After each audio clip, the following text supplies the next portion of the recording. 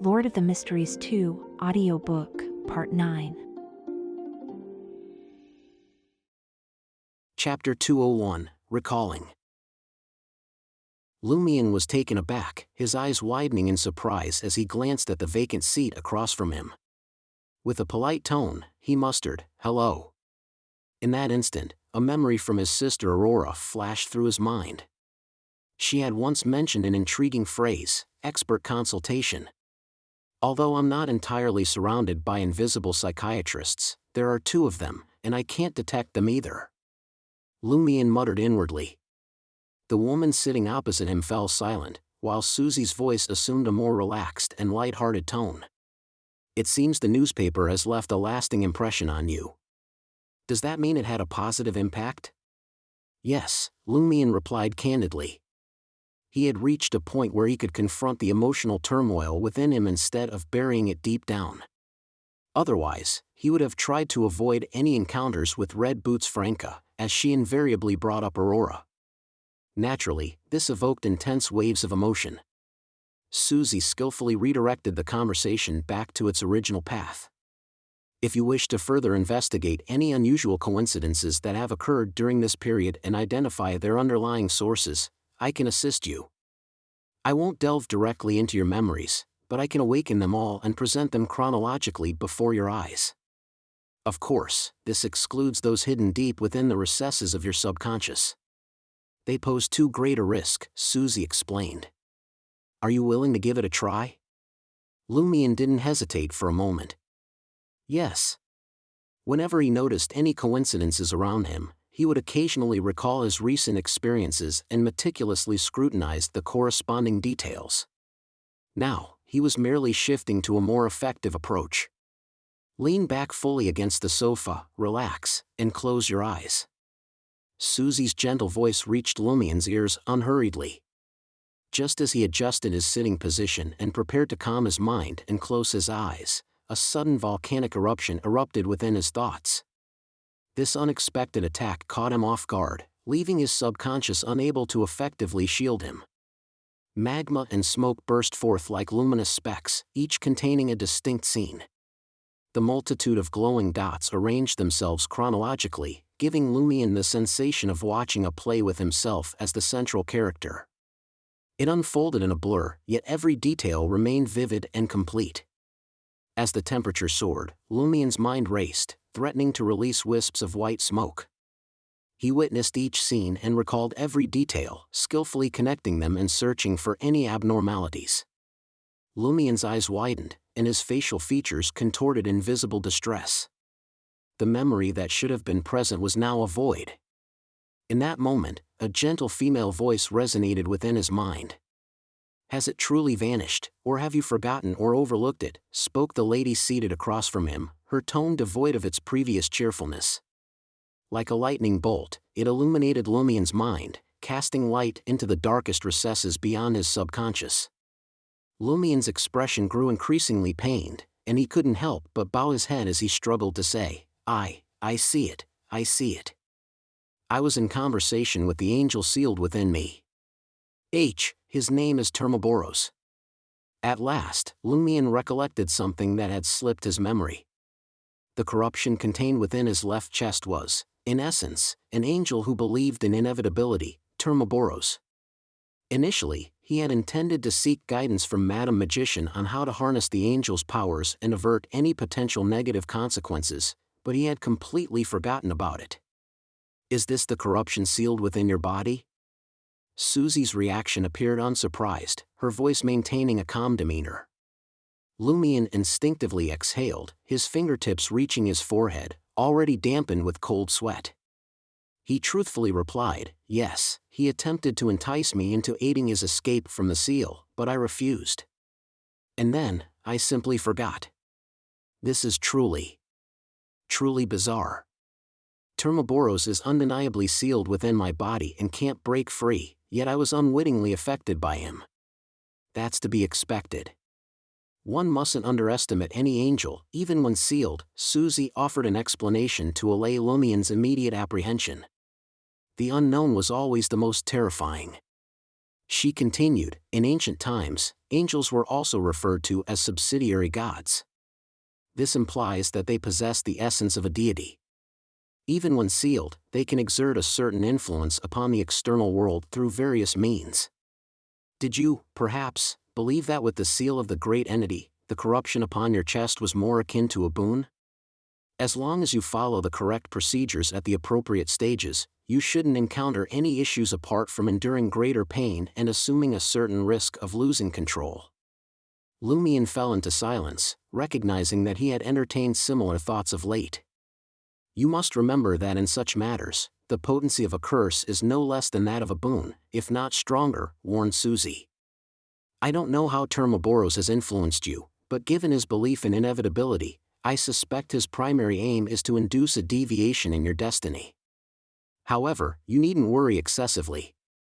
He is, after all, sealed, and his capacity for influence is considerably limited. Moving forward, as long as you continuously assess your condition and consistently seek guidance on your actions, you can largely circumvent this predicament. All right. Lumion retrieved a pen and paper and hastily jotted down a memo. The note pertained to consulting Madame Magician regarding Termaboros. He feared succumbing to the angel's influence from the realm of inevitability and forgetting these pertinent matters once the treatment concluded. Lumion carefully stored away his pen and paper, releasing a slow exhale. Now that I've recollected the events involving Termaboros, I feel considerably more at ease. It appears that my spirituality had detected something. I can perceive an improvement in your mental state, affirmed Susie, echoing Lumion's sentiments. Taking advantage of the moment, Lumion posed a question. Ladies, do you believe that Susanna Mattis has been fully eradicated by the official Beyonders? Or should I continue searching for clues at Theatre Delancey and Cage Pigeons to prevent her from launching another attack? Taking note of the time, Monsieur Ive, the landlord of Aubert's du Coq d'Or, should soon find himself in dire straits. Susie offered a gentle smile as she replied, the spectator path isn't well versed in divination. Seated across from Lumion, the invisible lady smiled and added, Madame Magician is a divination expert. Did she not provide you with an answer? Or perhaps her hidden message eluded your understanding? She didn't say anything. Lumion pondered for a moment, recalling Madame Magician's response regarding Susanna Mattis. Suddenly, he froze. Madame Magician had continuously guided him on how to resolve the issue with Susanna Mattis, subtly hinting that he should seek assistance from Mr. K. From a different perspective, she had never once considered the possibility that Susanna Mattis had been entirely eliminated. In her view, this predicament would undoubtedly resurface. Isn't it too ambiguous? Or does she assume it's self-evident and fails to emphasize it? Lumion mumbled to himself, nodding in realization. I know the answer. As Lumion spoke, he made a connection based on the manner and demeanor exhibited by the psychiatrist seated opposite him when addressing Madame Magician. Could they also be members of the secretive organization that employs tarot cards as their code names? To which cards do they correspond? After making some adjustments, Lumion sought clarification about his mental state. The mere thought of meeting Louis Lond fills me with anxiety, excitement, and adrenaline. I can't seem to control my emotions. Is this a severe psychological issue? Susie responded in a soothing voice, that's actually quite normal. People often exhibit similar behavior when it comes to matters they deeply care about. You're just a bit more intense than usual. If you didn't react this way, I would have been concerned that you were facing a more severe psychological problem and had repressed all your emotions. What you need to focus on now is not being fearful or overwhelmed, but rather learning to manage those emotions. Normal. Lumion felt reassured by Susie's explanation, and his concern regarding the matter at hand subsided, allowing his mental state to stabilize. He pondered and asked, manage them? How do I do that? Susie replied, the simplest method is to always remind yourself not to overreact.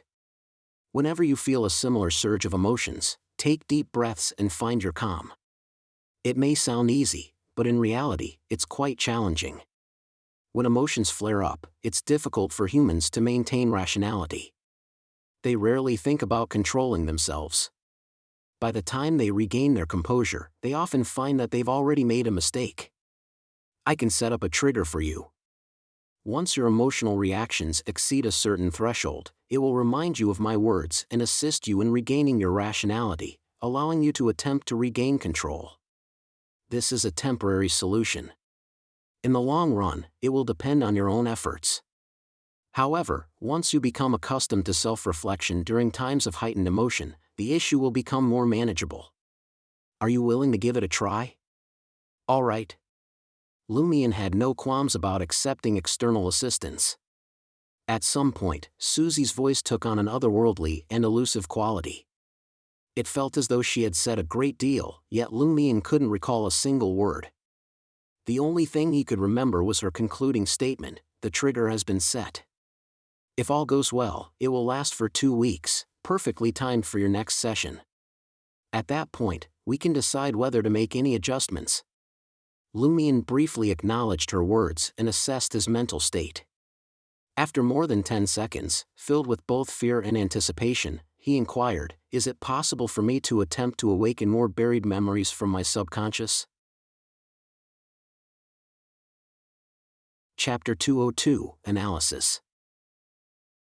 "Of course," came Susie's gentle voice, reaching Lumion's ears.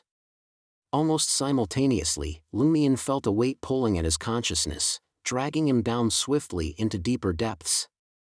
Within a matter of seconds, his eyelids grew heavy, and he could not resist the urge to close them. His thoughts became muddled and indistinct. In his dazed state, Lumion appeared to transform into a spectral figure, floating through the familiar village of Cordu in the cloak of night. After an unknown duration, he caught sight of the onion-shaped cathedral, though his perception remained hazy. A concentrated beam of light emerged near its main entrance, while the rest of the darkness loomed like an ominous shadow. Lumion meandered aimlessly toward the adjacent cemetery. In the darkness, tombstones stood in silent formation, and trees assumed an eerie presence. A group of men were hauling a lifeless body toward a deep pit, preparing to cast it down.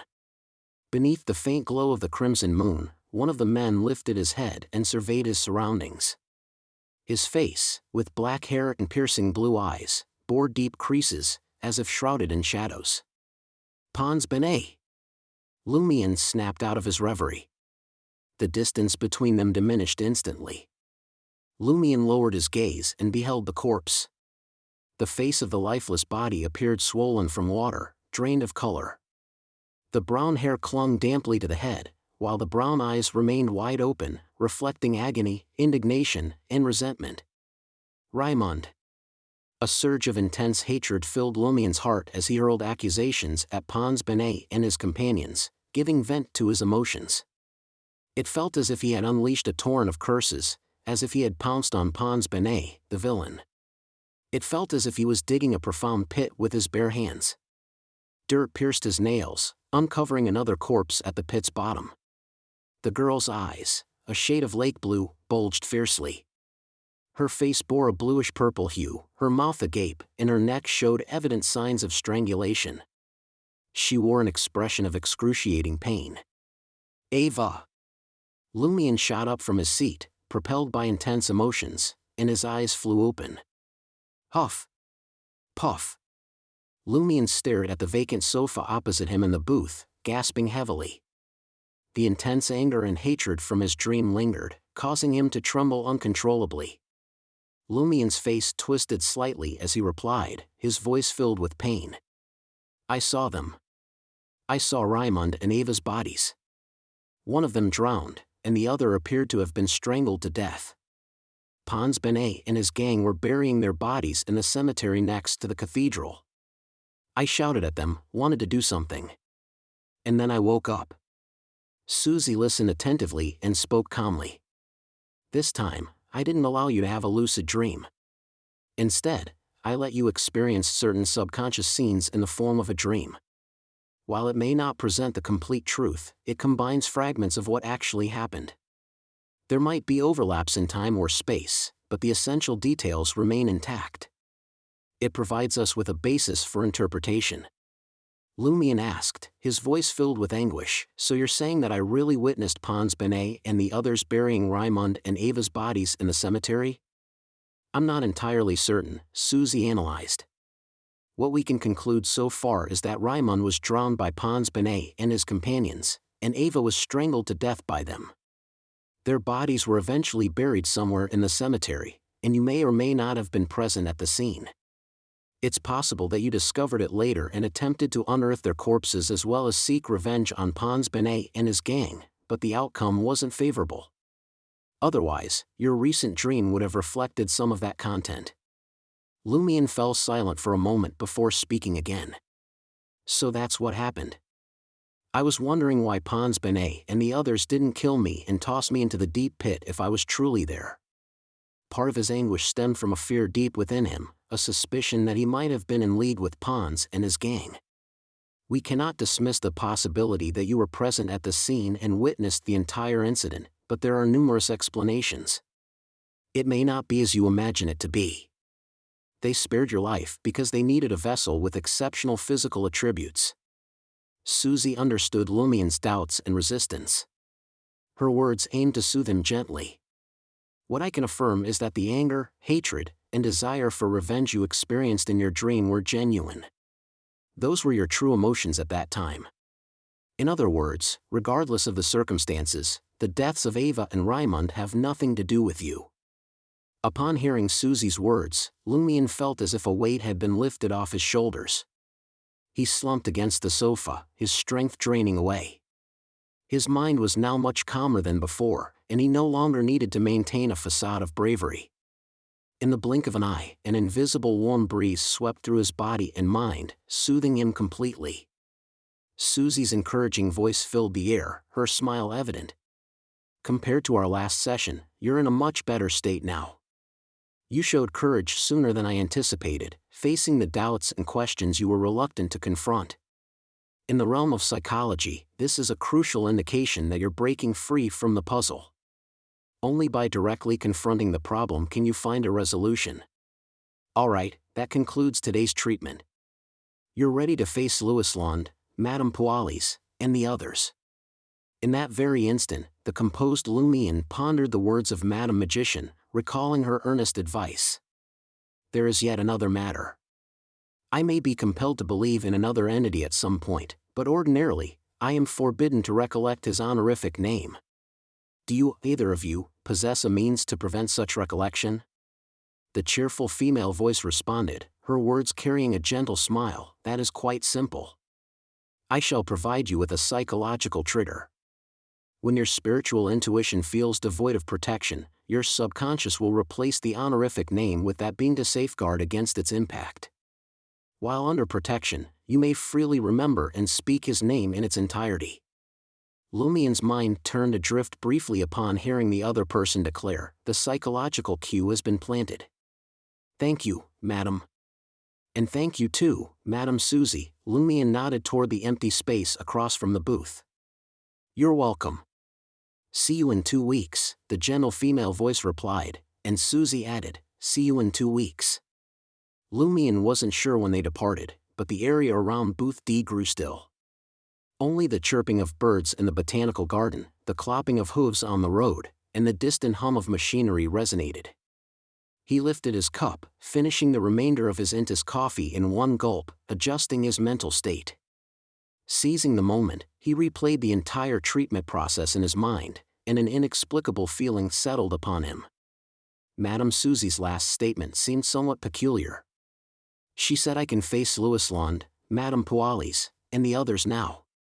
Does that imply that the answers I might receive from Madame Pualis could shatter me? It's understandable, but what if my condition doesn't improve as expected? Will she advise me to give up the opportunity to meet Louislande? But what if Louislande emerged yesterday? Wouldn't it be a major problem if I hadn't had my follow-up? If that's the case, shouldn't Madame Susie have warned me against approaching Madame Pualis or confronting the Padre before the follow-up session? How can she be so certain that I won't encounter Louislande in the past 2 weeks, or that he'll elude capture if I do? Spectator. Lumion's senses snapped back to full alertness. He exited booth D and hailed a public carriage back to Le Marquis du Quartier du Gentleman. Lumion didn't rush to send a messenger to Aubert's du Coq d'Or or the safe house on Rue de Blouses Blanches to inform Madame Magician about Termoboros. Instead, he made his way straight to 126 Avenue du Marquet to check if his subordinates, Anthony Reed or Franca, had discovered anything. With a dark brown wide-brimmed hat atop his head, Lumion strolled to a spot diagonally across from Black Scorpion Roger's house, roughly 20 meters away.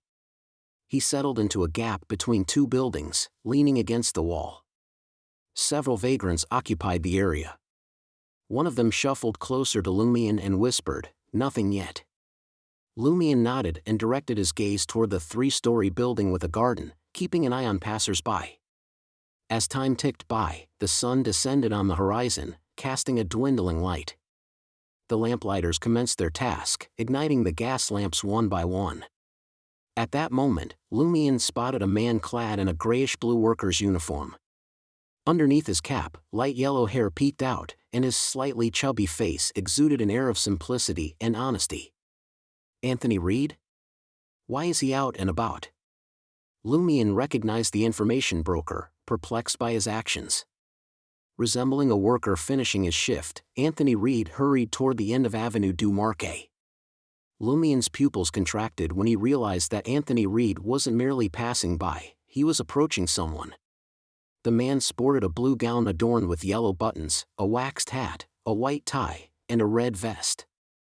He sat inside a rental carriage bearing a yellow plate, clearly a driver affiliated with the Empire Carriage Company. Carriage drivers from different companies donned distinct uniforms.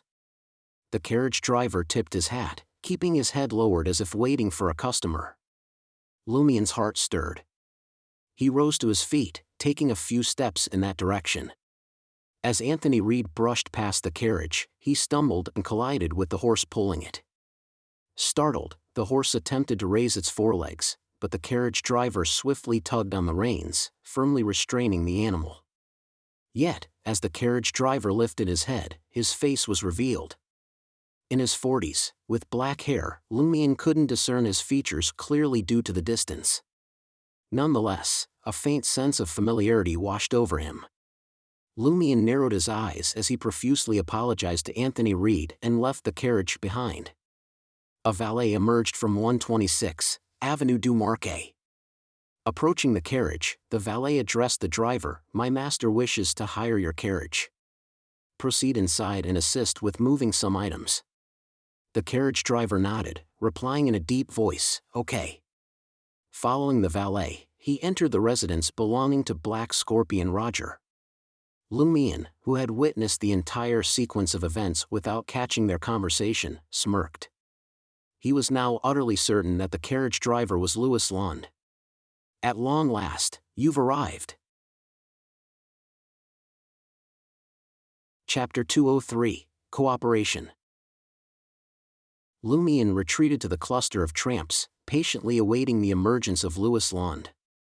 Soon enough, Anthony Reed, the information broker, returned after changing his attire, seemingly determined to fulfill his promise and seize an opportunity to tail Louis Lund.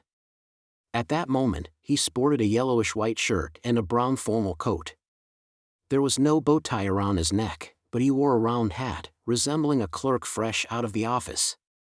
Had Lumion not possessed a certain knowledge of Reed's build, temperament, and gait, he might have failed to recognize him. After considering his options, Lumion stepped out from the crevice between the two buildings and confronted Anthony Reed. Having discarded his disguise upon departing the Valiant Café, he now donned a simple ensemble consisting of black-framed glasses and a broad brown hat. Those familiar with him could effortlessly discern his identity. Noticing the shift in Anthony Reed's gaze, Lumion whispered as they brushed past each other, "I'm back. Await me at the rear entrance." Although the prophecy spell indicated a reunion with Louis Lund on Avenue du Marquet, Lumion aimed to avert any potential mishaps. On one hand, the prophetic concoction derived from his body's response, rendering it somewhat unreliable. There might be omissions within the prophecy. On the other hand, the manifestation of a prophecy could assume various forms, deviating entirely from his anticipated sequence of events. Anthony Reed withdrew his gaze and nodded, signifying his comprehension. He advanced onward, passing by the residence of Black Scorpion Roger, and disappearing into the distance down an alley. Lumion did not immediately turn around. Beneath the glow of street lamps, he pressed onward. Just as he reached a dimly lit section, a figure emerged from the shadows beneath a dilapidated, iron-black street lamp in the alley ahead. The towering individual, garbed in a form-fitting black robe with a hood that nearly concealed the face, beckoned to Lumion. "Franca?" Lumion instantly formed a conjecture and hastened towards her. The conspicuously dressed character was indeed Red Boots Franca. This time, she had foregone her trademark red boots in favor of black ones. "Aren't you concerned about being discovered?" Lumion couldn't help but inquire. While Triarians had a high tolerance for eccentric attire and even actively pursued fashion trends, loitering in secrecy while dressed in such a manner would undoubtedly draw the attention of Black Scorpion Roger and the Poison Spur mob, even the passing laborers. Franca grinned nonchalantly and retorted, "You don't understand. This is all part of the procedure. Didn't your sister teach you?" "Indeed, she did teach me, but she never mentioned employing it in such a place or situation."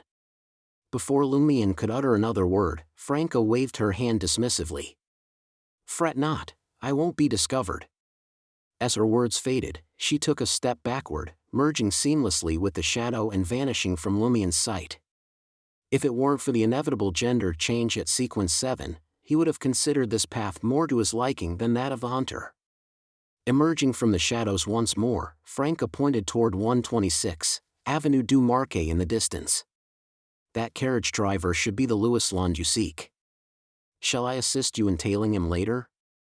I understand that hunters possess a hound's nose and eagle's eyes, making them adept at tracking, but you struggle with concealment. Staying too far away risks losing the target, while staying too close risks discovery. It's safer if I handle it. Don't forget, Louis Lond is also a Beyonder, and he worships an evil god. It's possible he possesses unique abilities." This time, Lumion didn't resist or reject the offer. He nodded and replied, "Very well." At present, he couldn't mark Louis Lond with a distinct scent, and darkness was swiftly descending. The crowded streets, filled with pedestrians and carriages, would muddle any traces. Tailing from 20 to 30 meters away could easily result in losing the target with the slightest misstep. Franca's thin, red lips curled into a visible smile, free from the confines of the hooded shadow, as she spoke. "Your afternoon therapy session was quite effective. A man should be more open-minded, untroubled by trivial matters." She lightly tapped her chest as she spoke. From her possession emerged a glass bottle. The surface of the small bottle had been intricately etched into small squares, reflecting the nearby street lamp's light and shimmering with psychedelic colors.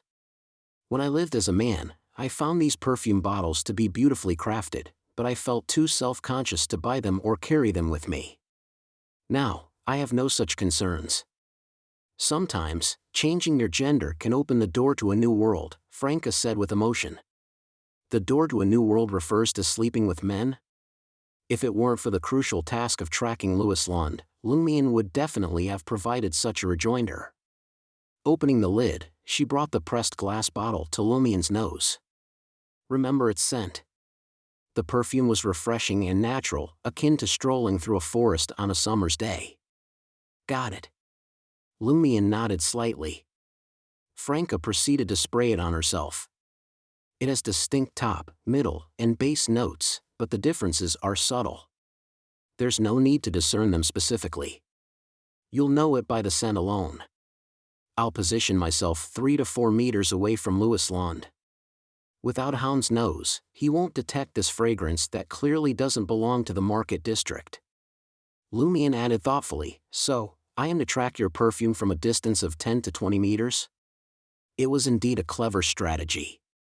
"That's correct." Franca produced a handful of fluorescent powder, sprinkling it over herself, and recited a deep incantation. It appeared to be a fusion of the Hermes words for hidden and body. Almost instantaneously, Lumion witnessed Franca's form gradually fading away, as if an eraser were obliterating a pencil drawing. Apart from the lingering fragrance in his nostrils, he had completely lost track of the witch. Once again, Lumion marveled at the Demoness Path's performance as a low to mid-sequence beyonder.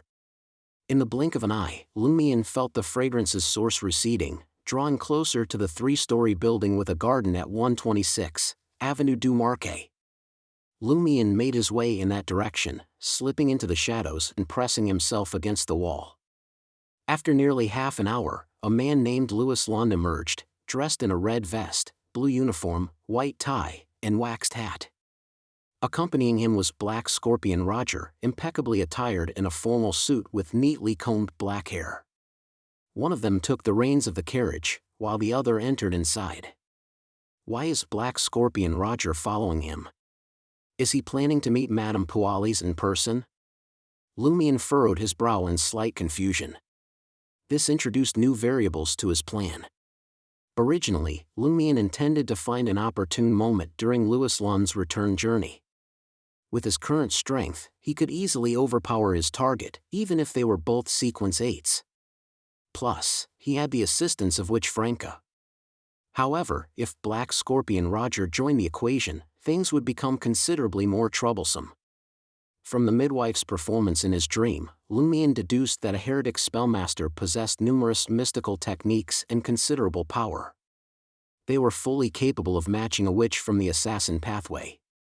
While Lumion could have Franca distract Black Scorpion Roger while he dealt with Louis Lund, the battle between two mid-sequence beyonders wouldn't be swift, thus increasing the risk of discovery. If Black Scorpion Roger truly intends to meet Madame Pualis, I'll follow him instead of attacking. My objective is to locate Madame Pualis and establish contact with her. Lumion swiftly revised his plan and devised a new strategy.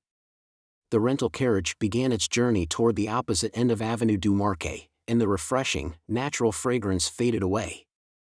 Lumion hurried along beside the gas street lamps, maintaining a distance of nearly 20 meters. After a while, he sensed the perfume come to a halt. Advancing another 10 meters, he witnessed the rental carriage pulling over by the roadside. Black Scorpion Roger disembarked, carrying a wooden box. Not far away stood Le Marquis du Quartier du Gentleman. Within a matter of seconds, Louis Lund directed the carriage toward a fork in the road, bypassing the bustling area.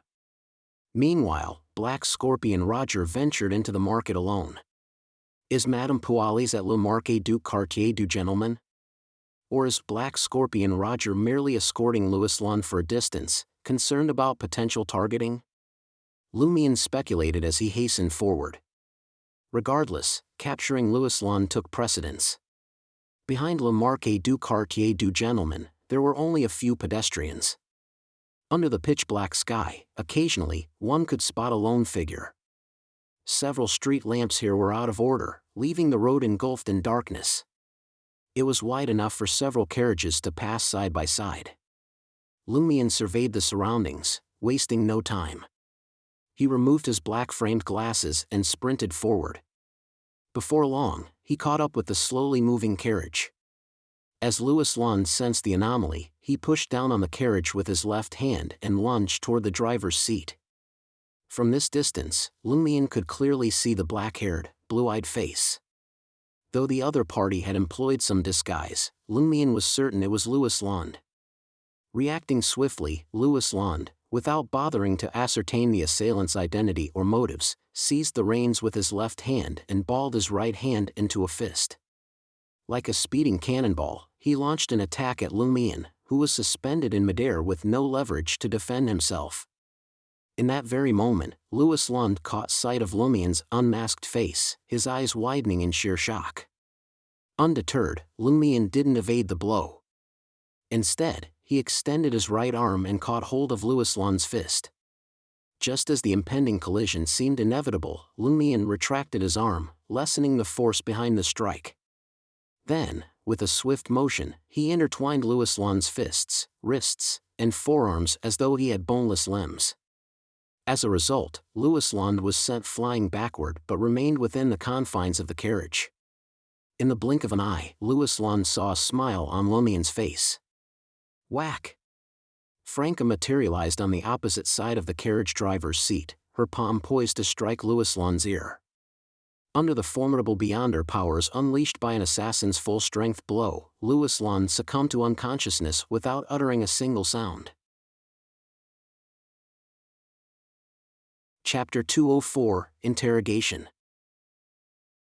With a swift movement, Lumion used the force of Louis Lon's fall to gracefully land in the spot where the carriage driver had been stationed. Franca had already taken over from Louis Lon, expertly maneuvering the horse and bringing the carriage to a halt by the darkened roadside. Their coordination was flawless, even without prior communication. One focused on the front while the other ambushed from behind. In a matter of seconds, they managed to overpower Louis Lon, a powerful Beyonder at sequence 8. "Carry him into the carriage," Franca instructed, her experience evident as she contemplated the subsequent course of action. Lumion didn't object and lifted Louis Lon into the rented four-wheeled carriage. Franca followed suit, closing the carriage door behind her. Then, she removed her hood and black robe, seemingly preparing to change into more comfortable attire upon returning home. Halfway through her task, she caught Lumion's puzzled gaze and snapped out of her reverie. Awkwardly, she instructed, "Turn around."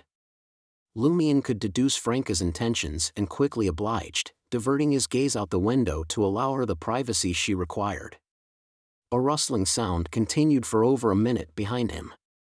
"I'm done," Franca's clear voice reached his ears.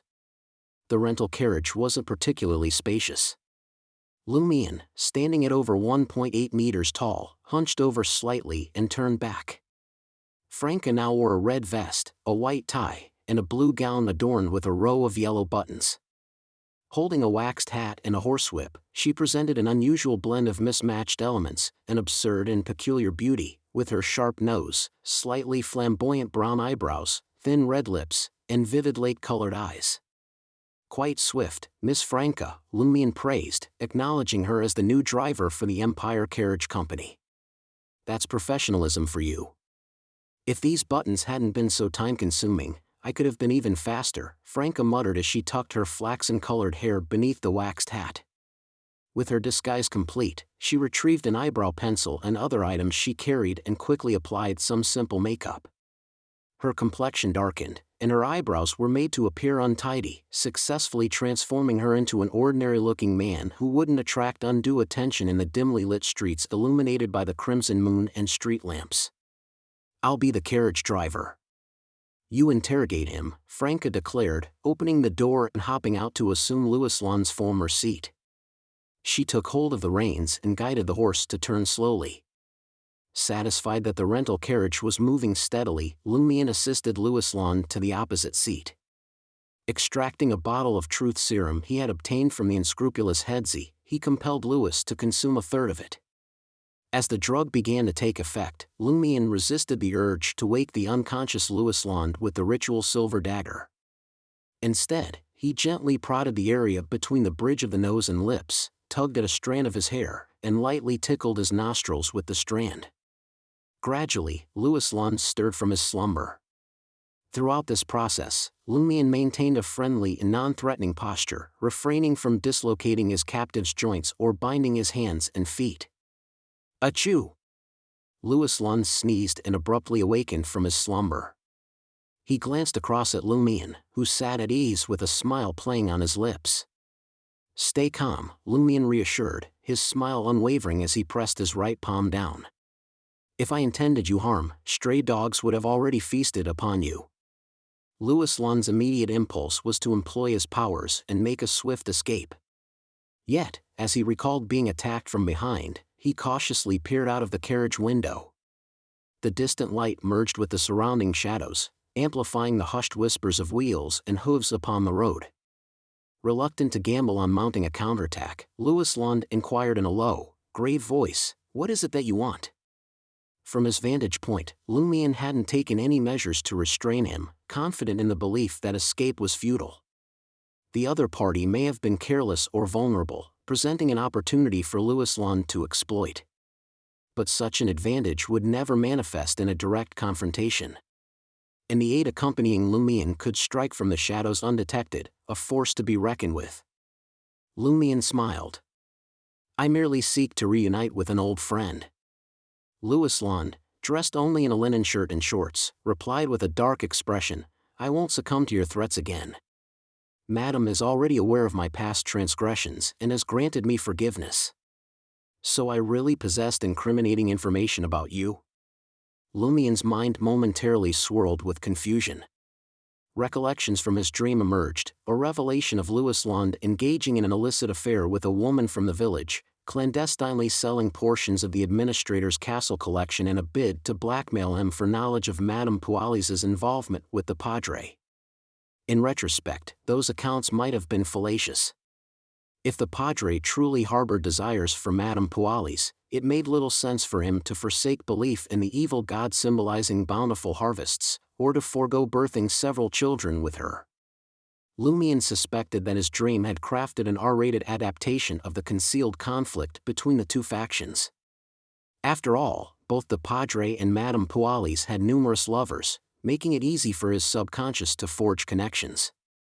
Compared to the secrets housed within Madame Pualis's castle, Louis Lund's affair and the pilfering of collections appeared as innocuous as mundane meals thrice daily. There was no ground for him to be subjected to blackmail. Yet here stood Louis Lund, insisting that he had indeed erred and fallen victim to Lumien's coercion. Is that so? Lumien adopted his court of prankster king persona. I merely assisted you in concealing your missteps. How can that be construed as a threat? Louis Lund erupted in a bitter laugh, a mix of anger and disbelief. You are the most shameless individual I have ever encountered. I am aware that you uncovered certain irregularities and sought to discern their origins, but you did indeed threaten me and extract information about Madame. That's correct. In those days, I entertained the thought of betraying Madame and seeking the Padre's assistance. However, that was because I hadn't comprehended the greatness of Mother. I was still a follower of the false god, the eternal blazing sun. Now, my life stems from Mother, and my future belongs to Mother. Ah, so that's how it is. I must thank this truth serum. You've spilled all that needed to be said, both the necessary and the unnecessary. I didn't have to rack my brain to gather information. In reality, I sensed something amiss in the village and embarked on a certain investigation. Lumien nodded, satisfied, and smiled. When did you come to realize the greatness of Mother? Was it after you gave birth to that child? Louis Lund looked utterly stunned, his reaction almost causing him to jolt upright and bang his head. How did you know about me birthing a child? How could you possibly know? So I wasn't involved in the Padre's raid on the administrator's castle? Otherwise, Louis Lund wouldn't be posing such a question. Lumien felt a surge of delight and jestingly responded, when I undressed you earlier, I noticed stretch marks and a C-section scar on your stomach. Impossible. Louis Lund fiercely objected. Madame has already erased them. Lumien swiftly changed the course of their conversation and inquired with curiosity, I'm curious to know how Madame Pualis managed to impregnate you. Louis Lund, though initially hesitant to answer, couldn't resist the urge to divulge the secret. Whether it's a man or a woman, as long as you engage in intimate relations with her and exchange bodily fluids, she can conceive a child according to her desires. I see. Lumien breathed a sigh of relief. His greatest concern had been the possibility of Madame Pualis employing her beyond her abilities to remotely impregnate him. So, both men and women will do, but what about animals? Lumien pressed on. Louis Lund was taken aback by the question. After a few moments, he responded, that should work too. And what about plants? Or rocks? Lumien's inquiry turned scholarly. I don't know, Louis Lund admitted, unable to provide a definitive answer. Madame has never contemplated such possibilities. Why does this youngster possess such a vivid imagination?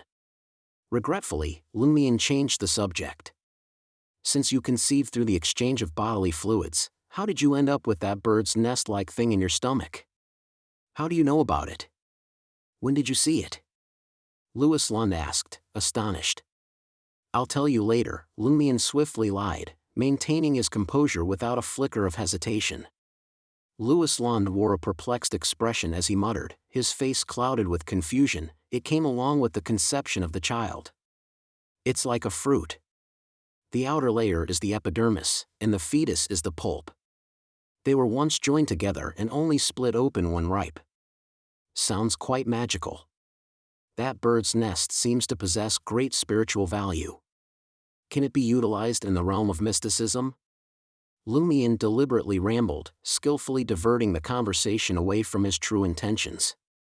It serves as a key ingredient in a certain healing potion, Louis Lund continued, speaking without pause.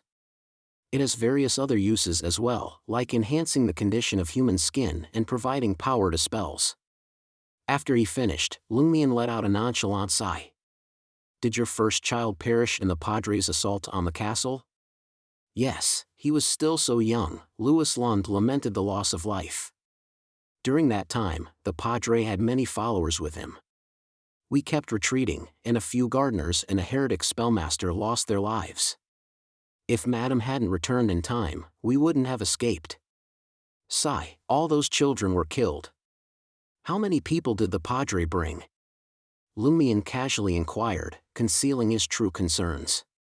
Louis Lund recollected and replied, some were shepherds originally, like Pierre Barry, Near Best, and the others. Some were the Padre's mistresses, such as Sybil Barry, Madonna Benet, and Philippa Guillaume. The rest were Pons Benet and his gang. We managed to kill a few of them, including the rather formidable Near Best. In my dream, Near Best was slain by the 3 sheep. So in reality, he died during the raid on the administrator's castle? And I wasn't among the individuals mentioned by Louis Lund. In other words, the battle scenes I witnessed were derived from a fragment of my soul? Thus, they are incomplete and unable to reveal the full picture and all the participants. Lumian felt a sense of relief and smiled as he asked, where did Madame Pualis go? Chapter 205, Banshee. Louis Lund shook his head. I've got no idea, but when Madame came back, she wasn't well either. Then she saw the castle in ruins and the important items destroyed. She gathered the remaining ones and prepared to leave Cordu. Based on what I witnessed, it seems that Madame Pualis had indeed been engaged in a fight with someone else. Lumian asked with curiosity, why didn't Madame Pualis try to bring the dead back to life? Louis Lund looked at Lumian, surprised. I never told you any of that. In other words, he wanted to know how Lumian had this knowledge. Lumian smiled but offered no explanation. Louis Lund couldn't contain his urge to spill the secret. Madame can resurrect the dead and restore their bodies, but it's far from perfect. The resurrected ones aren't quite human anymore. They're part corpse, part monster. They only retain fragments of their original memories and can only exist for 7 days. Madame Pualis's resurrection ability is severely flawed at this level. Lumian was disappointed. He diverted the topic. What did Madame Pualis want in Cordu? Louis Lund looked puzzled. Didn't I already tell you? Lumian was prepared and smiled as he replied, given what happened afterward, I believe you might have a different perspective now. Louis Lund felt the need to share the information, so he sighed and said, back then, I couldn't comprehend it. I was even scared. That's why I dropped hints to the Padre during Mass, hoping for assistance. Yes. I later discovered that Madame wanted to create an entirely new world in Cordu. In this world, when humans die, their souls return to the earth and roam the wilderness. On special occasions, they can return home and experience the joy of reunion. By redeeming their sins, they can be reborn, emerging from the mother's womb as human fetuses. Paramitha. Lumian remembered the term from his dream. Yes. Louis Lund replied, fear evident in his eyes. He suspected that Lumian had asked the question to gauge his reaction. Lumian knew the correct answer and sought to determine if Louis Lund was lying or how much of his story was false. He could only inquire about it from Louis Lund, not Madame Pualis. Louis Lund shook his head slowly. Madame briefly mentioned it, but it was very vague. She said she had only established a small, caricature permitha, a part of the complete permitha. She also mentioned that by creating her own permitha, she could please the mother and bear more. A part? What would happen if those madams managed to create a complete permitha? Lumion wondered if constructing a miniature permitha was a prerequisite for their unusual path towards godhood. He gazed at Louis Lund, attempting to inquire, what is Madame Pualis's sequence now? Madame's condition is rather peculiar.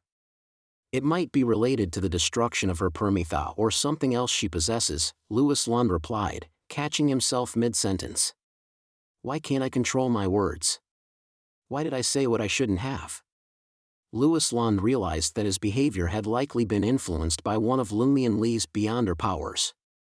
Now understanding the cause, he no longer blamed himself or felt anxious. He felt a sense of relief and relaxation. Madame should be somewhere between sequence 5 and sequence 4. At times, she exudes an imposing aura that makes people afraid to meet her gaze. Other times, she lacks such grandeur. It's reminiscent of the state Madame Pualis displayed in my dream. Lumion recalled and stated, Sequence 9 Villain, Sequence 8 Gardener, Sequence 7 Heretic Spellmaster, Sequence 6 Sower. What comes after Sequence 5? And what about Sequence 4? What lies beyond that? He knows more than I anticipated. Witnessing Lumion Lee divulge so much information about the pathway sequences in one go, Louis Lund didn't dare take any risks. Yielding to his desire to confide in him, he responded, Banshee is Sequence 5, and Evil Overlord, also known as Benevolent Overlord or Madam, is Sequence 4. I don't know what lies beyond that. I'm merely a gardener. I don't possess the right to receive any further boons in advance to become a heretic spellmaster. Banshee. The name implies a change in gender. Pulit became Pualis. Titles like Madame Moon and Madame Night symbolize godhood and demigods, but Madame Pualis doesn't precisely fit the role of Madame Night. Lumion pondered for a moment before steering the conversation back to Cordu. Were Madame Pualis's initial followers in the village mostly lovers and the elderly? That's correct, Louis Lund affirmed, nodding. People like Naroka, who were quite old, yearned deeply for their departed loved ones. They long to see them again and worry about what awaits them after death. They experience both fear and longing. That's the aid Madame can provide them. Unfortunately, Naroka passed away suddenly before fully embracing Permitha. Madame suspects that she discovered the Padre's scheme and was killed by her youngest son, who follows the Padre. That explains it. Lumion gained new insight into Naroka's death from his dream. Her demise was the result of being silenced. Ava and Raimund likely met the same fate. Sighing, Lumion changed the subject. When did you realize something was amiss with the Padre? Louis Lund contemplated for a moment and replied, in early January, I caught sight of the children in the castle tower. You can't fathom what it was like. To put it briefly, it terrified me and nearly drove me insane. I was desperate to leave Madame. Initially, I believed she was just like those mystical fanatics who enjoy purchasing magazines like Psychic and Lotus and engaging in futile practices. I didn't think there was anything wrong. However, as time went on, I noticed that the other residents of the castle were becoming increasingly peculiar. The administrator locked himself and Madame in their rooms on 2 separate occasions, coinciding with the birth of a child each time. My valets and maids often did the same, and Madame was remarkably understanding of their behavior. From time to time, the distant cries of a baby reached my ears, causing deep suspicion to well up within me. Seizing the opportunity presented by Madame's absence and the others' lack of vigilance, I stealthily slipped into the tower. Oh, mother, the sight that greeted me was utterly terrifying. Louis Lund, originally intending to speak of Guillaume Binet's abnormal behavior, found himself unable to contain his thoughts on the castle tower incident, and he began to ramble. Lumion could vividly imagine the scene, for he had witnessed it in his dream, human children with bird-like claws, sprawled against the walls, densely packed and scattered throughout. Louis Lund gulped nervously and continued his account. I initially dropped hints to the Padre during Massachusetts. Later, I took the opportunity to reveal Madame's abnormality to him. I suspected she might be a follower of an evil deity. He instructed me to keep it hidden and not expose myself, assuring me that he would handle the situation. It was around mid-January when things took a turn for the worse. The Padre continued his normal routine as if nothing was amiss. Despite my repeated urging, you eventually discovered the truth and threatened me. After that, Sewell, the carriage driver, and I received a revelation. We repented and wholeheartedly pledged ourselves to Madame. Then, in March, the Padre suddenly launched an attack on the castle with a group of people. Louis Lund has limited knowledge about the Padre's situation. When Lumian inquired further about what had transpired in Cordoue, Louis Lund seemed unfamiliar with the village's circumstances. This aligned with his role as the castle's butler, primarily tending to matters in Dariche and other cities. He only mentioned that since January, the villagers of Cordoue had been frequently discussing horoscopes, believing that it would bring them glory and alter their destinies. Prior to that, they merely followed certain folk traditions to ward off any changes in their fate. Specific discussions regarding these matters were rare. With the understanding that former Administrator Beast and Madame Pualis' lady's maid, Kathy, were now heretic spellmasters, and that Madame Pualis had left Cordoue before Lent, Lumian realized he wouldn't glean any more information from Louis Lund.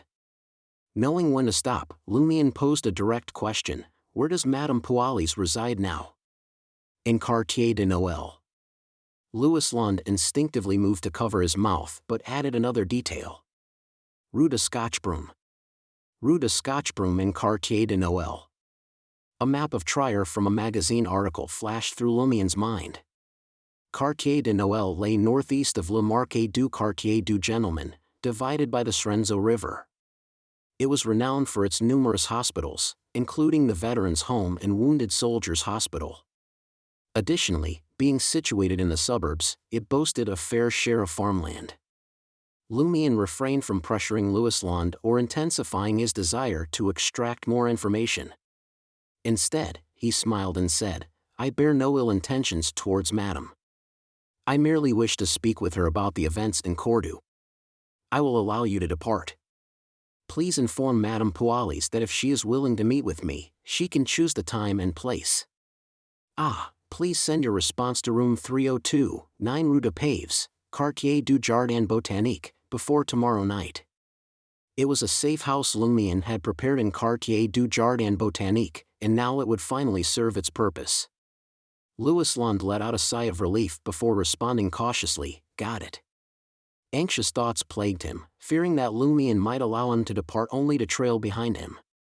Yet, considering Lumian's evident capability to uncover Madame's precise whereabouts without pressing the issue, Louis Lund found himself compelled to place his trust in Lumian's amicability. He then gestured towards his shorts and remarked, "I cannot leave dressed like this." Chapter 206, Communication. Lumian's head pounded at the mere thought of Franca coming in and undressing. He scrutinized Louis Lund, who was left in a linen shirt and white shorts, and offered a genuine suggestion. "I can ask my companion to return the money from your coat. Leave the carriage as it is and find a clothing store. Tell them you encountered a twisted robber. I'm certain everyone in Trier will understand." Louis Lund's expression froze for a moment as he pointed downwards from Lumian's current position. "I have spare clothes." Lumian bent down and retrieved a black formal suit with a vest and bow tie. It seemed to be Louis Lund's usual attire as a butler. "Is this rental carriage truly yours?" Lumian inquired curiously as he tossed the formal suit to Louis Lund. "I rented the clothes and the carriage."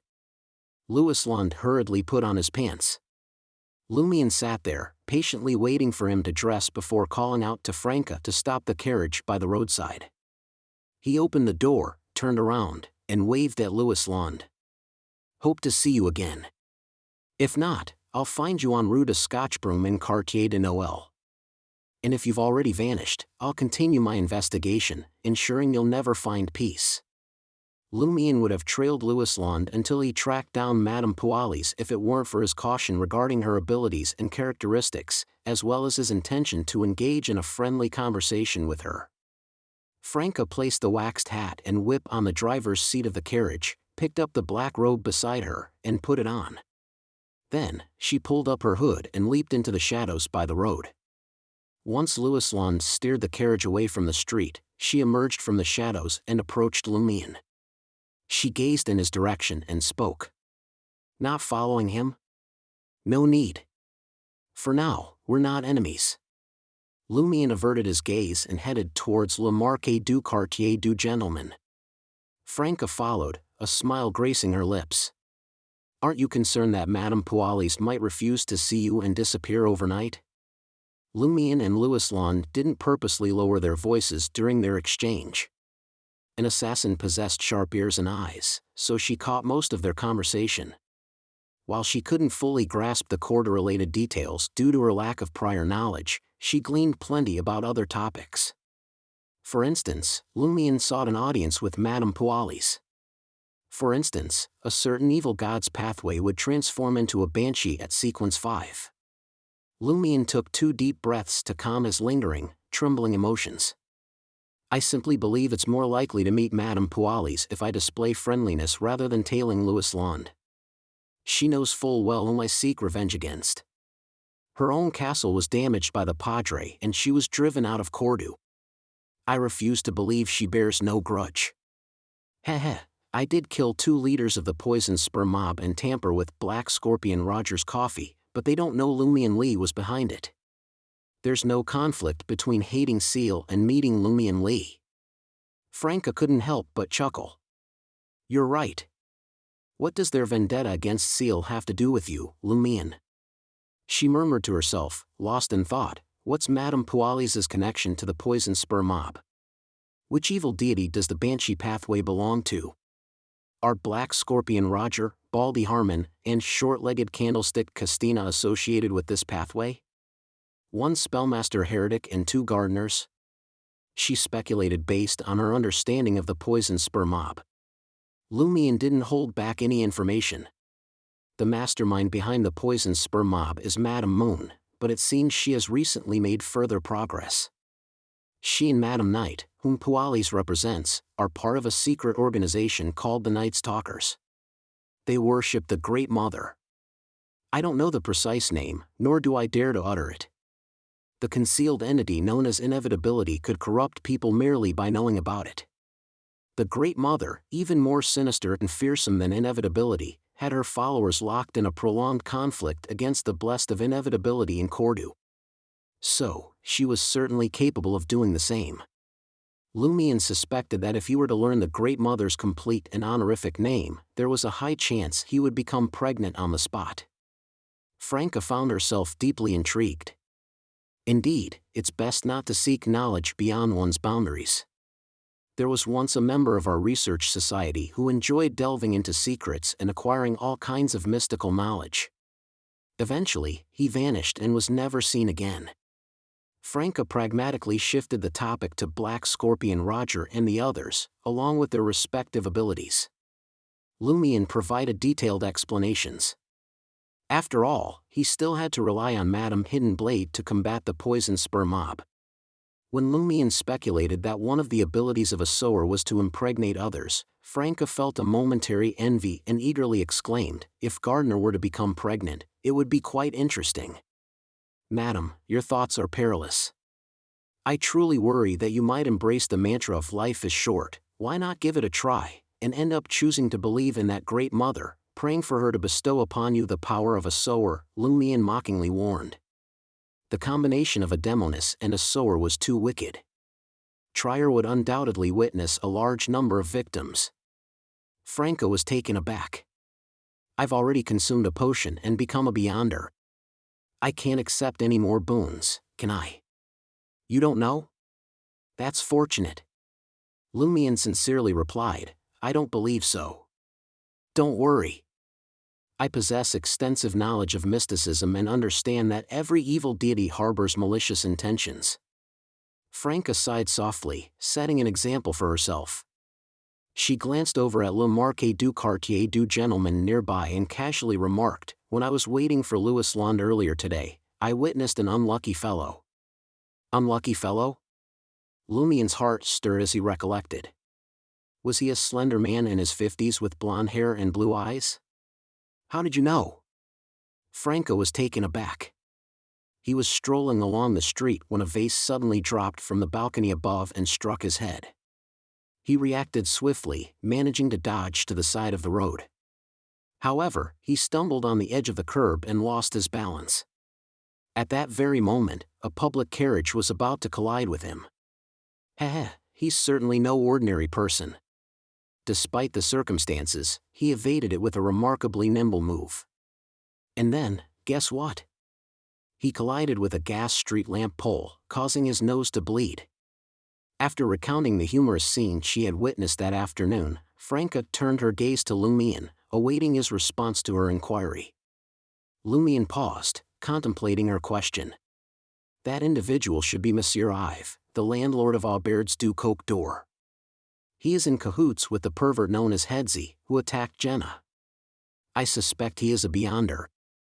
I had previously informed the Eternal Blazing Sun Church of the anomaly through intermediaries, but they found nothing amiss. Recently, I acquired a bad luck charm and seized an opportunity to use it on him. I intended for him to experience frequent misfortunes and thereby expose his abnormality. Unfortunately, his performance went unnoticed by official beyonders. But given that tramp's luck, Monsieur Ive would likely suffer from misfortune for another 2 or 3 days. Franca's expression darkened as she stated, indeed, it's clear that he is a beyonder. So, it's the group that attacked Jenna. You should have informed me earlier. I could have found someone to help draw greater attention from the authorities to this fellow named Ive. Recalling the eradicated mirror people, Lumien focused on the depraved Headsy, Monsieur Ive, Susanna Mattis, and Theodore Delancey and Cage Pigeons. The abilities of their pathway are quite intriguing. Franca couldn't help but sigh.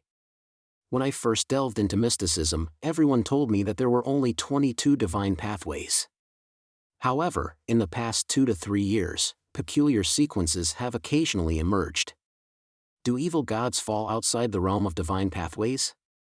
After a brief pause, Franca said to Lumien, I will report this to the authorities through my contacts, but we mustn't be careless.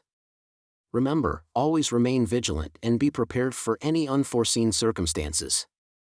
Indeed, when the time comes, we may have to collaborate and take action. I will inform you once we have communicated.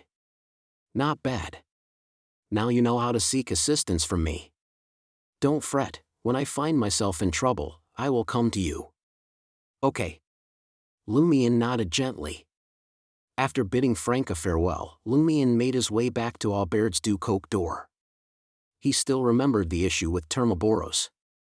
Once inside room 207, he retrieved the memo and read it carefully before composing a letter to Madame Magician. In the letter, he primarily addressed 2 concerns. Firstly, he detailed the temptation and subsequent influence of Termoboros upon receiving the alms monk boon. Secondly, he informed Madame Magician that he had sought assistance from the psychiatrist and could now avoid reciting the corresponding honorific name. Thanks to Monsieur Ive hiring a regular cleaning lady, the motel had become less infested with bedbugs. Lumien swiftly tidied up the surroundings, arranged the altar, and summoned the doll-like blonde messenger. The messenger surveyed the room and seemed satisfied with Lumien's decision to change the summoning location. Approximately 30 minutes later, she materialized in room 207 and placed the reply on the wooden table. Tilting her chin slightly, she addressed Lumien, you should be grateful. I helped remind Madame Magician and ensured she read your letter promptly. Thank you, Lumien replied reflexively, momentarily caught off guard. It was only after the messenger had departed that Lumien snapped out of his daze. He picked up the neatly folded square letter and unfolded it. I am pleased to hear that your treatment is proving effective. I did not expect that entity to dispatch an angel. What a significant investment. In recent years, evil gods have indeed been infiltrating more frequently, but it remains challenging for higher-level powers to enter our world. The number of angels can be counted on one hand. 3 of them were destroyed in transit, causing only a small area of corruption. While one succeeded, an orthodox god intervened and rectified the situation. In other words, you are the only unfortunate individual in the entire world. Chapter 207, Organization. Lumion paid no mind to Madame Magician's usual playful jabs and instead focused on her account of the evil god's infiltration. It aligned with the information shared by the late Hammer 8. For unrecognized evil gods hailing from other realms, providing godhood boons proved to be an arduous task. Numerous obstacles hindered their progress. They had to rely on covert followers to perform elaborate rituals on a grand scale, which often drew attention and resulted in swift annihilation before they could infiltrate. Madame Magician painstakingly detailed various examples, showcasing the immense difficulty angelic entities faced when descending into the moral plane. In recent years, there had been only 5 instances, with 4 failures and 1 partial success. While gaining a measure of godhood without reaching angelic status seemed somewhat easier, such cases were rare and generally unsuccessful. Though Madame Magician didn't explicitly mention it, Lumion suspected that the Great Mother, the Mother Tree of Desire, and the enigmatic Fog possessed extraordinary infiltration capabilities, surpassing other entities based on Hammer 8. It seemed likely that these 3 were responsible for most successful instances involving the acquisition of godhood powers. Does Madame Magician remain unaware, or does she deem it unnecessary for me to know at this stage? Lumion pondered momentarily, inclined to believe the latter. He continued perusing Madame Magician's response. This actually bodes well. Dealing with an angel who serves a hidden entity is much simpler than confronting angelic powers derived from said hidden entity. The associated risks are also significantly reduced. Once you ascend to the rank of an angel and extract powers of equal magnitude from that fellow with the long name, thereby rendering him exceedingly vulnerable, you can implore my lord to undo the seal and set him free. Then, you can give him a thorough thrashing and either transform him into a sealed artifact or restore him to his original Beyonder characteristics. Naturally, this hinges upon him truly being an angelic entity and not a puppet blessed with a boon. Puppets are easier to handle. Once you extract a certain measure of his power, he will crumble. However, the remaining power bearing the mark of the hidden entity is what presents a greater challenge. You must maintain the seal and gradually absorb it until it reaches a level manageable by an angel. Doesn't it all seem to be progressing smoothly with a high likelihood of success? But the most vexing and formidable step lies in becoming an angel. In your present state, I lack confidence. Were it not for the uniqueness of the current era, 99% or more of the Beyonders would never come close to touching godhood. I believe your psychiatrist has already enlightened you on how to evade the negative effects of Termoboros. No further elaboration is necessary. I simply wish to remind you that should you undertake any critical or perilous endeavors in the future, do write to me beforehand and apprise me of the situation. Why do I suggest you write before exploiting that lengthy named fellow? Because you might be clandestinely influenced and neglect the corresponding dangers, forgetting to notify me. As for Termoboros, he will not let you forget my warning, for it would mean you engaging in numerous hazardous exploits and facing a high risk of losing your life. That is clearly not what he desires or strives for. If you were to perish, the seal would be affected, but my lord would be alerted. In that event, I shall gather a team to reinforce the seal and eliminate him. With such a skilled angel of fate sealed within you, your future is destined to be quite exciting. Praise the Lord.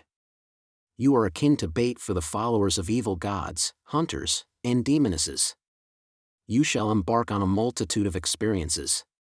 If you find the time and inclination, do consider writing a lengthy letter to share with me.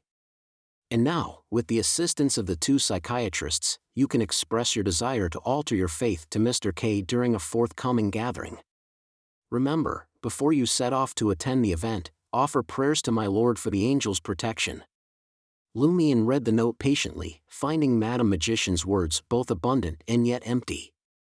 The most valuable part was her guidance on evading Termoboros's influence and the reminder to seek her opinion before utilizing the angel's power.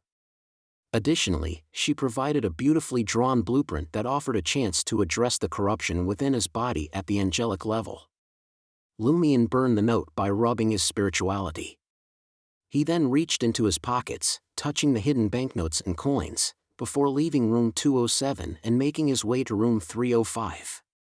Anthony Reed had already returned to his lodgings and sat by the bedside, dressed as a clerk. Lumion produced 400 Vrildor worth of banknotes and handed them over to Anthony Reed. At the same time, he nodded slightly and stated, "The commission is over." "It seems you've already encountered the target," Anthony Reed chuckled. Taking a moment to consider, he inquired, "Can I report the target's information to the authorities?" "Wait for a week," Lumion replied. He had initially planned to offer Anthony Reed more money to delay claiming the reward from the wanted poster. However, since he sought his opinion, Lumion took advantage of the situation by setting a time limit. He worried that any investigation or arrest related to Louis Lund might alert Madame Pualis, potentially jeopardizing their meeting. Anthony Reed did not object and let out a sigh. "You're more suited for the market district than I initially thought." He had never witnessed a wanted criminal rise to become a leader of a sizable mob so swiftly without being detected by the authorities. "Competent individuals can thrive anywhere, just like you," Lumion advised Anthony Reed, casting a casual glance around room 305. His eyes fell upon a few folded papers on the wooden table near the window. They appeared thicker and smoother, larger than ordinary oil paintings. What could they be? Lumion focused his gaze for a moment, realizing that the folded papers had a faint bluish hue and a printed texture. Instantly, the pieces fell into place. The posters on the wall. Posters of parliamentary candidates had been plastered all over the place recently. "You seem particularly invested in the National Convention election," Lumion didn't hold back his speculation as he taunted Anthony Reed. "Do you have a legitimate occupation? One of the fundamental eligibility criteria for the elections." Anthony Reed calmly smiled and replied, "No." He did not elaborate on his reasons for collecting the parliamentary candidates' posters. "Another commission?" Lumion decided not to delve further. He waved his hand dismissively and left room 305. Amidst the lunatic's piercing cries, Lumion descended the stairs, left Aubert's du Coq door, returned to Salle de Bal Brise, and settled at the bar counter. "Good evening, boss," the bartender greeted with deference, straightening his posture. Lumion nodded. "Give me a glass of absinthe." Having thought about Corda too often that day, he needed a dose of psychedelic bitterness to jolt his senses awake. On the stage, Jenna performed with exaggerated flair, belting out flashy songs. Leaning against the bar counter, Lumion let his gaze wander as he absorbed every note. Now and then, he would take a sip of the dreamy green liquid, allowing its bitterness to awaken his nerves. Once he regained composure, he organized the recent matters he had to attend to. First, there was Mr. K's mission. Second, the looming threat from the Poison Spur mob. Third, Susanna Mattis' second assault. And fourth, his upcoming meeting with Madame Pualis. Regarding the election, Lumion didn't pay it much mind after confirming from Franca that the Savoy mob also backed Hugues Artois. This meant that even if the opposing party won, it wouldn't entirely suppress the Savoy mob or impede his mission. Susanna Mattis' resurgence had been a cause for concern, but thanks to the psychiatric treatment, Lumion wouldn't hesitate to seek assistance from Franca. Resolving this matter had become relatively manageable. Once official Beyonders committed to the task, they wouldn't be inferior to Lumion, a Sequence 8, in effectiveness. They would undoubtedly uncover Monsieur Ives' issues and the troubles at Theatre de l'Ancien Cage Pigeons, purging Susanna Mattis' evil spirit completely. This would be accomplished within the next few days. Lumion simply needed to remain vigilant. Mr. K's mission was rather complex, relying on Gardner Martin. Lumion, not being a spectator beyonder, could only attempt to gain the target's approval through repeated efforts. There were no shortcuts for the time being, so rushing was unnecessary. Similarly, he had to await Madame Pualis' response. Lumion couldn't rush the matter even if he desired to. Upon analyzing the situation, Lumion concluded that he needed to prioritize dealing with the poison spur mob's threat. After the election, Black Scorpion Roger would receive an additional boon from Madame Moon, ascending to the rank of a sower. Baldy Harmon and short-legged Candlestick Castina might even advance to the level of heretic spellmasters. At that point, Lumion, their primary target, would be defenseless against them. Even with the support of Franca, Baron Brignaise, and his allies, the situation would be perilous. Should I join forces with Franca before the election concludes and infiltrate 126 Avenue du Marquet under the cover of darkness to eliminate the remaining leaders of the Poison Spur mob? Even if Madame Moon sends reinforcements later, by the time they stabilize the situation, I would have earned the boss's trust and gained a chance to partially withdraw from the market district. The problem lies in facing a heretic spellmaster on their home turf. Even with Franca and me united, defeating him would be a daunting task, not to mention his potential allies. Perhaps an opportunity will arise to strike at Baldy Harmon and short-legged Candlestick Castina when they are outside? Lumion pondered as he spotted Charlie, attired as a waiter, approaching the bar counter with a tray.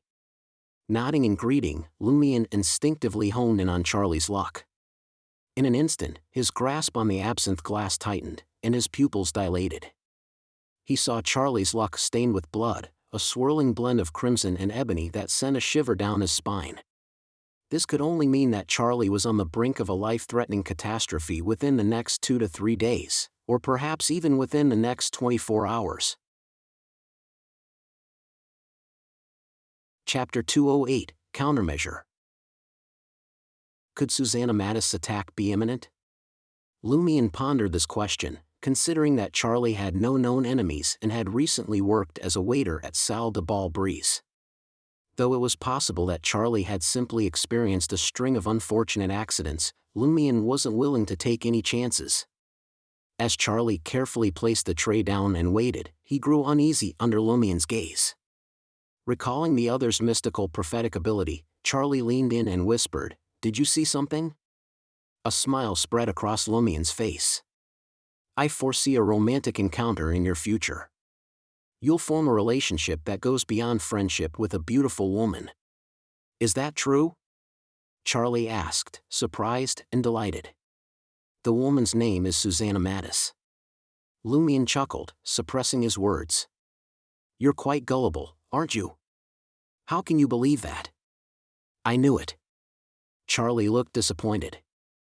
The presence of the idiot instrument had already revealed to him Seal's knack for deception. Lumion's smile faded as he watched Charlie make his way to the edge of the dance floor, carrying a tray filled with glasses. Thoughts raced through Lumion's mind. Am I simply unlucky, or is my fate predetermined? The official Beyonders will soon keep a close watch on Monsieur Ive and the Theatre de l'Ancien Cage aux Pigeons. They'll arrest all the cultists who believe in the Mother Tree of Desire and locate the evil spirit, Susanna Mattis, to purge her completely. Yet, here I am, facing the possibility of Susanna Mattis launching an attack on me and Charlie today. Damn it, Termoboros, that pig's son. He must be behind this.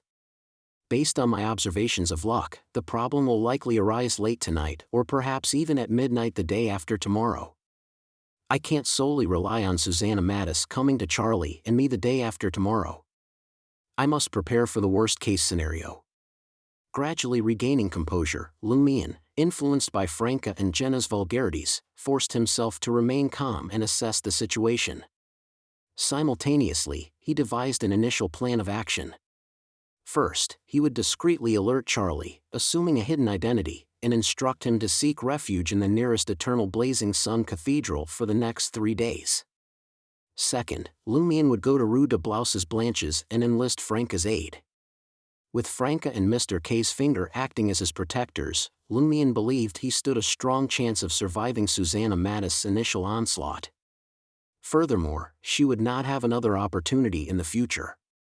Whether it was Franca's message to the official Beyonders through her secret channels or Charlie's presence at the cathedral seeking sanctuary, it would be enough to inform the Eternal Blazing Sun Church of Susanna Mattis' reappearance.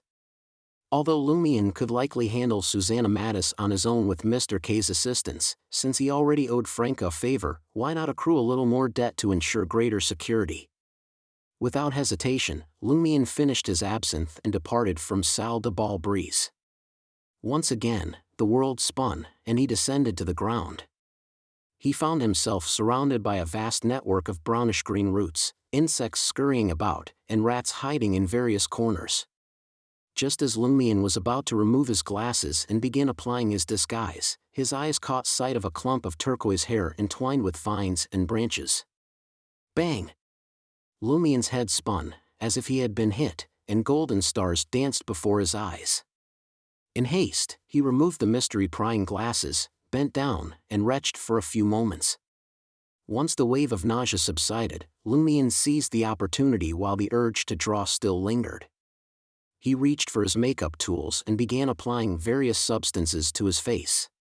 Gazing into the dimly lit window pane, Lumion found himself increasingly unrecognizable. He resembled one of the unkempt drunkards commonly found in dance halls. When he finished, he averted his gaze, afraid of the disorienting effects that might follow. Phew! Lumion put away his makeup tools, exhaled deeply, and filtered through the images he had witnessed while wearing the mystery-prying glasses. One image stood out in particular, an image of turquoise hair entwined with branches and vines. It struck a chord of familiarity within him, and he quickly made a connection. Susanna Mattis also possessed long, turquoise hair interwoven with branches and vines that seemed to materialize from nowhere. Susanna Mattis' territory likely lies somewhere underground in the Market District? Lumion made a preliminary judgment. He couldn't help but grumble, why does it have to be underground once again? Isn't the underground of Trier already bustling enough? However, this also explained why the official Beyonders had been unable to fully cleanse Susanna Mattis during their previous encounter. Underground monsters were always challenging to eliminate, just like the Montsurus ghost. Lumion recollected the real Monsieur Ives' clandestine visit to underground Trier late at night. He remembered the perverted Hedzi, who had drugged Jenna and led her to an underground cavern. Hedzi seemed familiar with the area and felt at ease there. This convinced Lumion that Susanna Mattis was indeed hiding somewhere in underground Trier, not far from the location chosen by Hedzi. Deeper into the depths of the underground path, all the way to the end perhaps? Lumion speculated as he changed into simple cargo pants, incongruous with his formal top, and left room 207. Inside Salle de Bal Brise, Lumion surveyed the surroundings until he spotted Charlie, serving drinks to guests near the periphery of the dance floor. Leaning closer, Lumion discreetly brushed past Charlie and whispered, "Susanna Mattis." Amidst Jenna's singing, booming music, and clamorous voices, the name resonated clearly. Charlie froze in place, as if struck by lightning.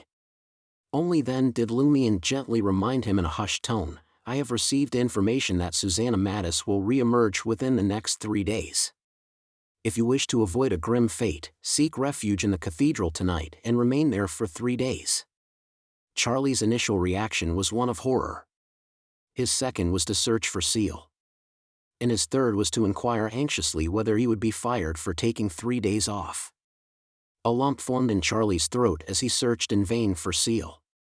He mustered the courage to ask in a hushed voice, "Really? You can choose not to believe it." Lumion managed to restrain his instinctual reaction to prevent Charlie from making any connection.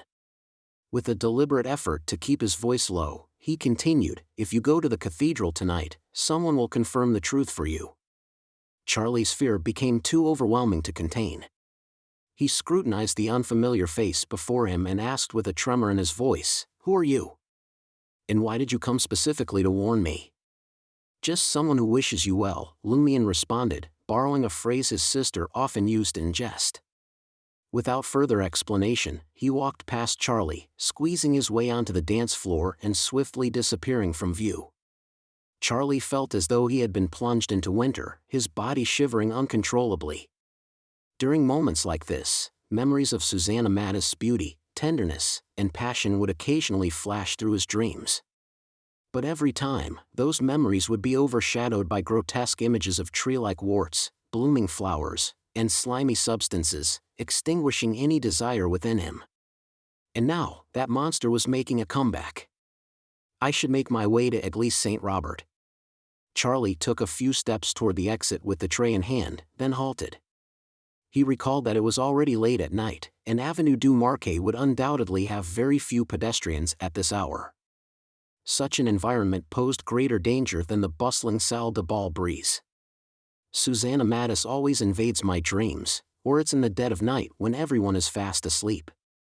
But here, in the dance hall, with so many eyes upon us, she surely won't dare to appear. Once Seal returns, I'll ask him to escort me to Église Saint Robert. Charlie withdrew his gaze from the door and decided to wait a little longer.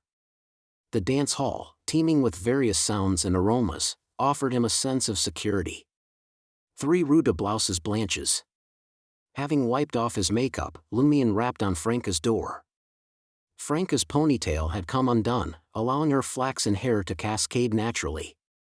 However, instead of a nightgown, she sported a cotton 2-piece pajama set. Donning summer slippers, she turned to admit Lumion into the room and asked in bewilderment, "Are you here for some mystical knowledge tonight?"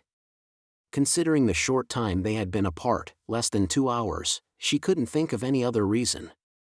After Franca closed the door, Lumion spoke with gravity, "Something's happening with Charlie. I suspect Susanna Mattis will make a reappearance within the next 2 days, possibly even tonight." So soon? Franca couldn't hide her surprise. She still hadn't relayed the issues with Susanna Mattis, Monsieur Ive, and Theatre de l'Ancien Cage aux Pigeons to 007. Lumion nodded. "Although it's hard to accept, all signs point to my guess being correct. What's your plan?" Franca wasted no time discussing the possibilities. Lumion shared his 2 courses of action with Franca but refrained from mentioning Mr. K's finger. Franca regarded him with a smile. "You're remarkably composed. Didn't you tell me before that Susanna Mattis is suspected to be a Sequence 5 malevolent spirit? Even if we join forces, we might not be able to defeat her. Tisk, are you placing too much confidence in me, or perhaps too much confidence in yourself?" Lumion smiled. "Both. To have survived the calamity in Cordoue, you're undoubtedly extraordinary." Franca sighed and glanced at the wall clock in the house. "If we can make it through the night, there shouldn't be any issues. I'll inform the authorities swiftly through my connections. Wait for me in the living room." She retreated into her master bedroom and busied herself with something. Lumion settled on the sofa and directed his gaze at the cuckoo wall clock beside him, silently ticking away the minutes. Nearly half an hour elapsed before Franca emerged from her room. She had changed into a black robe adorned with leather armor and a hood. "It's settled. They'll likely launch the operation tomorrow," she informed Lumion, then inquired, "Aren't you concerned that Charlie might encounter trouble on his way to Église Saint Robert? Even ordinary people can stumble upon malevolent spirits along the roadside in the dead of night." Église Saint Robert served as the primary cathedral of the Eternal Blazing Sun Church in Le Marquet du Quartier du Gentleman, near the Suet steam locomotive station. The attached cemetery had once occupied the space now occupied by Salle de Bal Brise. Lumion had already considered this. "I plan to discreetly follow him to the cathedral after Salle de Bal Brise closes. I'll accompany you." Franca furrowed her brow and scrutinized Lumion. "Won't Charlie be at risk in the dance hall? Some evil spirits pay no heed to the presence of others or their numbers." Given that Susanna Mattis' previous appearances hadn't affected anyone else, Lumion subconsciously believed that she would avoid crowded places. The dance hall was far more crowded than the motel. Jolted by Franca's reminder, he exclaimed in a deep voice, "Let's hurry back to the dance hall." Chapter 209, Bad Luck. Salle de Bal Brise. Lumion scanned the dim-lit dance hall, searching for Charlie, but to no avail. His heart sank. Hastily, he motioned for Louis and Sarkota to come closer. "What's the matter, boss?" Louis asked, his voice filled with anxiety. He assumed that Lumion was dissatisfied with the current state of affairs in the dance hall. Lumion's eyes wandered across the waiters, all dressed in vests and bow ties. He casually inquired, "Where's Charlie? I need to discuss something with him." Louis's eyes widened in shock. "Boss, didn't Charlie follow you out just now?" "Charlie followed me?" Lumien's pupils contracted, as if he had been struck by a sudden burst of light. He asked in a deep voice, "When?" Louis pondered for a moment, confusion evident on his face as he looked at Lumien. "Less than 5 minutes ago." Lumien's gaze shifted to Sarkota, his taciturn and reliable subordinate, who also appeared puzzled. "5 minutes ago? I've been at Rue de Blanche's for over half an hour. Moreover, the last time I left the dance hall, I was disguised as a drunkard. There's no way Charlie could have left with me." Lumien swiftly dismissed the possibility of Charlie leaving the dance hall with him unnoticed. The situation was growing increasingly bizarre. Considering Charlie's black ill-fated luck, tinged with crimson red, the probability of him encountering danger was almost 100%. Suppressing the myriad of thoughts racing through his mind, Lumien said to Louis and Sarkota, "Perhaps someone is impersonating me, but I'm unsure why they would be searching for Charlie." "Impossible." Louis blurted out. A few minutes ago, he and Sarkota had greeted the boss. It couldn't have been a fake. Before Louis could finish his thought, Lumien shot him a cold glare. Immediately, Louis changed his tune and stammered, maybe it's a fake." Lumien didn't dwell on the question and inquired, "Did Charlie change his clothes when he left the ballroom?" According to the rules of Salle de Bal Brise, every waiter, bartender, chef, and kitchen helper had 2 sets of uniforms. However, they were not allowed to take them outside of the dance hall, they could only be kept in the changing room on the first floor. This was due to the cultural environment in the market district. Bartenders and waiters were prone to bankruptcy caused by gambling, alcoholism, illness, and other issues. If they were allowed to take their uniforms home, they would surely pawn them for cash before disappearing. They wouldn't care if Salle de Bal Brise was owned by the mob. Similarly, in Trier's inexpensive cafes frequented by scavengers, laborers, tramps, and low-level workers, tin utensils and iron chains were used to secure them to the tables. This ensured only a limited range of movement for the customers, preventing them from secretly taking the utensils and selling them. The more upscale cafes had their own set of troubles.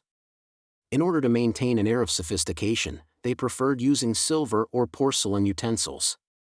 Consequently, the boss had to painstakingly count the utensils after closing each day to check for any missing ones. The waiters were repeatedly instructed to be vigilant about such matters. He had intended to prevent Charlie from leaving the dance hall in a waiter's attire, but since Charlie had already departed with the boss, he wisely kept his mouth shut. Most of the dance hall's rules applied to waiters, dancers, bartenders, chefs, bouncers, cleaners, and even managers. The boss was exempt from such restrictions. Lumien nodded slightly and calmly said, "You guys carry on with your tasks." With that, he made his way toward the changing room near the kitchen. He suspected that Charlie's disappearance had something to do with Susanna Mattis. The small changing room was empty. Lumien glanced around and spotted the locker labeled with Charlie's name. Franca, donned in a black robe and hood, materialized beside Lumien and praised, "You acted swiftly. You knew to seek out a divination medium for me." "I'm not a fool," Lumien simply replied. He retrieved a piece of wire he always carried and manipulated it a few times before opening Charlie's locker where his clothes were kept. Franca pondered for a couple of seconds before reaching for Charlie's linen shirt. She then used a broom that was leaning against the wall outside the changing room to conduct the divination. Charlie's current whereabouts.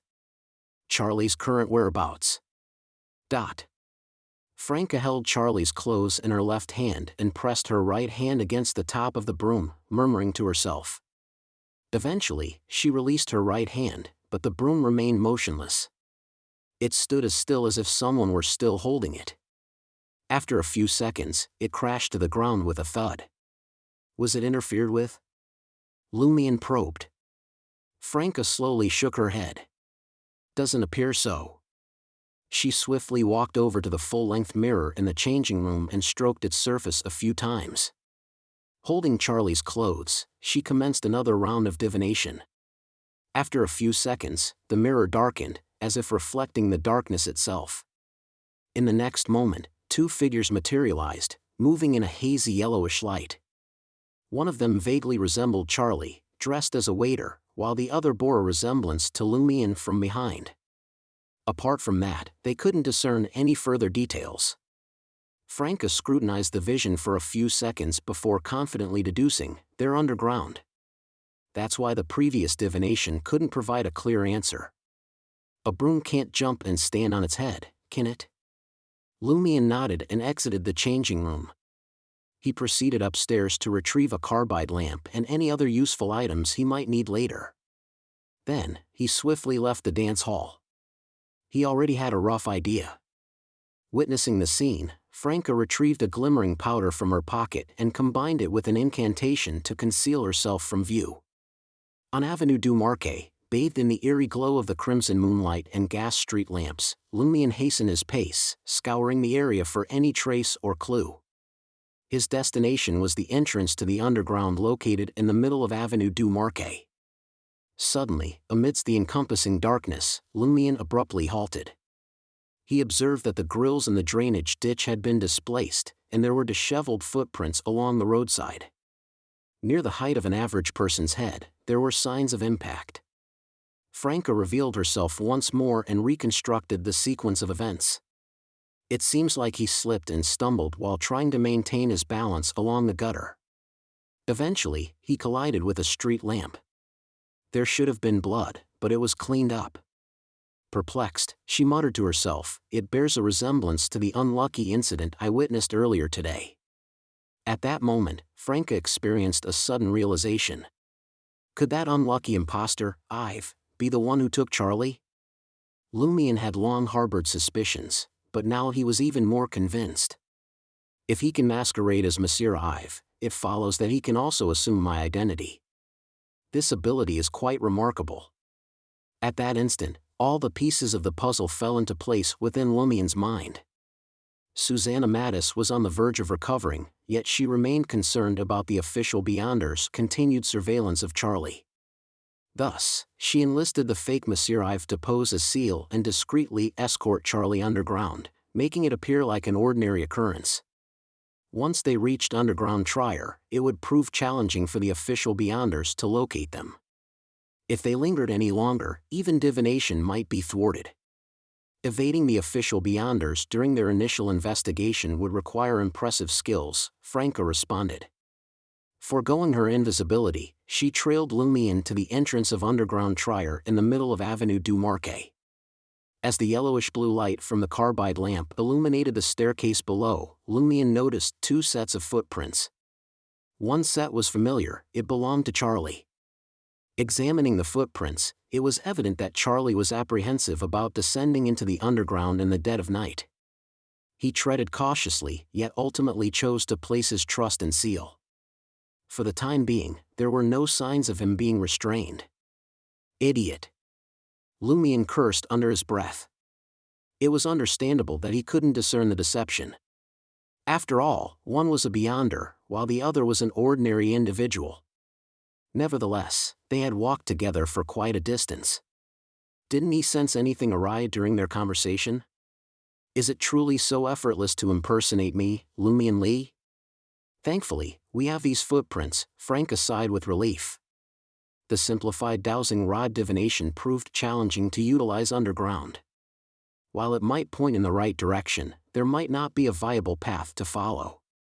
It often necessitated lengthy detours, increasing the risk of losing their way in the labyrinthine darkness. The witch had not brought any tools to illuminate their path. It was unclear whether she was confident in her ability to remain with Lumion or if she simply disregarded the hindrance of darkness on her vision. Lumion held the carbide lamp and ascended the stairs, reaching the level where the street and square names were indicated. He moved swiftly, sometimes choosing a direction before Franca could discern the footprints. Soon enough, they discovered Charlie and the imposter Ive's footprints once again. Franca felt perplexed. After a brief pause, she couldn't help but inquire, "It seems you know where the imposter Ive is headed?" After that pervert knocked Jenna unconscious, he followed the same path, Lumion calmly replied. This was the route familiar to those individuals, a route that evoked a sense of security. Moreover, it was likely that the imposter Ive was leading Charlie to Susanna Mattis. Susanna might very well be waiting at the end of this path. Franca refrained from further comment. She utilized the shroud of darkness to partially conceal herself. At times, she scouted ahead, while at others, she watched Lumien's back and flanks. After several minutes of walking, Lumien and Franca came to a halt. The area displayed signs of partial collapse. Debris littered the vicinity, and the trails meandered in disarray. Eventually, they led to a small cavity obstructed by rubble. The target encountered a minor cave-in and became trapped. Franca whispered with a hiss. Is this not excessively unlucky? Her gaze then shifted to Lumien. Where did you acquire that unlucky charm? Its efficacy seems way too potent. I'll procure one for you the next time I come across such misfortune, Lumien responded, uncertain if he would encounter another individual as luckless as the tramp. As soon as he finished speaking, gravel cascaded from the heap of stones barricading the cave entrance, clattering upon the ground. In a short while, a passageway was cleared, and a figure emerged cautiously. With golden black hair and brilliant light blue eyes, he possessed a striking handsomeness, yet another Lumien. Chapter 210, Performance. Upon glimpsing the two figures lurking in the shadows, the imposter Ive was taken aback. He raised his right hand and pointed accusingly at Lumien, his voice filled with inquiry. Who are you? Why are you pretending to be me? As he berated, he hastened his pace, pulling himself out of the tunnel and leaping onto level ground. In the past, Lumien would have charged forward, ready for close combat or drawing his revolver to unleash a barrage of bullets at his foe. He would have granted no opportunity for words. But this time, for some inexplicable reason, he yearned to put on a show. He desired to witness the other party's abilities before seizing the perfect moment to display his own. Without an adversary, there would be no performance. Franca shared the same sentiment. She eagerly longed to stand in for Lumien, refraining from an immediate attack. Behind the imposter Ive stood Charlie, disguised as a waiter. As he crawled through the debris, he caught sight of a figure beneath the dual glow of a carbide lamp and a lantern. He froze in shock at the confrontation between the two seals. For a moment, it felt as though he was trapped in a dream. He couldn't discern who was genuine and who was counterfeit, who aimed to harm him, and who sought to aid him. The only certainty he held was that danger loomed over him once more. The imposter Ive assessed Lumien and turned to Franca, his voice laced with anxiety and anger. Wake up! You've been deceived by this imposter. When have I ever worn such attire? After Lumien warned Charlie, he wiped away his makeup but made no change to his clothing. He still sported an unusual combination of a simple formal top and cargo pants. In comparison, the imposter Ive's white shirt, black vest, brown pants, and laceless leather boots seemed more in line with his usual style. Franca couldn't resist putting on a performance. Is that so? Then enlighten me, what is my code name? The imposter Ive asked in exasperation and amusement. Madam Red Boots, have you forgotten your moniker? Franca couldn't help but chuckle. She took a couple of steps backward, blending into the shadows at the periphery of the carbide lamp's illumination. The underground, where darkness held sway, was an ideal setting for demoness combat. As the fake Ive beheld the scene, a sense of unease swelled within his heart. He knew all too well that his attempt to masquerade as the genuine article had likely been exposed, leaving him unable to maintain a charade. Instantly, he altered his approach. Discarding the lantern, he lifted his gaze to meet Lumien's, his countenance growing frigidly cold. The corners of his mouth curled into a chilling smirk. I can't decide whether to pity or congratulate you for seeing through my guise, but this definitely isn't advantageous for you. With lantern in hand, the fake Ive's aura surged, transforming into a fearsome volcano teetering on the brink of eruption. Quivering, he lowered his head, unable to meet the other's gaze directly. However, his longing to perform and his unwavering resolve compelled him to raise his head, struggling to fix his gaze upon the fake Ive's face. Simultaneously, the darkness beyond the light seemed cloaked in an eerie green glow. Vines and branches sprouted from the abyss, entwining the ceiling and rocky walls. Franca, concealed within the shadows, succumbed to intimidation in the face of the fake Ive's aura, rendering her unable to maintain her abilities. Her form materialized less than 2 meters away from the imposter. Meanwhile, Charlie, still sprawled within the passageway, trembled even more violently. He buried his face in the gravel and earth, his mind blank. With a disdainful glance toward Lumion and Franca, the fake Ive spoke. "You dare to pursue me, utterly ignorant? The only fortunate aspect is your considerable attractiveness. I find it hard to dispose of you outright." His words entered Lumion and Franca's ears, instilling them with fear, compelling them to turn and flee. This sensation prompted Lumion to realize something profound. A demigod. The fake Ive was a demigod, possessing godhood.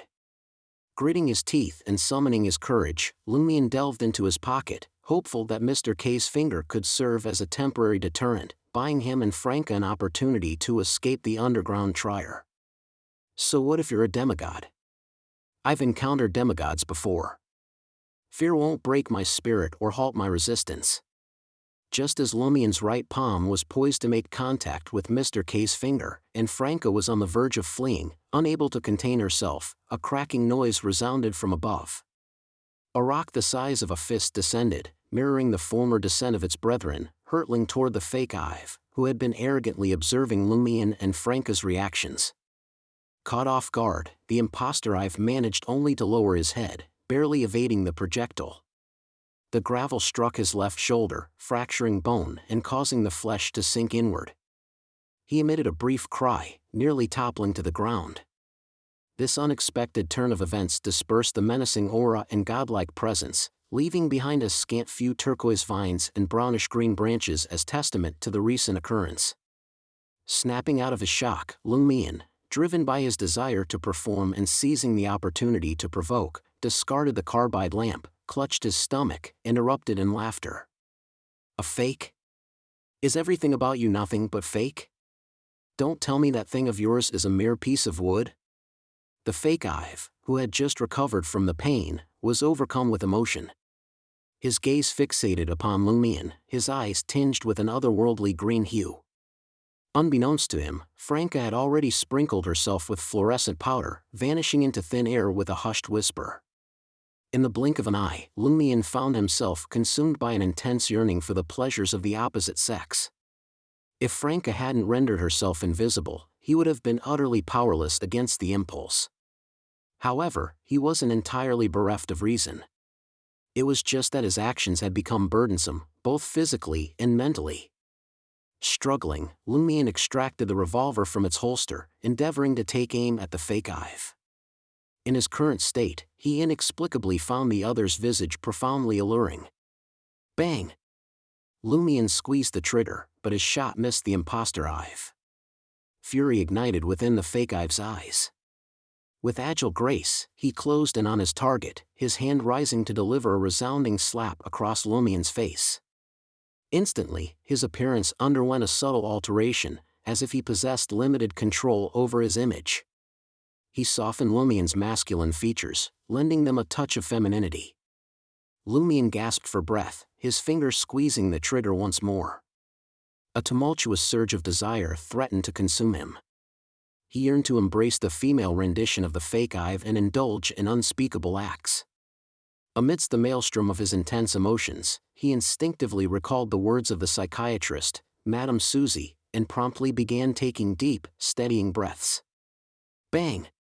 Lumion found a measure of tranquility, successfully discharging another shot from the revolver.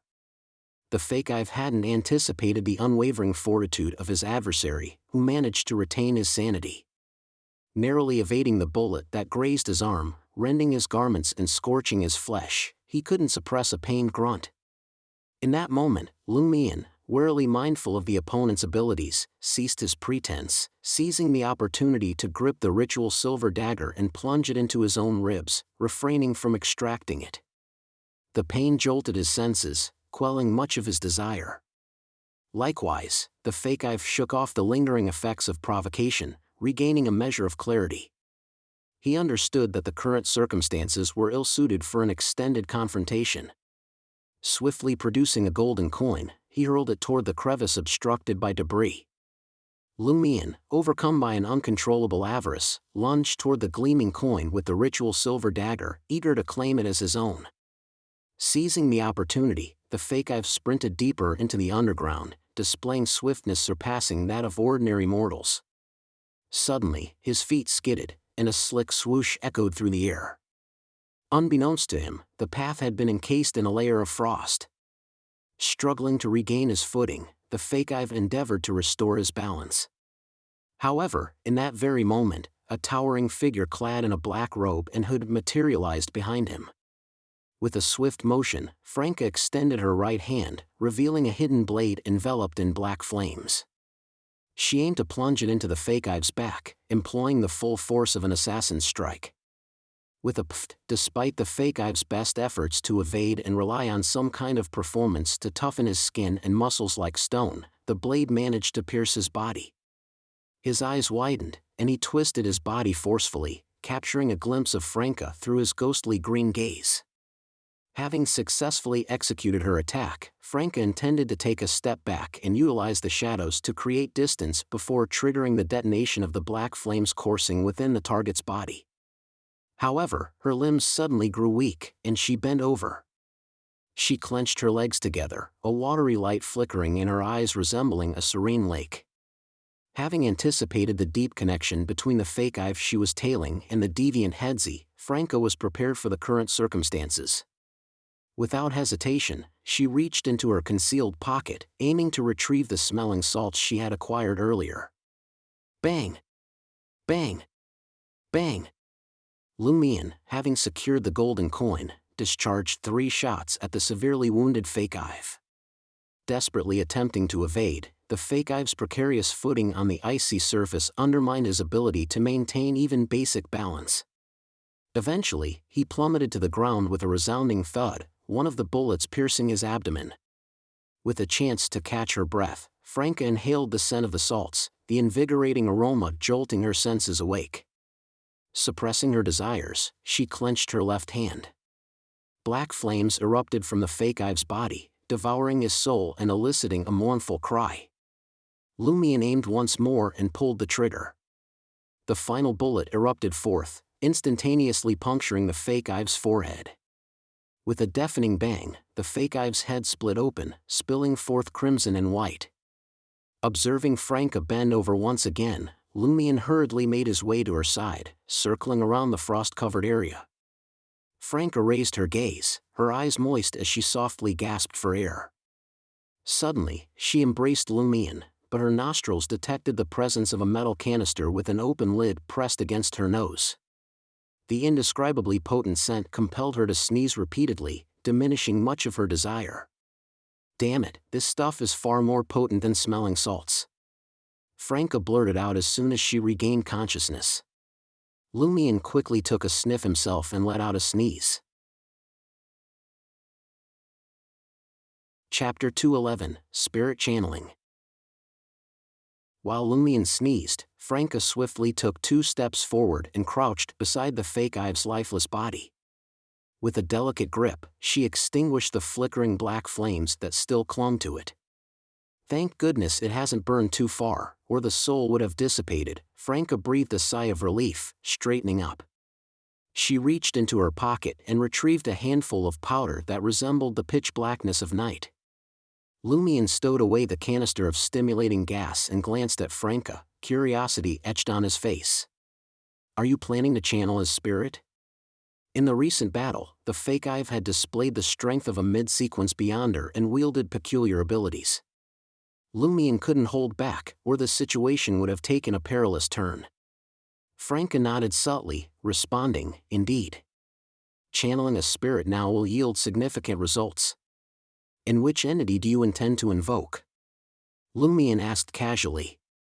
Franca chuckled before answering, none. I've merged the principles of magic mirror divination and devised a spirit summoning spell. While it may not rival the most professional methods, it suffices. Moreover, it won't attract the attention of deities from the corresponding domain. You're quite clever, Lumion praised, his words laced with a hint of mockery. Exasperated yet amused, Franca retorted, it's called having an academic spirit. We, your sister, have conducted similar research and experiments. Usually, I can't be bothered to overthink things. Not because I lack intelligence, but because the burden of endless calculations is tiresome. The key to life is to remain relaxed and not get entangled in every intricate detail. Her gaze swept over Charlie, still sprawled amidst the rubble in the tunnel. Franca refrained from mentioning Gandalf, the president of the Curly-Haired Baboons Research Society. Is this why you've adapted so well after becoming a woman? Lumion observed Franca building a wall of spirituality in the vicinity as he approached Charlie. Witnessing Seal's approach, Charlie snapped out of his daze and crawled out of the debris on all fours. Lumion gazed at him, his expression devoid of emotion. What he was thinking was, Charlie has just witnessed the battle between Franca, me, and the imposter I've. If he seeks refuge at the Eternal Blazing Sun Cathedral, there's a high probability that he won't be able to conceal it when questioned by official Beyonders utilizing their powers. This situation differs from the previous one, where the official Beyonders believed everything was under their control. They were prone to carelessness and had blind spots in their minds. Charlie's initial elation waned as Lumion continued to scrutinize him in silence. His heart began pounding like a jazz band's drumbeat. Fear and confusion evident in his voice, Charlie finally mustered the courage to ask, "What's the matter?" Lumion observed that Charlie's luck remained a blend of red and black, although it had slightly improved since before. This indicated that Susanna Mattis' threat had not been completely resolved. He fell silent for a few seconds before speaking up, "Remember to head to Église Saint Robert later." Having already contacted Madame Poalis, Lumion no longer needed to stay at Le Marquet du Quartier du Gentleman or manage Salle de Bal Brise. As long as he remained with the Savoy mob, he still had a chance to fulfill Mr. K's mission. Furthermore, Franca was now involved. With her vouching for him while in the boss's good graces, Lumion could be assigned other profitable ventures even without Salle de Bal Brise. However, the earnings might not be as substantial. All right. Charlie heaved a sigh of relief. Having experienced many things, Charlie possessed an open-minded personality. He belonged to the kind of people who grew more excited as the number of individuals increased. Soon enough, his curiosity got the better of him. Pointing at the lifeless imposter I've lying on the ground, he asked, "Who's that? Why does he look exactly like you?"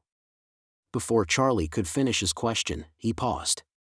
As the fake I've met his demise, the facial muscles relaxed, no longer resembling Seal. The corpse appeared unfamiliar. That's someone who believed in an evil god and gained strange powers, Lumion explained simply, tailoring his response to Charlie's comprehension. He has a certain connection to Susanna Mattis. Charlie felt a lingering fear. No wonder he kept leading me underground. Unable to hold back, Lumion cursed, "You imbecile. You've been with him for so long, and yet you didn't sense anything was off about him? Does having my face mean he's me?" Charlie replied sheepishly, "When I entered underground Trier, I sensed something was wrong." He was very quiet. He only mentioned taking me underground to completely resolve the Susanna Mattis problem. He's not like you, always cracking jokes and teasing. I thought it was because the situation was urgent and you weren't in the mood.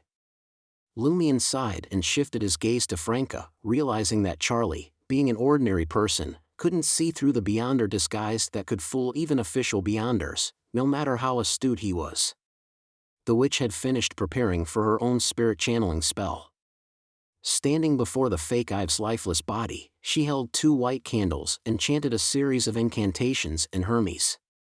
Due to the wall of spirituality, Lumion could only catch fragments of the chant. Franca described herself and the imposter Ive, with the former being the source of spirituality and the foundation for maintaining the ritual, and the latter being the object of prayer, the magic mirror that provided answers to questions. As for Charlie, he heard even less and couldn't make sense of it all. A faint light emerged on the makeup mirror in Franca's hand, and its interior turned into an abyss of deep darkness, as if it had sunk to the river's depths. A hazy, pale white face swiftly appeared in the mirror, bearing a resemblance of 50 to 60% to the deceased fake Ive. Switching to Intis, Frank inquired, "Who are you and which organization do you belong to?" The imposter Ive replied in a dazed manner, "Rentis, a member of the Bliss Society." Rentis. Lumion suddenly recalled the name. The word Rentis often appeared on the posters outside Theatre de l'Ancien Cage aux Pigeons. He was a prominent male supporting actor. Franca pressed on with her questioning, "What kind of organization is the Bliss Society? And how is it connected to Susanna Mattis?" The imposter Ive, Rentis, spoke with an otherworldly voice. The Bliss Society was originally a secret society for women who love women. Susanna was one of them.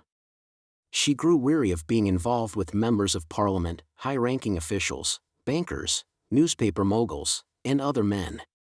She sought solace among fellow ladies and madams who shared her love for women. Eventually, she received divine enlightenment and a boon, becoming a priestess of my Lord. She transformed the small Bliss Society into a secret organization that worships my Lord. In today's society, it's inconvenient for women to be openly involved in many affairs. Therefore, the Bliss Society has admitted some male members who can also receive boons, but they lack the privilege to partake in core matters or possess knowledge of the most confidential aspects. Remarkable. Franca applauded. She knew that Rentis was referring to the evil god known as the Mother Tree of Desire. Delving into such matters made her apprehensive, fearing that she might stumble upon mystical knowledge she shouldn't acquire. A secret society for women who love women. Male members excluded from core matters. Lumion suddenly grasped something. He stood by the wall of spirituality and gazed at the makeup mirror in Franca's hand. So, Hedzi frequently seeks out street girls and hunts for prey because his desires cannot be fulfilled within the Bliss Society? Yes, Rentis replied. Women love women exclusively. When I was a sex addict, I had to satisfy my desires on my own. Fortunately, I was more attractive than him and had female audience members who admired me. There were plenty of street girls in the market district, so I didn't need to take the risk of pursuing excitement. That's lit. Franca expressed her feelings with peculiar words. She clicked her tongue and sighed. Isn't there a regular secret group for women who love women? Yes, Rentis firmly responded. To my knowledge, there's the Moment Society and the Narcissus Society. They often organize women orgies at Trocadero's Red House Cafe. We have been attempting to establish contact with them and convert them into believers of my Lord. 1. Trocadero was situated in Quartier 16 on the north bank of the Srenzo River, in the Square District. Known as the Triumph Square established by Emperor Roselle, it was a small town surrounded by a vast suburban forest. It was renowned for its exceptional wine production. Trocadero wine stood second only to Ulmer red wine in the world. Fascinated, Franca listened and repeated the terms, Trocadero. Red House Cafe. Women orgies. Lumion couldn't help but feel more concerned about the term sex addict. It seemed to perfectly suit the twisted state of Hedzi. It likely corresponded to sequence 8 of the Mother Tree of Desire pathway. However, he feared that time was running out for the spirit channeling, so he didn't rush to delve into the matter. Instead, he redirected his focus to Susanna Mattis. How did Susanna Mattis transform into an evil spirit? And why did you bring Charlie underground? Rentis's pale white face contorted in distortion. She died while receiving a boon and transformed into an evil spirit. She told us that because her name was still on the lips of many Triarians and her portrait was used by numerous men to satisfy themselves, she didn't completely dissipate. She retained a certain level of rationality, albeit warped. She became more consumed by her own affairs, neglecting all else. She was gravely injured by official beyonders during her last encounter and spent time recuperating at the altar. We were worried that once she fully recovered, she would seek out Charlie and attract the attention of the authorities. So, we took advantage of the election and brought Charlie to the altar in advance, handing him over to her for handling. Charlie had already moved to Lumien's side. His face turned ashen as he listened, feeling as if he had stepped into the depths of hell. Franca nodded subtly and spoke, "Where's this altar? How much time until Susanna Mattis fully recovers?" The altar. The surface of the makeup mirror revealed a fading blurry face, unveiling an underground tunnel. The tunnel stretched endlessly, branching off in multiple directions before leading to a small quarry cave engulfed by vines and branches. There, a colossal brownish-green tree stump emerged abruptly from the ground. Its form consisted of thick branches, with roots originating from an unknown place. As the image of the tree stump grew clearer, Franca hastily interrupted the manifestation, fearing any potential disturbances. Rentis continued, "Susanna will regain her full strength in 2 days and depart from the altar."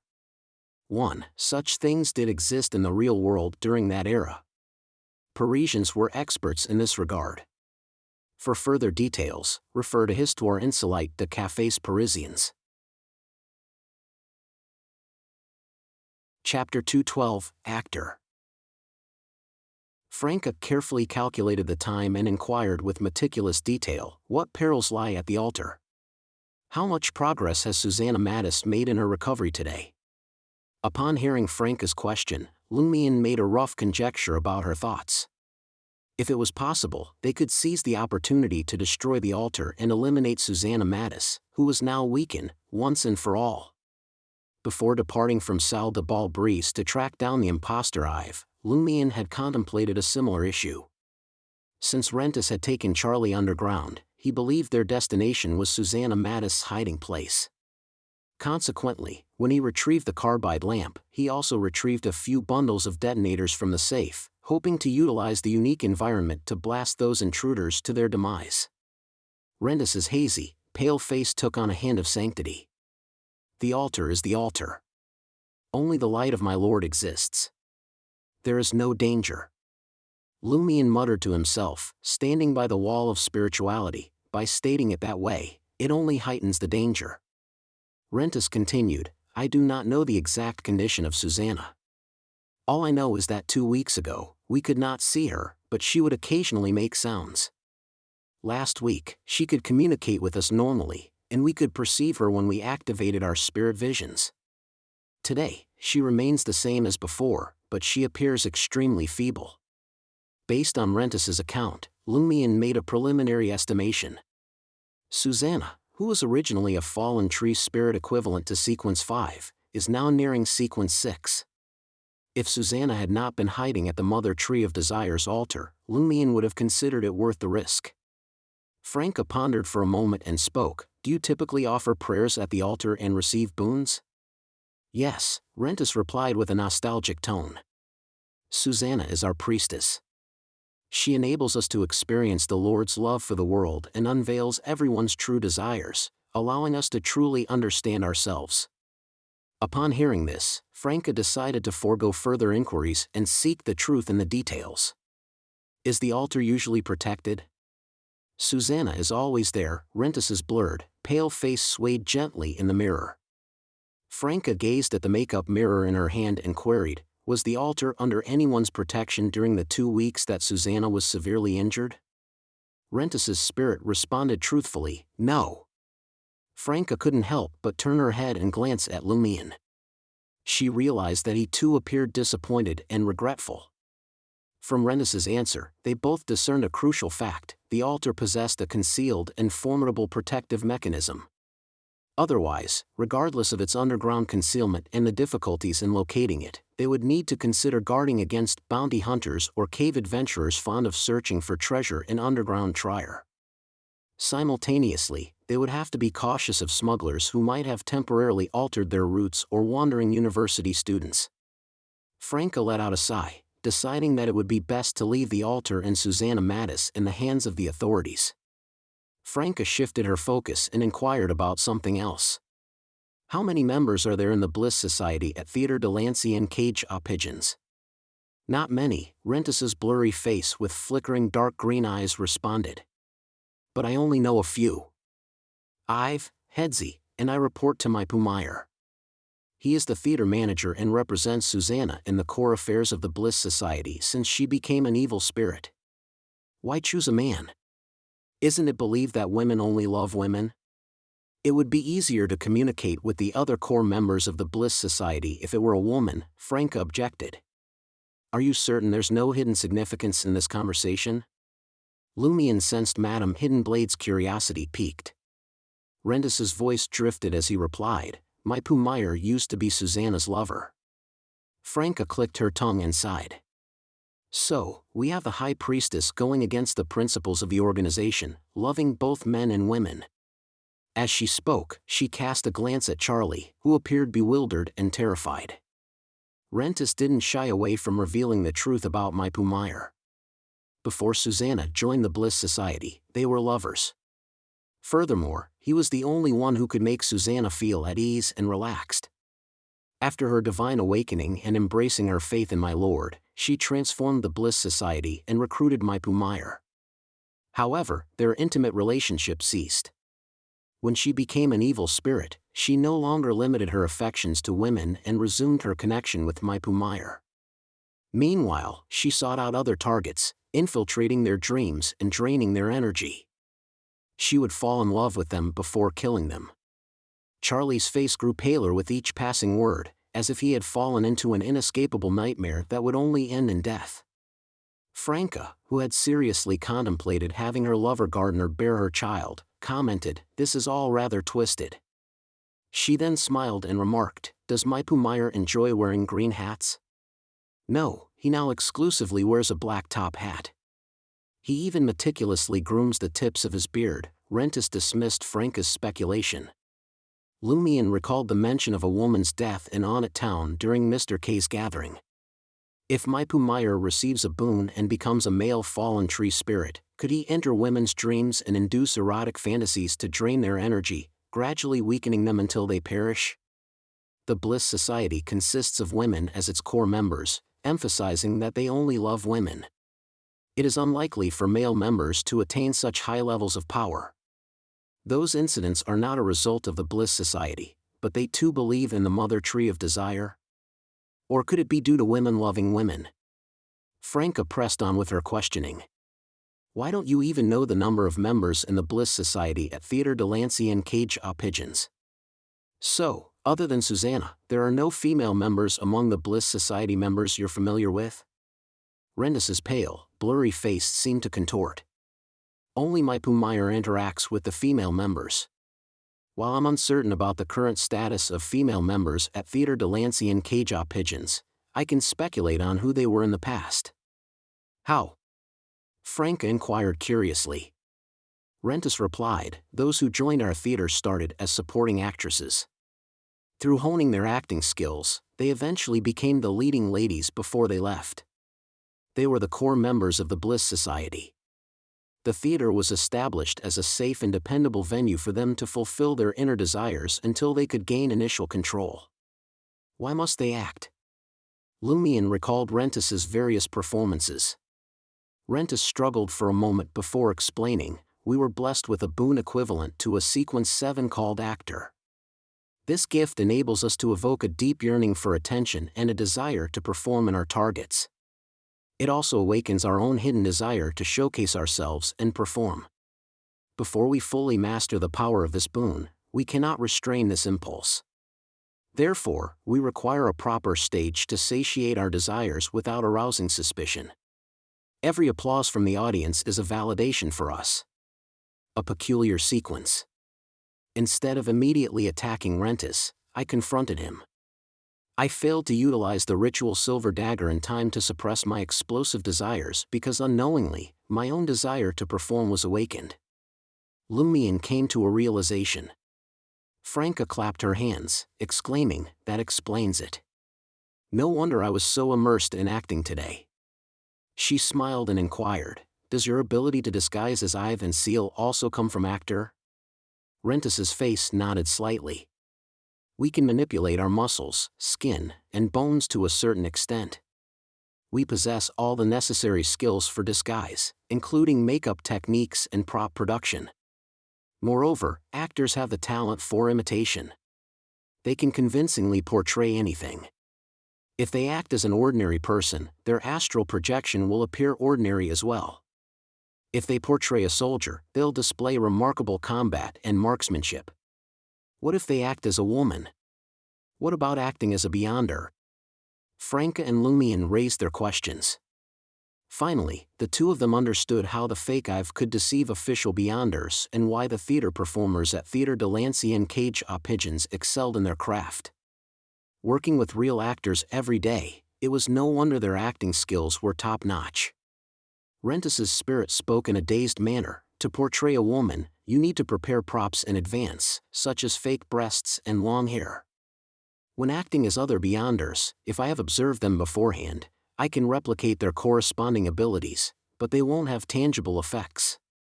They are more like illusions. However, if I were given the opportunity to closely observe and learn from a beyonder over several months, I could perform similar but significantly weakened abilities. Impressive indeed. Lumion sighed, then asked in a deep voice, "Who were you impersonating when you emanated that powerful aura?" None other than Susanna, as she connects with the altar's aura while conducting the boon ritual. Rentus revealed a trace of piety and reverence. Franca and Lumion exchanged glances, grateful that they had abandoned the idea of heading to the altar to eliminate future troubles. Based on Rentus's response, it appeared that when Susanna merged with the altar, she could exhibit power at a demigod level. Do actors possess any other abilities? Franca inquired. Rentus shook his head. No. However, my Meyer once cautioned me against becoming too engrossed in my roles while acting. Lumion seized the opportunity to ask, what are the names of the other sequences corresponding to actor? Rentus's voice took on a sinister tone. Sequence 9 Scrooge, Sequence 8 Sex Addict, Sequence 6 Recipient, and Sequence 5 Baby Cupid. Beyond that, I am unaware. Quite fitting. Lumion, who was acquainted with the abilities of Scrooge and Sex Addict, questioned further, what does recipient entail? It involves craving success and recognition from high society or the public, Rentus explained. Curiosity piqued, Franca asked, it seems that you actors aren't able to fully control your corresponding desires at every sequence. At sequence 5, won't your desires explode upon encountering anything? In truth, as they progress through the sequences, individuals can gradually gain control over their corresponding desires, Rentus clarified. For actors, their primary desire is acting. Their desires for wealth and the opposite sex are only slightly stronger than usual. They won't appear pathological or completely uncontrollable as a result. Lumion found himself perplexed. Then why were you so miserly when you portrayed Monsieur Ive? He chose to pick up a gold coin of unknown origin. Rentus responded naturally, because the real Ive is like that. I must stay true to the role. Chapter 213, Correct Interpretation. Upon hearing Rentus's response, Lumion found himself torn between laughter and rejoicing, grateful that he had achieved a satisfactory outcome through a mistaken train of thought. Originally, Lumion believed that beyonders, like the impostor Ive, who worshipped the mother tree of desire, would struggle to control their insatiable hunger and carnal desires. That's why he decided to use a gold coin to carry the vagrant's bad luck. To his surprise, the followers of the evil god were primarily influenced by their specific desires at different stages. Once they mastered the power or received a new boon, they could break free and progress to the next state. While their desires remained potent, they were no longer uncontrollable. In simpler terms, if Rentus hadn't been portraying Monsieur Ive and didn't feel the need to exhibit stinginess, there was a high probability that he wouldn't have picked up the ill-fated gold coin and would have approached the situation with greater caution. Of course, if Rentus hadn't been attuned to changes in fate and failed to detect the issue with the gold coin, he would likely have claimed it for himself once he realized its owner was long gone and wouldn't return. After all, he possessed a touch more greed than the average person, and as the saying goes, finders keepers in the hearts of a certain percentage of ordinary individuals. Lumion now grasped the full meaning behind Rentus's words. Indeed, one mustn't become lost in the role when acting. However, Rentis was in the midst of acting, so scrutinizing the details was not a concern for him. Otherwise, it would have been easy for others to discover his true identity as the imposter Ive. Franca sensed that the spirit channeling was coming to an end and hurriedly asked, "Who are the suspected core members of the Bliss Society?" Rentis's pale, indistinct face twitched. "Even if I were to tell you, you wouldn't find them. They joined Theatre Delancey and play.ht pigeons after receiving boons and becoming actresses. They adopted false names and concealed their true faces. Once their acting skills reached maturity and they gained control over their corresponding desires, they would reclaim their real identities upon leaving the theater. If you wish to uncover their assumed identities, gather a list of all the female leads in Theatre Delancey and play.ht pigeons plays from the past 2 years. Look for those who performed most frequently." At the mention of the female lead at Theatre Delancey and play.ht pigeons, Lumien's mind recalled a name. Could Charlotte Calvino be one of the core members of the Bliss Society? She played the lead in the play Forest Fairy. The costumes and the promotional stills evoked memories of Susanna Mattis. Rentis's face grew increasingly elusive, and his voice became more ethereal. "I don't know." She rose through the ranks as an apprentice actress and only recently started taking the lead roles in the past few months. She's not an outsider, but Play.ht might promote her to a member of the Bliss Society.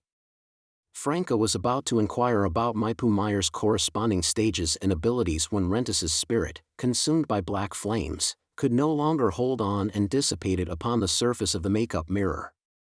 With a tinge of regret, Franca concluded the ritual and dismissed the wall of spirituality. As she squatted beside Rentis's lifeless body, rummaging through his pockets, she let out a sigh and remarked, "I didn't manage to get to Play.ht. Forget it, I'll leave it to the authorities to handle it." Lumien paused, pondering her question. "I've heard from a playwright that Play.ht is highly ambitious. He aims to make Theatre Delancey and play.ht pigeons the most renowned theatre in Trier and receive the prestigious Intis Legion of Honor Medal. Desire for success and recognition?" Franca recalled Rentis's depiction of a Sequence 6 recipient. "I suppose that's the limit for male members of the Bliss Society?" Franca had already collected a stack of items.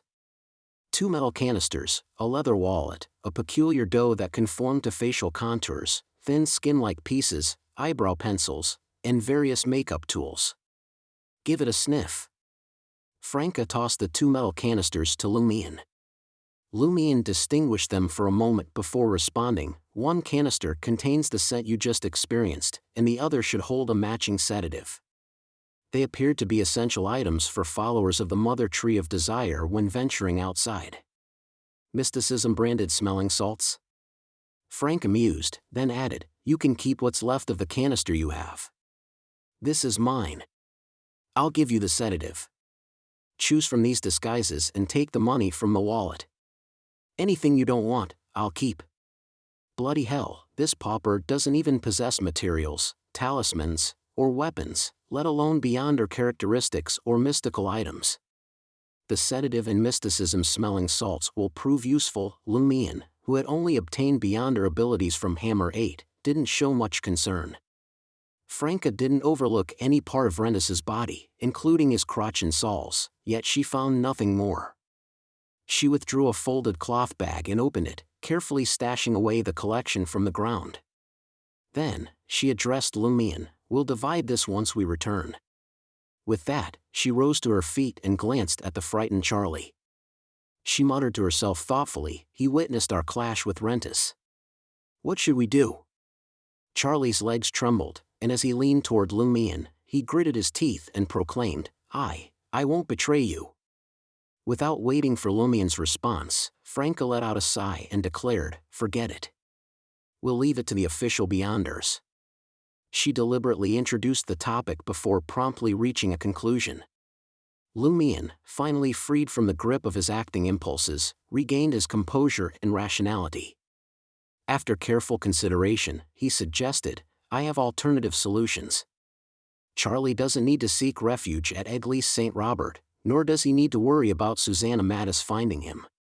He thought of his luck transference spell. Before, he refrained from using it as Susanna Mattis had yet to bother Charlie.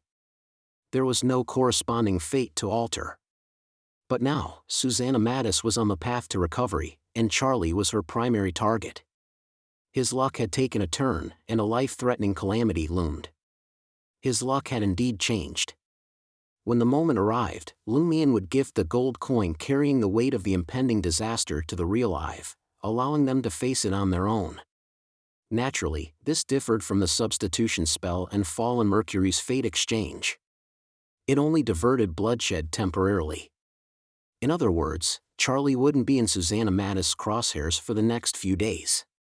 However, in a few days' time, unless Susanna Mattis was wholly purified or had lost her memories, this external threat would still remain.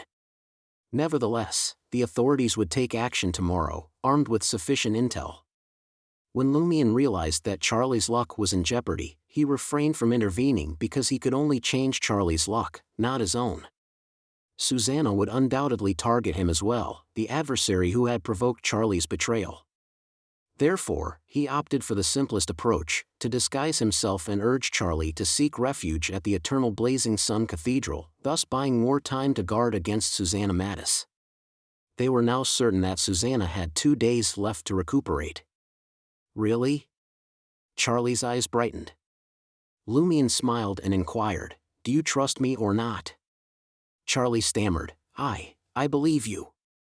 I believe you. You just like to tease people about trivial matters.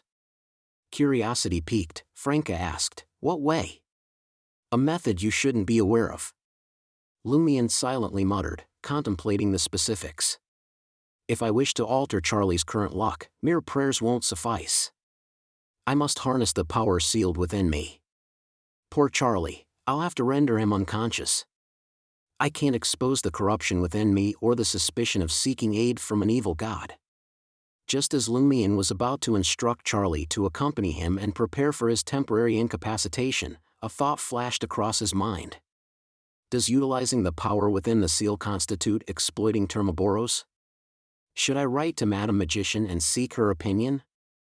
Previously, the tramp's ill fortune bore no relation to mysticism or beyond her abilities. The ritual required minimal power. However, the support needed to resist a sequence 5 evil spirit atop an evil god's altar would likely be several times greater than before. What would occur then? Since Charlie's luck changed, everything had become urgent. The timing was impeccable. It seemed as though an opportunity had emerged without allowing me a chance to weigh my options. If I hadn't just corresponded with Madame Magician and received her reminder, I might have already altered Charlie's luck. Noticing Lumion's motionless state, Franca inquired, "What's the matter?" Shaking off his stupor, Lumion contemplated for a moment. "I just realized that the method I had prepared seems to have significant flaws." "Ah," Charlie uttered, a mixture of disappointment and concern. Franca ruminated for a few seconds before suggesting, "I have an idea as well.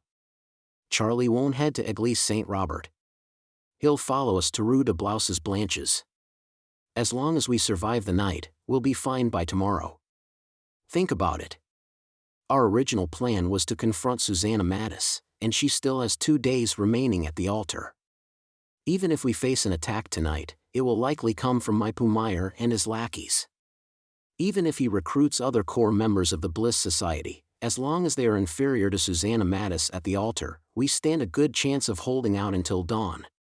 If things don't go as planned, we can create a commotion and attract the attention of official Beyonders. We can escape from the market district amidst the chaos. This is the worst-case scenario. However, if Charlie goes to Église Saint Robert, we must consider moving immediately. We could also become targets." Lumion pondered for a few moments and found the idea quite feasible. He nodded and stated, "I have no objections."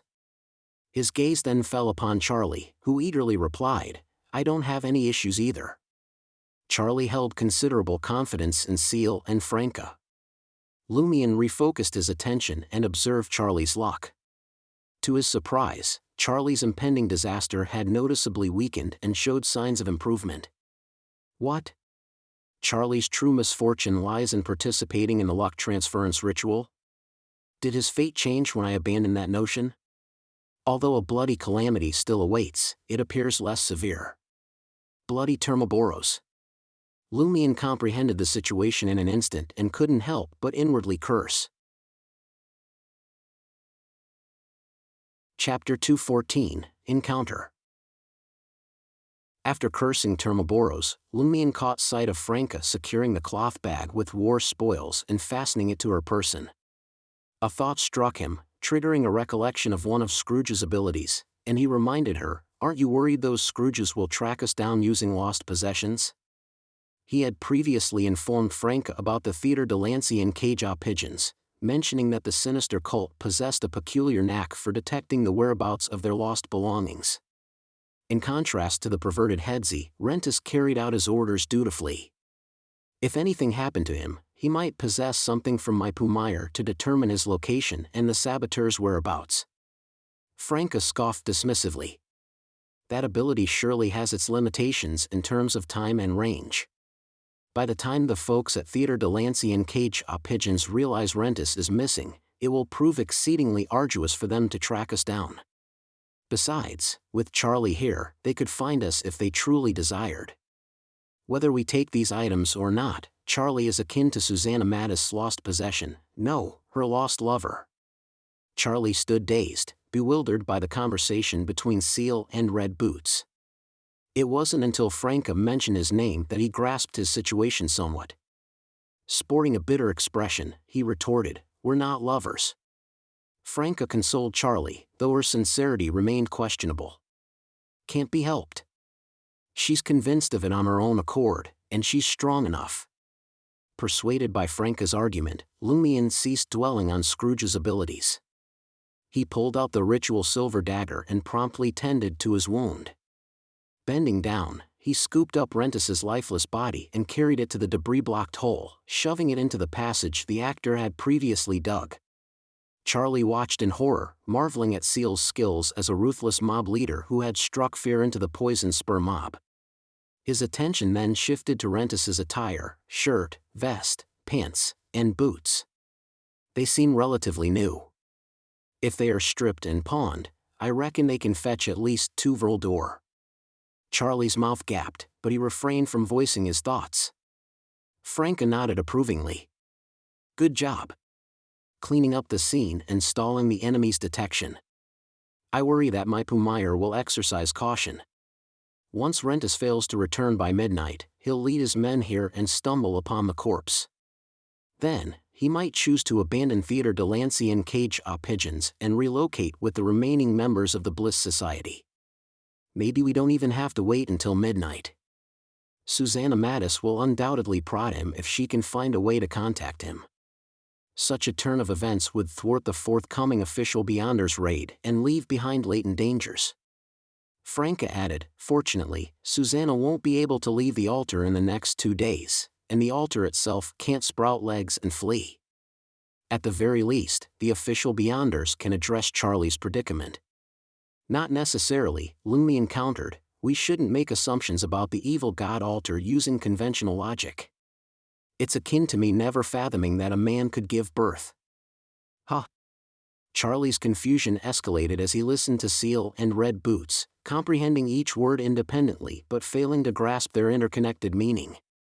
Franca fell silent for 2 seconds before solemnly nodding. "You're right. The true form of the altar is like a massive tree stump. It might possess life. When the time comes, it can uproot itself and transform into a treant, making its escape with Susanna." With a clap of her hands, Franca exclaimed, "Exactly. How can it be called a tree spirit without a tree?" Lumion sensed that Franca's conjecture could be close to the truth. He recollected wearing the mystery-prying glasses at Aubaird's du Coq d'Or, where he had witnessed an extensive underground network of brownish-green roots stretching in all directions. Emerging from the hole, he retrieved the carbide lamp and the enemy's lantern. He scrutinized the structure of the tunnel's ceiling and the surrounding rock walls. Every now and then, he extended his palm, gently patted and knocked against them. Confused by Lumion's actions, Franca, eager to leave underground Trier as soon as possible, asked, "What are you doing?" Calmly, Lumion replied, I'm searching for a suitable spot to place a bundle of explosives and bury the corpse completely. We mustn't make too much noise to avoid alerting Susanna, who's deep underground, and Meyer, who's in Theater Delancey and cage pigeons on the surface. Simultaneously, he had to ensure that the ground wouldn't collapse, as it could endanger the buildings above. Clearly, the municipal workers had diligently reinforced these areas when connecting the underground quarries, sewers, and various tunnels. Regular repairs were carried out, and minor cave-ins posed no threat to the surface's safety or its own integrity. Using his hunter powers, Lumion soon identified a depression on the side of the hole and placed a bundle of detonators there. Unfortunately, we lacked the proper tools and materials. Otherwise, we could set up a trigger for the explosives under the corpse. When Meyer arrives and tries to lift the body in his agitation, it would go boom, Lumion said with regret, squatting down.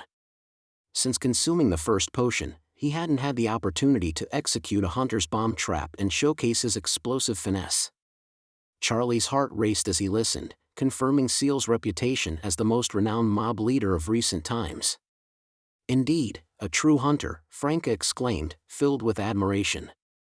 Lumion then took out a match, igniting the fuse. He stood up and began walking toward Franca and Charlie at a steady pace. Passing by the pile of gravel, he tossed the lantern into the tunnel. Hey, hey, hey!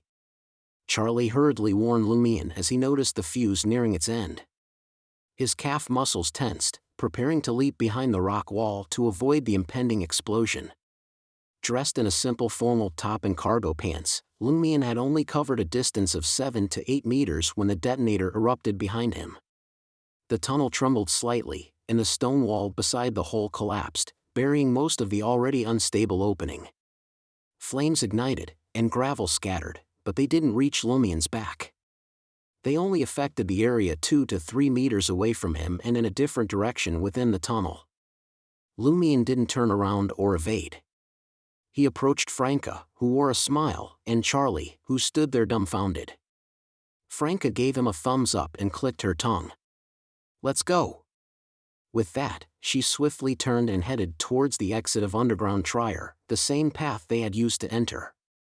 Black flames silently flickered behind her, igniting the blood on the ground, filling the air with its scent, and engulfing the remnants of red and white. Charlie's eyes widened, as if he had stepped into a surreal dream.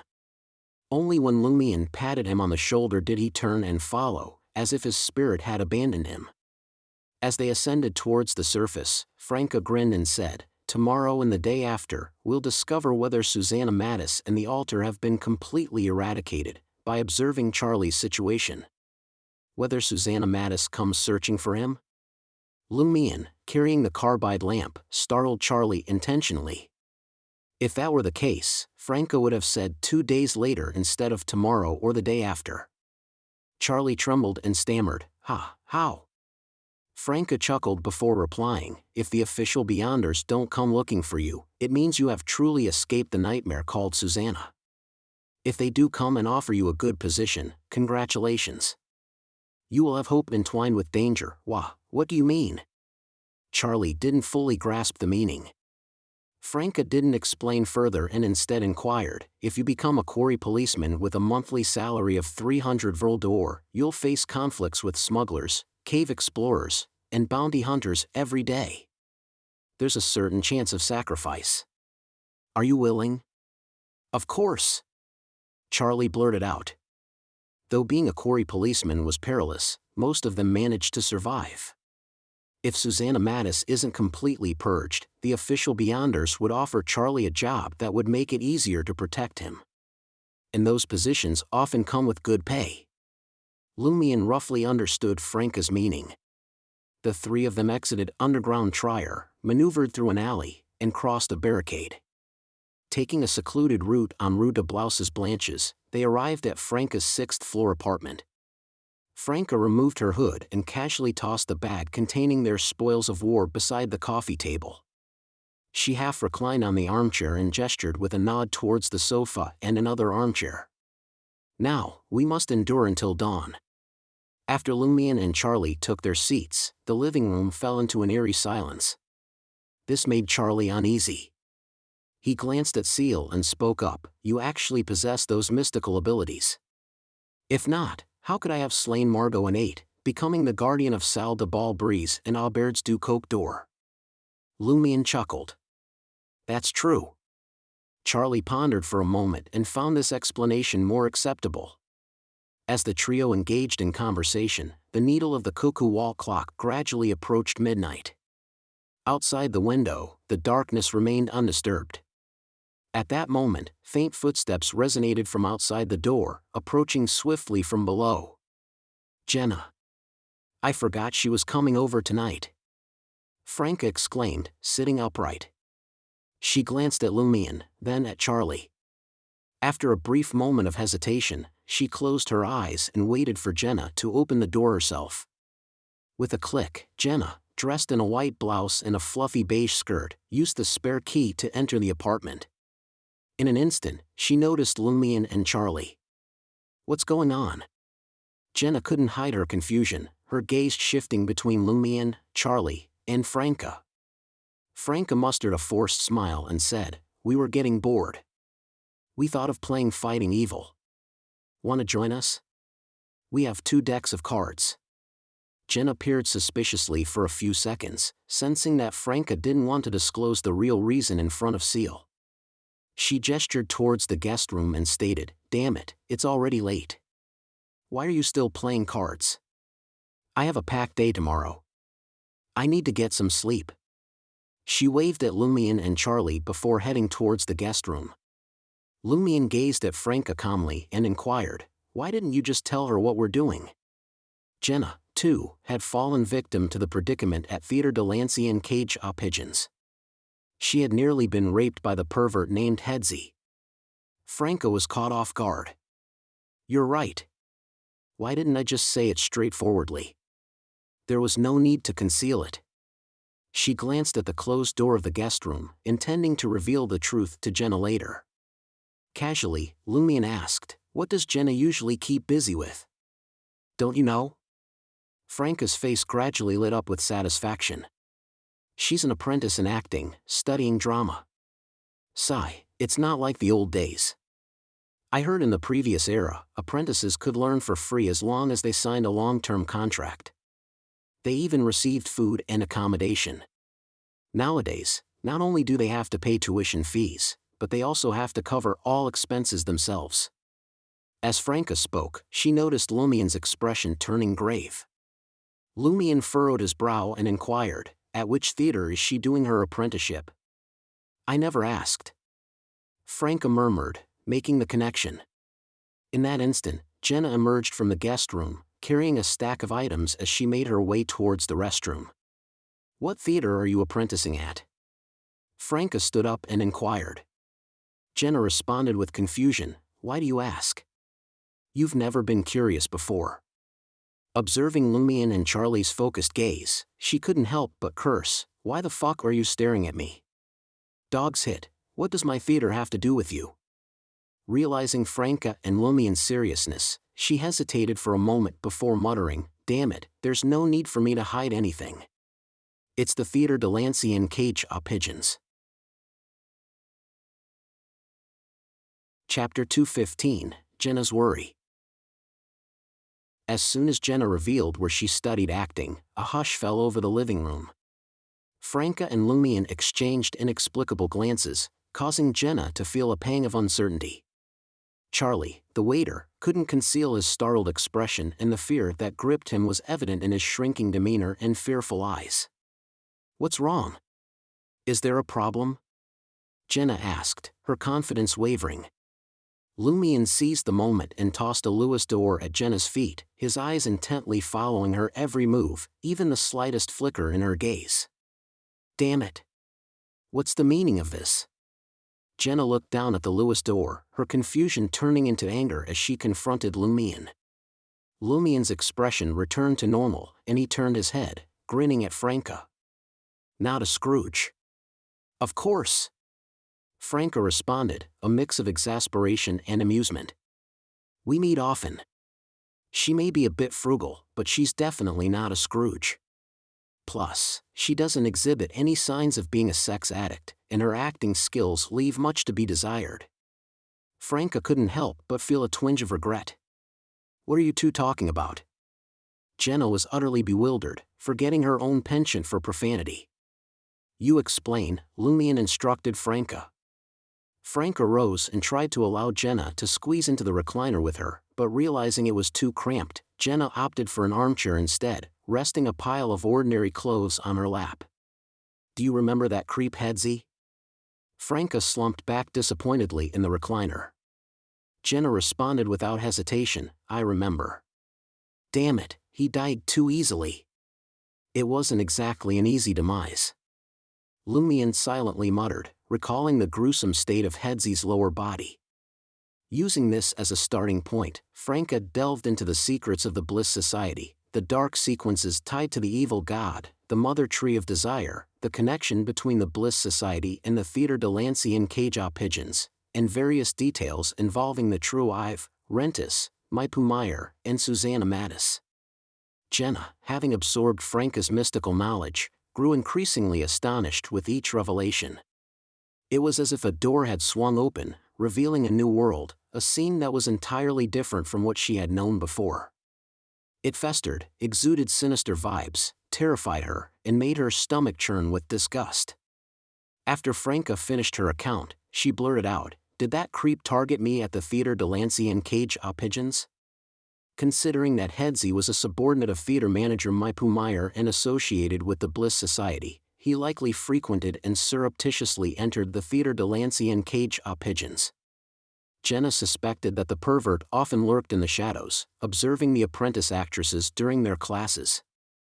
It's possible, Franca agreed, contemplating why the pervert Headsy didn't choose another underground singer but instead risked attacking Jenna. Jenna was undeniably attractive. After her time at the Theatre de Lancian Cage-Jaw pigeons, where she honed her acting and makeup skills, her allure had gradually emerged. However, she wasn't a fully fledged witch yet, nor was she overwhelmingly captivating. In the bustling marketplace, there was no shortage of underground singers who were more alluring and could ignite the desires of men of lower standing. Besides, they lacked the distinction of being Red Boots' mistress. Jenna glared at Lumion, her teeth grinding together in frustration. Lumion chuckled softly.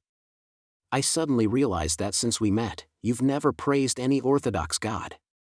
I still don't know if you're a follower of the eternal blazing sun or the god of steam and machinery. It's rather suspicious. Jenna scoffed and replied, Most of the time when I meet you, I'm dressed like this. I wear smoky makeup that symbolizes debauchery and sing, my dear, he's really good with his fingers. If I were to praise the sun in this state, I believe God would incinerate me. As she spoke, she pointed to her chest, revealing a generous amount of alluring cleavage. Without waiting for Lumion's response, she turned her finger towards Franca. And Franca never praises any deity either. Why aren't you suspecting her? Who says I don't? Franca declared solemnly, drawing a triangular sacred emblem on her chest. By steam. Your acting skills are mediocre. Aurora is the same. She rarely mentions her faith and doesn't attend Massachusetts. She only praises the sun when questioned. Lumion drew the triangular sacred emblem. By steam. Caught up in their actions, Charlie instinctively spread his arms wide. Praise the sun. An indescribable silence descended, as if no one knew how to proceed with the conversation. After a few seconds, Lumion addressed Jenna, saying, So, your true identity is an apprentice actress. Jenna couldn't help but feel a twinge of satisfaction. She lifted her chin slightly and replied, Well then, am I qualified to critique your acting skills? And let me clarify, I'm not some low-class hooligan with a vulgar mouth. I'm merely playing the role of an underground songstress. How did I do? Was it convincingly authentic? Can you find any faults? No wonder I occasionally find you rather refined, Lumion mocked, concurring with Jenna's statement. What do you mean, rather? Jenna expressed her dissatisfaction. Charlie's gaze darted between their faces, eventually landing on Franca, who sat in the recliner. Franca pursed her lips and observed Lumian and Jenna as they bickered. Lumian dismissed Jenna's bragging and said, "Let's discuss the theatre de l'ancien cage aux pigeons." After a few moments of contemplation, Jenna blurted out in frustration, "Damn it. My tuition fees." As soon as the words left her mouth, she noticed everyone giving her strange looks. Jenna hurriedly clarified, "Didn't you mention that my Pumeyer might escape with the members of the Bliss Society? Won't Theatre de l'ancien cage aux pigeons shut down? Damn it, I've already paid a year's worth of tuition fees to these damn heretics. I need to get that money back." Once Jenna regained her composure, Lumian's lips twitched. "Weren't you claiming that your foul mouth and low morals were all part of an act?" At first, Jenna was left speechless, but then she defended herself forcefully. "I am currently Jenna, the underground songstress. I am still in character and haven't broken free from it." Observing Lumian's skeptical expression, Jenna became enraged with embarrassment. "Damn it, don't you understand? This is called method acting."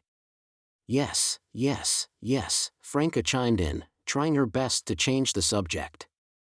Theatre de l'ancien cage aux pigeons has a dedicated audience and talented actors.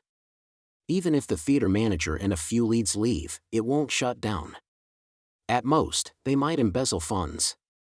It'll be a bit challenging for them. I believe there will be plenty of people willing to take over such valuable assets.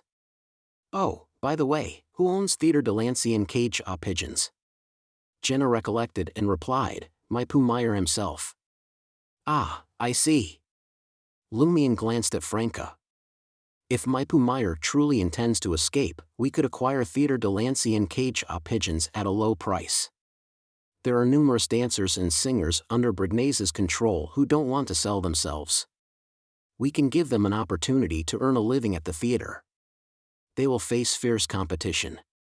Franca contemplated. If we succeed, it could indeed be a viable path. The challenge lies in convincing Brignaise. We can spin him a tale and sell him a promise. Let him know that no matter how much he squeezes a singer who moonlights as a street girl, he can only make a pittance. On the other hand, a renowned theatre actress under the influence of our Savoy mob will bring far greater returns. Charlie's gaze shifted between Lumian and Franca before settling on Jenna, who sat in an armchair. After discussing with Lumian, Franca assured Jenna, "Don't worry, your tuition fees won't be in vain." Jenna, who had been listening intently to their conversation, let out a sigh of relief and muttered, "The tuition fees for Theatre de l'ancien cage aux pigeons aren't cheap at all." Franca redirected the conversation back to its original course. "What's your impression of the people from Theatre de l'ancien cage aux pigeons? Who do you find suspicious?"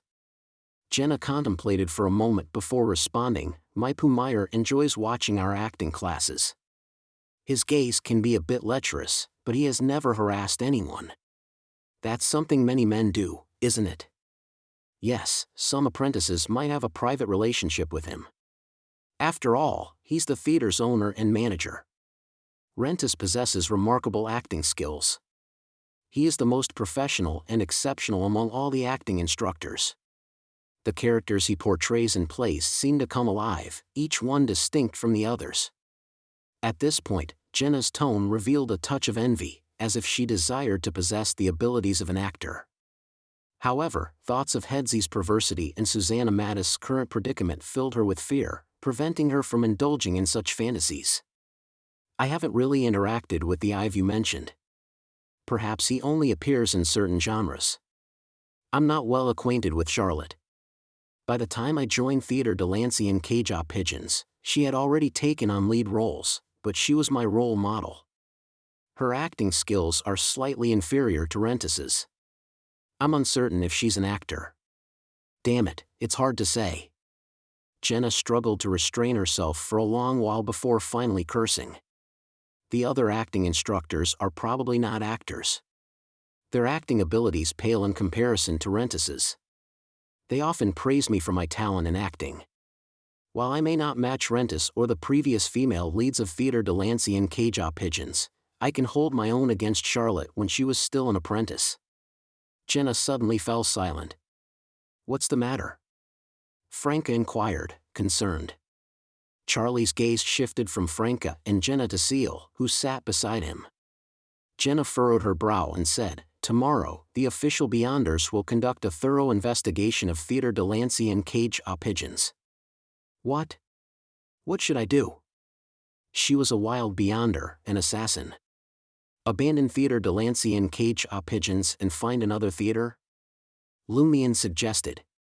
Money was the least of her concerns. Jenna pressed her lips together, her expression filled with dejection. But I used my true identity at Theodore Delancey and Cage Pigeons. What about my mother and brother? Chapter 216, Acting Guidance. Lumion wasn't sure if Jenna's bounty would have consequences for her family, so he turned to Franca, hoping she could use her connections to persuade the official Beyonders to overlook a mere apprentice actress. Franca didn't hide her dilemma. Helping to hide something was not an issue for someone like 007, but if they expected him to meticulously cover for someone during the operation, two conditions had to be met. First, he had to be involved in the operation and responsible for investigating the apprentice actresses. Second, he needed some information about Jenna to determine whom he should assist. Franca didn't believe that 007 happened to be in the market district by chance. At best, he could pass on information. The chances of him being directly in charge of the operations were highly unlikely. "I can try, but I can't make any promises," Franca replied, looking at Jenna with concern, trying to offer some comfort without making any definite commitments. Jenna acknowledged her words briefly, feeling a bit relieved, but she still struggled to come up with another solution. Lumion pondered for a moment and said teasingly, "You're just an apprentice actress. Why are you so anxious? Even if the official Beyonders investigate everyone in Theodore Delancey and Cage Pigeons, they won't waste much effort on you. Think about it. You've only been in the market district for a short time, and you haven't even become an apprentice actress yet. You don't even have a chance to play a minor supporting role. How could you be a female member of the Bliss Society?" "That's right," Franca interjected. "You spend most of your time singing in bars and dance halls rather than interacting with the cult of Theodore Delancey and Cage Pigeons. You're in the least suspicious group. If you tell the investigators the truth, you might not have to undergo any further tests of your Beyonder powers." Lumion added with a smile, "And even if they do test you, it will mainly be to determine if you believe in the Mother Tree of Desire, or if you're a Scrooge or a sex addict. And you definitely don't fall into any of those categories. This is a blind spot for the official Beyonders during their investigations, and you can take advantage of it.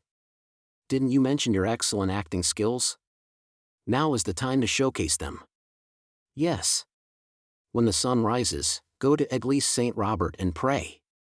Get an accessory that reveals your identity as a believer of the eternal blazing sun, and wear it. When you enter Theodore Delancey and Cage Pigeons, whether or not the official Beyonders arrive, praise the sun frequently. Evil God believers rarely engage in such actions. It will effectively set you apart from them.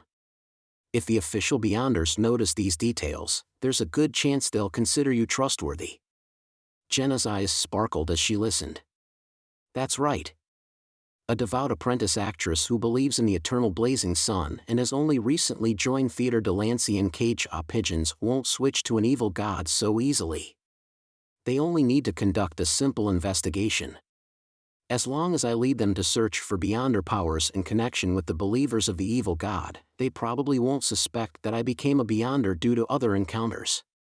The more Jenna spoke, the more her excitement grew. She placed the stack of clothes on her lap and stood up. She paced back and forth, making gestures as if she were embodying a devoted apprentice actress who believed in the eternal blazing sun. "Madam, it appears you're not a true follower of the eternal blazing sun. Otherwise, you wouldn't have needed to rehearse beforehand," Lumion clicked his tongue and criticized. Charlie, who had been listening, was taken aback. "Is Little Minx Jenna also someone with magical powers?" Jenna's performance, even in the presence of imaginary official Beyonders, gradually bolstered her confidence. Franca observed quietly, her eyes flickering, her mind filled with trivial thoughts. If Jenna and I possessed the powers of an actor, we would make perfect cosplayers, capable of becoming anything we desired. TSK TSK. She thought to herself. After some time, Jenna regained her composure and looked at Charlie warily. I've heard that you enjoy giving speeches in bars and twisting other people's secrets into stories. If you dare to fucking reveal my beyonder powers, I'll hand you over to a homosexual sex addict. Heh, just imagine the suffering you'll endure. Charlie couldn't help but pause for a moment. He shuddered and raised his right hand. Praise the sun. I swear in God's name that I won't divulge your secret. I just mentioned that you and Seal became lovers. Charlie suddenly stopped, sensing the strange atmosphere in the living room once again. Lumion shrugged at Franca, signaling that it was merely a rumor. Jenna scoffed. Will you also spread the rumor that Franca joined Seal and me to form a stable love triangle? No, Charlie quickly shook his head. At the same time, he found the idea rather intriguing. It hadn't occurred to him before. Jenna settled back into the armchair and continued to recount her knowledge of Theatre Delancey and cage-up pigeons. Lumion and Franca listened attentively, occasionally posing questions to guard against potential threats. An underground trier. A figure with a lantern in hand moved cautiously along a familiar path, searching for something. This person, of average height, wore a black tailcoat, a matching bow tie, and a half-top hat. His face had a square shape, with short and thick eyebrows. The lines on his face were etched deep, and he sported a well-groomed brownish-yellow beard, carefully waxed at the tips. The lantern's flickering light cast eerie shadows on his countenance, lending him an air of profound melancholy.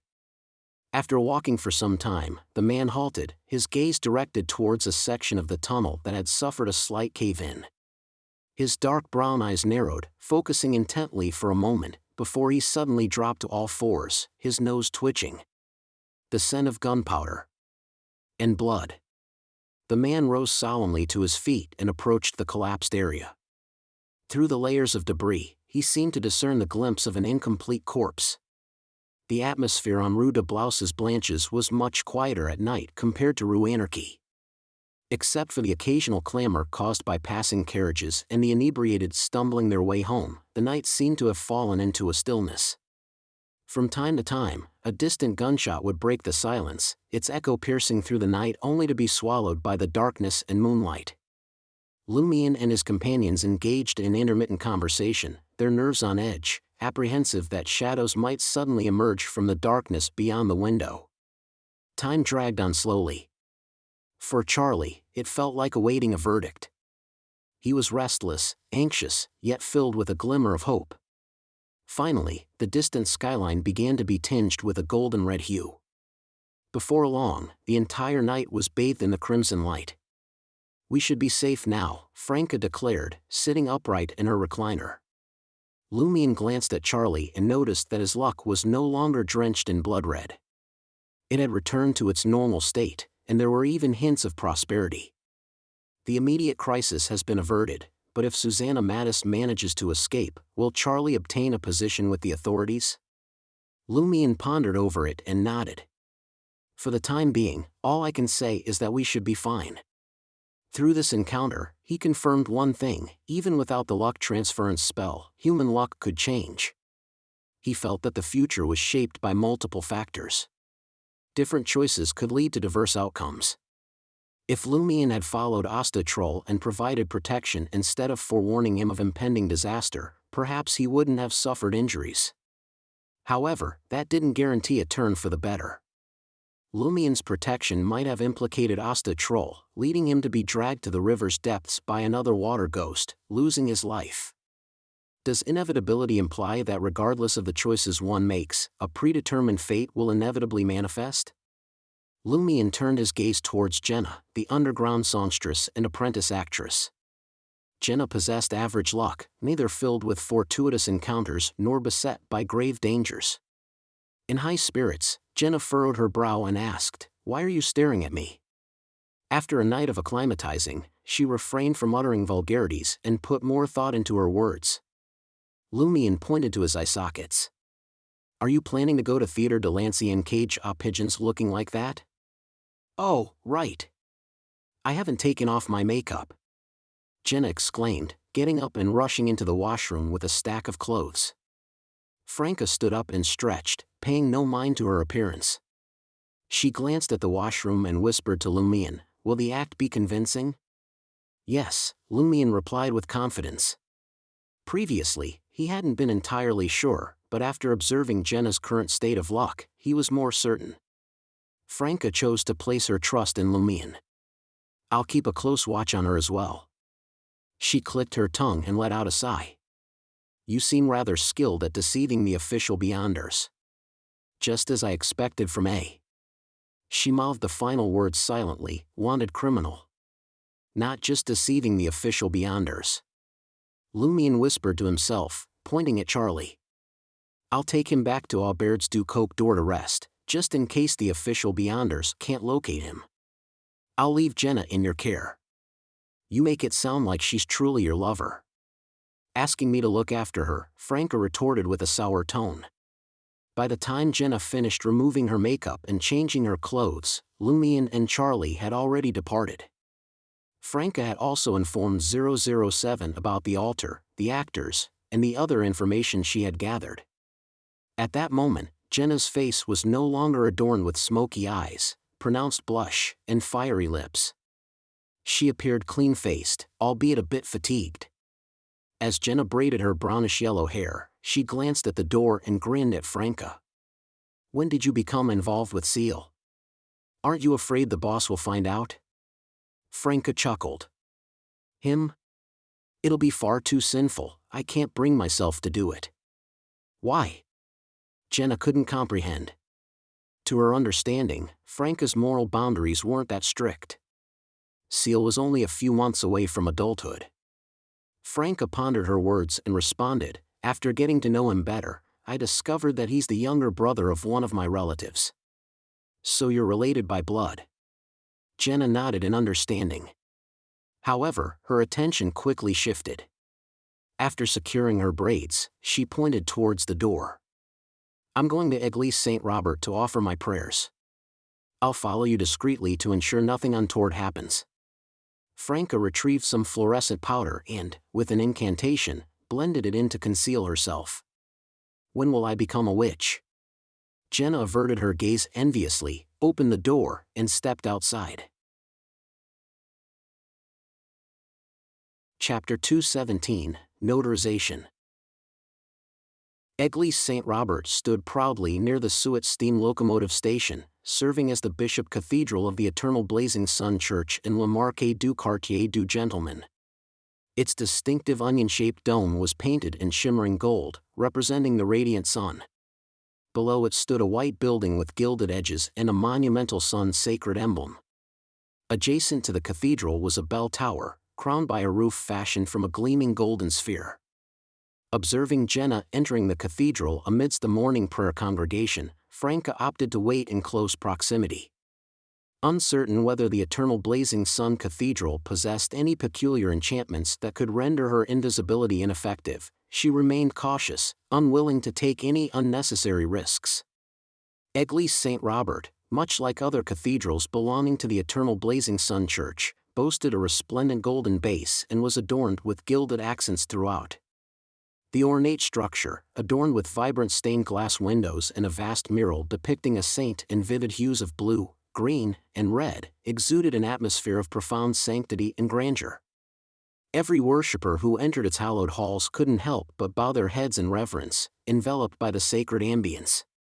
Jenna made her way to the front of the altar and settled into the second row of seats. Closing her eyes, she inclined her head forward and crossed her arms, placing them reverently upon her chest. Having been baptized and frequented the Eternal Blazing Sun Cathedral since her youth, Jenna was intimately familiar with this customary ritual, even though she could hardly be considered devout. She swiftly cleared her mind of any distracting thoughts, focusing her entire being on the act of prayer. Time seemed to stand still as the bishop delivered his sermon. After nearly 15 minutes, Jenna opened her eyes and quietly rose to her feet. She proceeded towards a long table positioned along the side of the main hall. This table spanned an impressive length of 20 to 30 meters, adorned with slender white candles flickering within golden lamps. Devotees seeking to express their gratitude or admiration for a saint or angel could purchase a candle from the clergyman stationed beside the table, lighting it and placing it within an unoccupied lamp. Jenna fixed her gaze upon the softly swaying flames for a few fleeting moments before redirecting her attention towards the clergyman dressed in a white robe interwoven with threads of gold. Her eyes caught sight of a man engaging in the purchase of candles. He appeared to be in his late 20s, his blonde hair immaculately styled and subtly enhanced with cosmetics. His eyes resembled the vivid azure of a tranquil lake, albeit relatively small in size. Adorned in a white shirt, a yellow vest, and a slim blue tweed coat adorned with 2 golden buttons, he bore a resemblance to the slightly distinguished gentleman of Trier, with discernible traces of makeup enhancing his features. As the man approached an unoccupied lamp with his acquired candle, Jenna moved closer to the clergyman in the resplendent white robe interwoven with golden threads, extending her arms in a welcoming gesture. "Praise the sun! Praise the sun," the clergyman warmly replied, his smile radiating genuine warmth. Jenna hesitated briefly for a couple of seconds before uttering, "I seek a blessed necklace." Comparing it to the purchase of candles, this act was more devout. But, naturally, it came with a higher price tag. "Sister, how about this one?" He produced a necklace adorned with a gold sunbird pendant from among the unsold white candles. 2 rose-red rubies were nestled within the eyes of the sunbird. In the Eternal Blazing Sun Church, just as brother was used to address men of the faith, female believers were affectionately called sisters. Some nuns even formed an alliance known as the Nine Sisters Association, working hand in hand with the Brotherhood Minor. Jenna couldn't help but sense that this particular necklace must be quite expensive. She could almost hear her wallet crying in protest. After careful consideration, she ultimately settled on a relatively simple amulet featuring a small sun-sacred emblem. It set her back 30 vril d'or, causing her to wince at the cost. As an underground singer in the Market District, Jenna earned a decent income, especially since her recent rise in popularity. However, it had only been a month since she began gaining recognition. Previously, her earnings were barely sufficient to cover rent, food, performance attire, makeup supplies, and the like, without having to rely on her family for financial support. Despite now earning nearly 300 vril d'or a month through part-time work, her financial situation still left her feeling uneasy. She had to save for next year's tuition, ensure her mother wouldn't worry, and even contribute to the family's debts. With the newly acquired amulet adorning her neck, Jenna took a deep breath and departed from Église Saint Robert, making her way to Theatre de l'Ancien Cage aux Pigeons before 9 a.m. The classroom for apprentice actresses was located on the 2nd floor, and Jenna passed by the manager's office on her way. The door remained tightly shut, indicating that Maipu Meyer hadn't arrived at the theater yet. Could he have really fled? Jenna averted her gaze and continued forward. Shortly thereafter, she walked past the locked door of the exclusive break room belonging to the popular leading actress, Charlotte Calvino. The door was locked as well. Jenna exhaled quietly, straightened her posture, and turned into the classroom. She was late. Gasper, the instructor for today's first acting class, had already arrived and was busy addressing a private question from one of the apprentices. Gasper, despite being a middle-aged man of dignified demeanor, had the ability to portray a charming playboy on stage. Deep within underground Trier, nestled within a hollow strewn with remnants of tree branches and vines. The very center had collapsed, leaving the soil in a state of disarray. Faint marks, as if from hurried footsteps, led towards an unknown destination. Angoulême de François followed the path indicated by the cardinals and found himself standing at the precipice, his eyes fixed on the bewildering sight before him. Those filthy rodents had relocated once more. In response to the signal from the cardinals, Angoulême unsheathed a golden longsword that appeared to be forged from condensed light from a grayish-white mechanical doll. With a swift motion, the sword plunged into the ground, causing the bluish-green and withered branches and vines to erupt into flames. Yet, no trace of black smoke ascended. As the fiery shroud dissipated, the true nature of the ground, walls, and ceiling came into view for Angoulême and his companions. A multitude of serpents, slimy and cold, writhed and entwined, engaging in frenzied mating rituals. Countless gray rats tore at each other relentlessly, refusing to retreat until death claimed them. Diverse insects devoured leaves and soil with such voracity that they burst open from overindulgence. As the realization dawned upon Franca that the plainclothes police had covertly sealed off Theatre de l'Ancien Caja pigeons, she swiftly withdrew from the brick-red three-story edifice and sought refuge in a nearby side alley. From her concealed vantage point, she observed the situation unfolding on the second floor. As the first acting lesson neared its end, Jenna couldn't help but notice the conspicuous absence of Meyer, who typically lingered by the classroom door. Just then, a group of black uniformed police officers entered, clutching lists in their hands. The leader called for a momentary pause in the lecture and addressed the assembled individuals. Meyer has been confirmed as a heinous heretic. We must ascertain your faith. Gasps and exclamations erupted, momentarily plunging the scene into disarray. Silence, bellowed the leading officer. I shall read out your names, and you will sign this pledge as a witness before God. No one shall deceive. Ascertaining of faith. Jenna's racing heart found a measure of solace. One by one, the teachers and apprentice actresses stepped forward, receiving a pledge form from one of the police officers. They diligently completed their declarations of faith, appending their signatures to solidify their commitment. Before long, Jenna heard her own name being called. Celia Bello. She approached with composure, collecting a pledge form and a scarlet fountain pen. The contents of the pledge were as follows: I solemnly swear that my faith in the remains unyielding to this day. Affirmer, notary, Jenna filled in the first two blanks with Eternal Blazing Sun and Celia Bello respectively before returning the completed pledge and the fountain pen to the police. Once all the actors and apprentices had signed the pledge, they were instructed to remain confined within the classroom, rehearsal room, and other designated areas until further notice, unable to venture beyond those confines. Within the manager's office that had previously been occupied by Meyer, a gathering took place to collect the signed pledges. Several devout members of the Eternal Blazing Sun Church, known as Beyonders, took turns wielding a fountain pen crafted from pure gold. With deliberate strokes, they inscribed the initials DE in the designated notary space. The ink they used appeared to be a vivid shade of crimson, reminiscent of fresh blood. Upon the completion of each pledge, a shimmering golden aura would briefly envelop the document before dissipating back to its original state.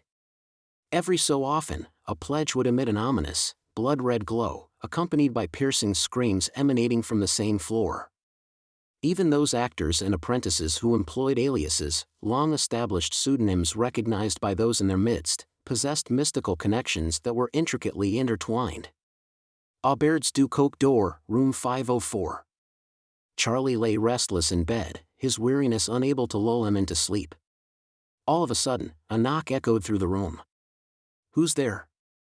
Charlie called out, startled, as he sat up in bed, resembling a startled bird. Angoulême de François. The voice from beyond the door was deep, yet carried a compelling warmth. Charlie's mind immediately conjured the image of the monsieur who had interrogated him about Madame Alice's demise. Hastily, he rose from his bed and swung the door open. Standing before him were Angoulême, with his blonde hair, golden brows, and beard, and Imra, whose brown skin and full lips bore the traces of southern continent heritage. What brings you here, Monsieur François? Charlie inquired cautiously.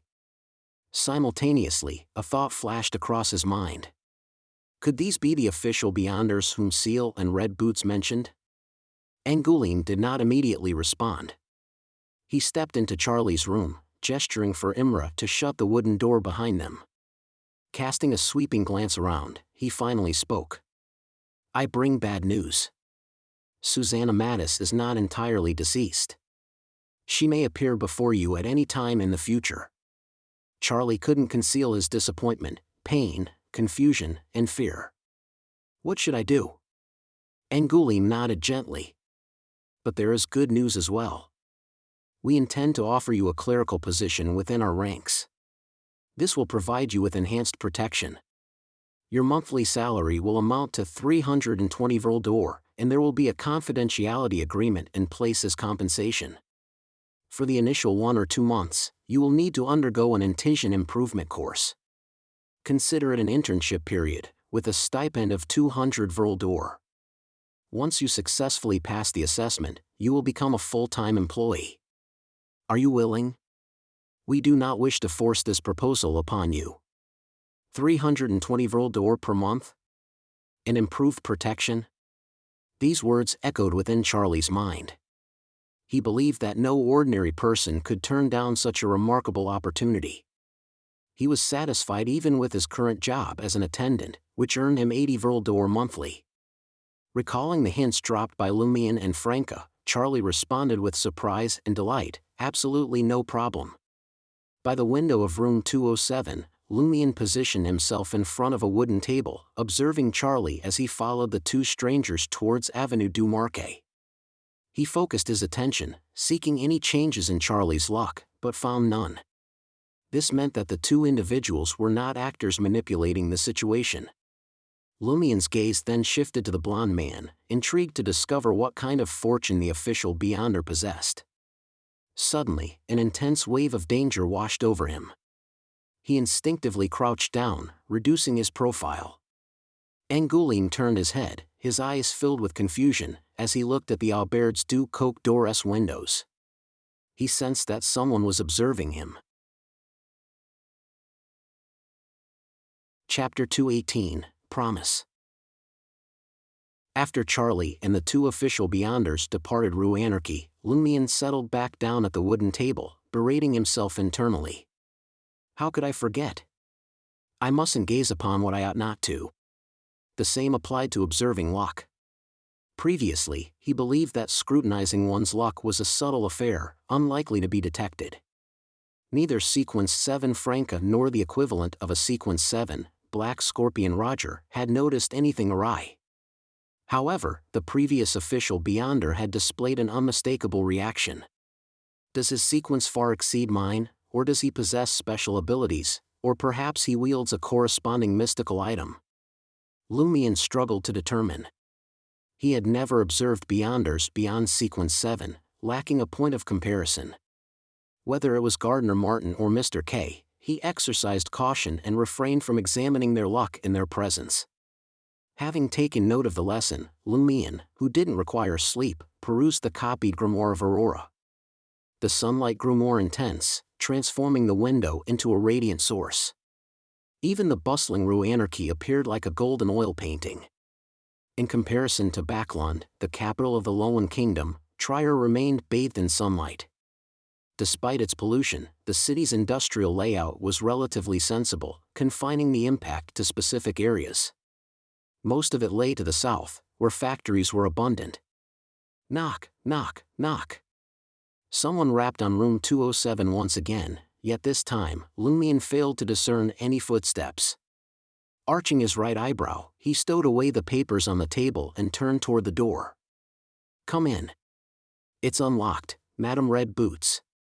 With a creak, the door swung open, and Franca stepped inside, donning a blouse, beige trousers, and red boots. In surprise, she inquired, "How did you know it was me? Why ask the same question as Jenna? Should I praise her for being a worthy student of an assassin like you?" Lumion replied, amused, "Because I possess a brain." "Don't make it sound like I lack one," Franca responded calmly, settling herself on Lumion's bed. Lumion chortled. "I can't think of anyone else capable of approaching my room without my notice and knocking on the door politely." Naturally, he had to exclude Madame Magician first. She lacked such diligence. It was impressive enough that she managed to reply in time. After a brief moment of contemplation, Lumion inquired, "Has Jenna's predicament been resolved?" Franca clicked her tongue. "You have an uncanny foresight, brat." She assumed the role of an elder sister. "If Jenna is still in danger, how could you, Hidden Blade, find the composure to seek me out?" Franca laughed dryly. I was referring to your astute guess that the authorized Beyonders would primarily investigate whether Jenna and the others are followers of evil gods. After all, I'm closer to an evil god than any evil god believer here. Lumion raised his right hand and gently patted his left chest. With a smile, he responded, such insights stem from the ample experiences of a wanted criminal. You seem quite proud, Franca teased. Curious, Lumion inquired, how did the authorized Beyonders conduct their investigations? The more he learned, the more confident he would become in evading similar inquiries in the future. Franca responded with an air of indifference, based on Jenna's account, I reckon they utilized the powers of a notary. Each person had to sign a pledge of their faith, a pledge witnessed by a notary. Heh, those who lied were engulfed in burning golden flames. They bled profusely and were dragged away. Aware that Lumion was still delving into the realm of mysticism, Franca proceeded to provide a detailed explanation. Notary-related abilities are quite common in Trier. They can be found in various places, disguised under different guises.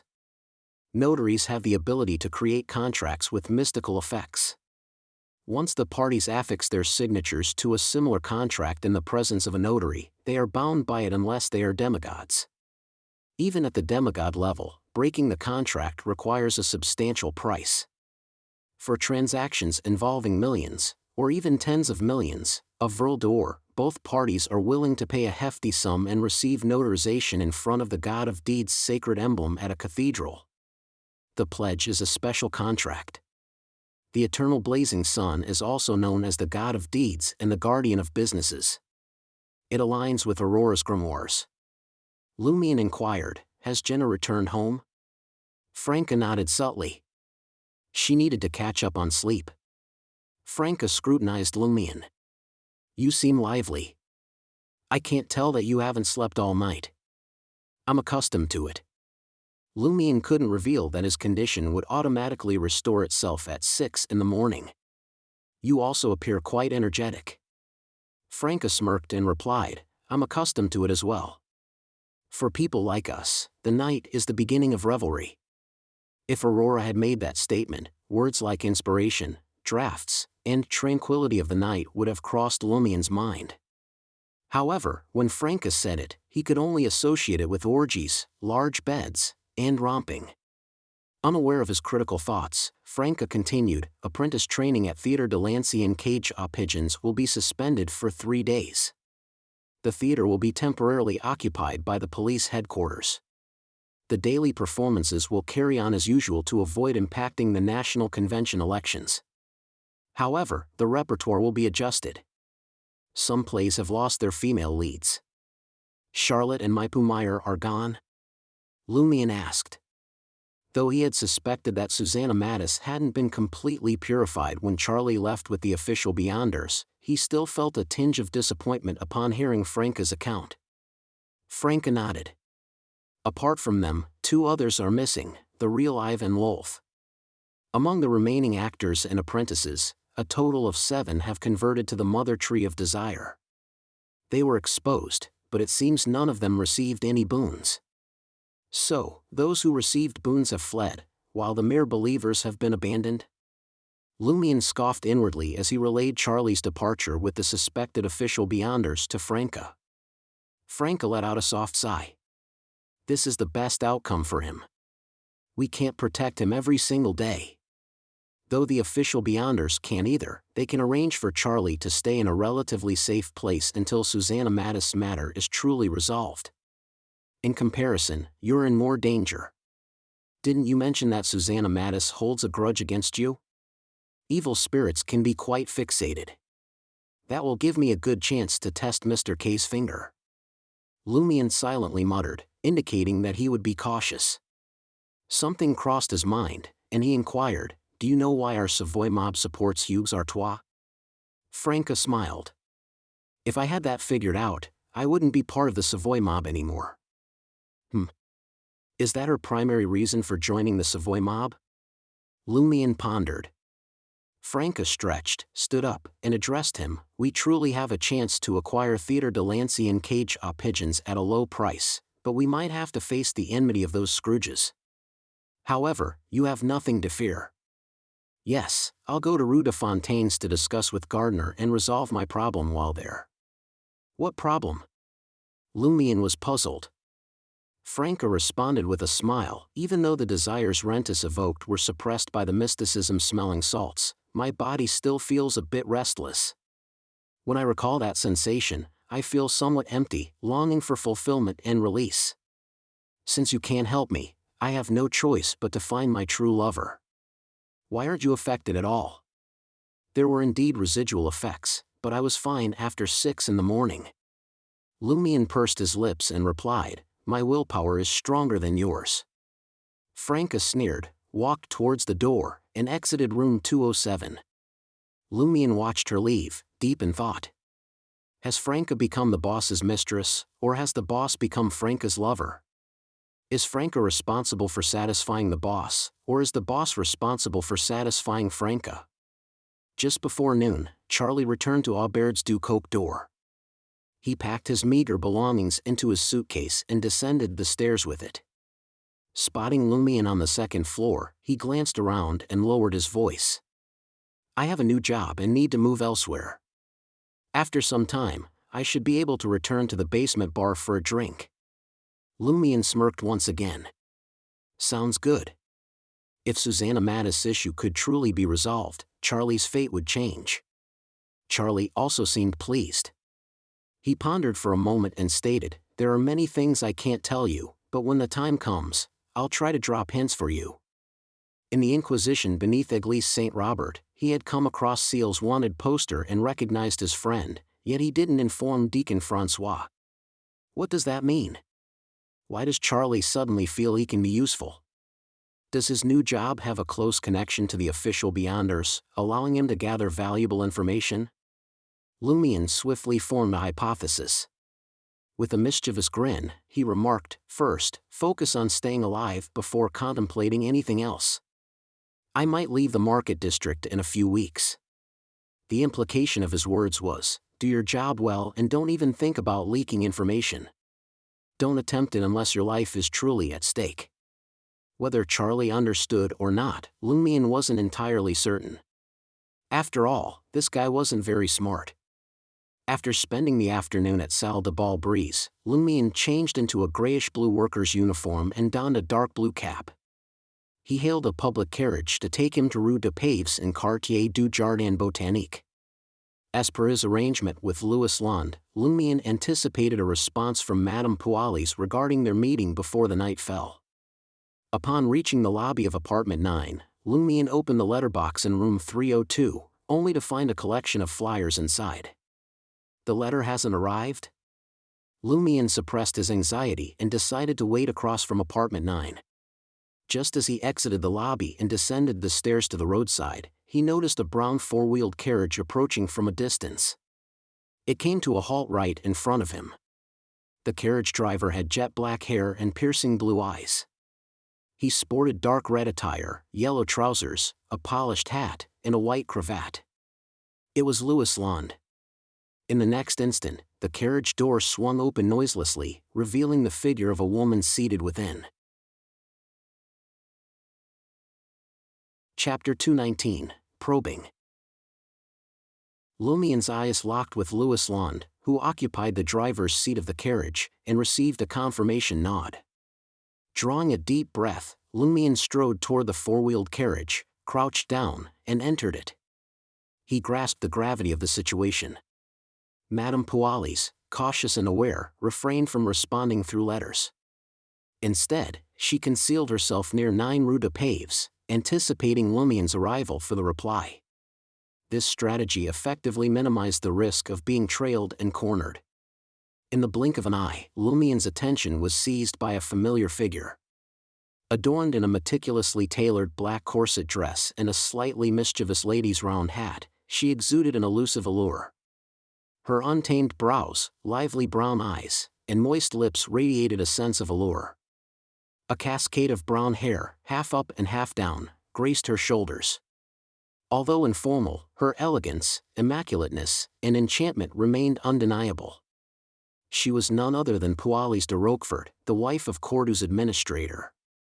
Long time no see, Madame Pualis greeted him with a smile, yet her eyes emitted a frigid glare, sending shivers down one's spine. Simultaneously, Lumion observed a shift in his surroundings. The carriage vanished, leaving him stranded in a desolate wilderness. There was nothing before him, and Madame Pualis had vanished into thin air. Just as Lumion marveled at this bewildering turn of events, a colossal, irregular shadow emerged on the ground. Instinctively, he raised his gaze, met by a reflection of brown feathers. Each plume rivaled the size of his head, assembling into a pair of wings that seemed to obscure the heavens. These wings belonged to Madame Pualis herself, who grew in stature, hovering in midair. Her feet transformed into avian talons, glistening with a chilling gleam. A majestic, ethereal voice resounded. "You should have been buried with Cordu." Lumion's heart constricted. Gripping his revolver, he swiftly pivoted and sprinted toward the edge of the wilderness. If the visions within this dream held even an ounce of truth, he could escape Permethau once he reached its limits. Bang! Bang! Bang! Lumion maneuvered in a curved path, firing rounds into the air. This constituted his sole means of long-range assault. Despite her immense size, Madame Pualis displayed remarkable dexterity.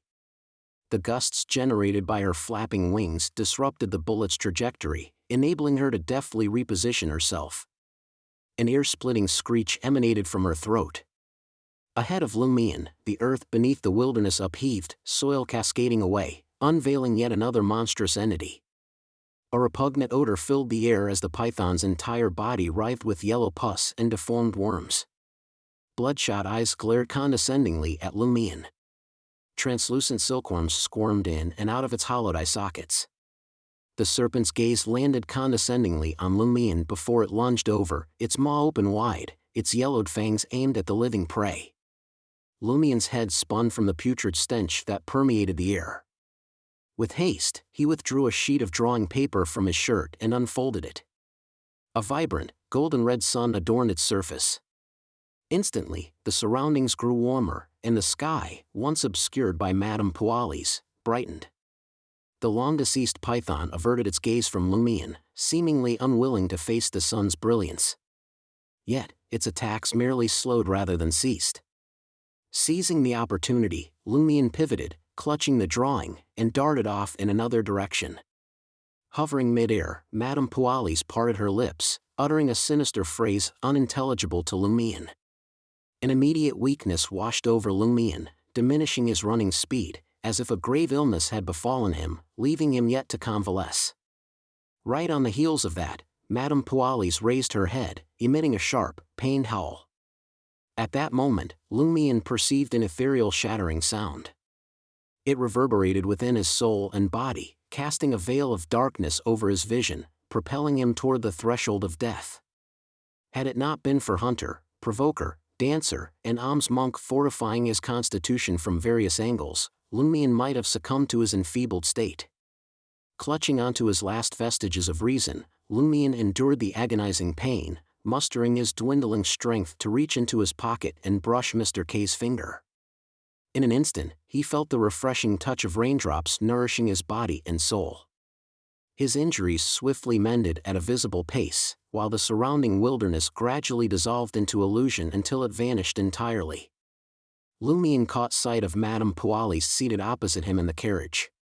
The chill had evaporated from her gaze, replaced by a sneering mockery. "With your feeble strength, you aspire to seek revenge against Guillaume Binet? When I departed Corda village, he gained a new boon after driving away us believers in the Great Mother. He now stands on par with a Sequence 5 Fate Appropriator. In the future, he may even procure the corresponding potion for consumption. Was her earlier attack merely a test of my capabilities?" Lumion harbored no surprise at the Padre's Sequence 5 status. After all, his contracted abilities far surpassed those of a contractee, yet he clearly lacked godhood. That left only two possibilities, Sequence 6 or Sequence 5. Considering Guillaume Binet's performance in the dream and his clash against Ryan, Leah, and Valentine, Lumion had long suspected him to be a Sequence 5 Fate Appropriator. Now, Madame Pualis had confirmed his suspicions. What astonished him was that recipients could consume potions to acquire additional abilities. However, they must choose the appropriate potion or a suitable alternative.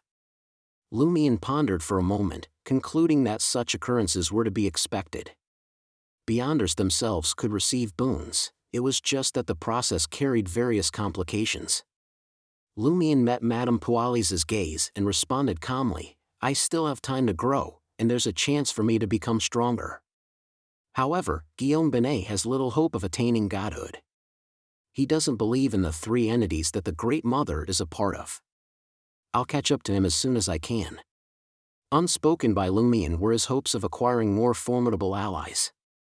Being an evil god's blessed and having offended a follower of the Great Mother, Guillaume Binet couldn't find many companions.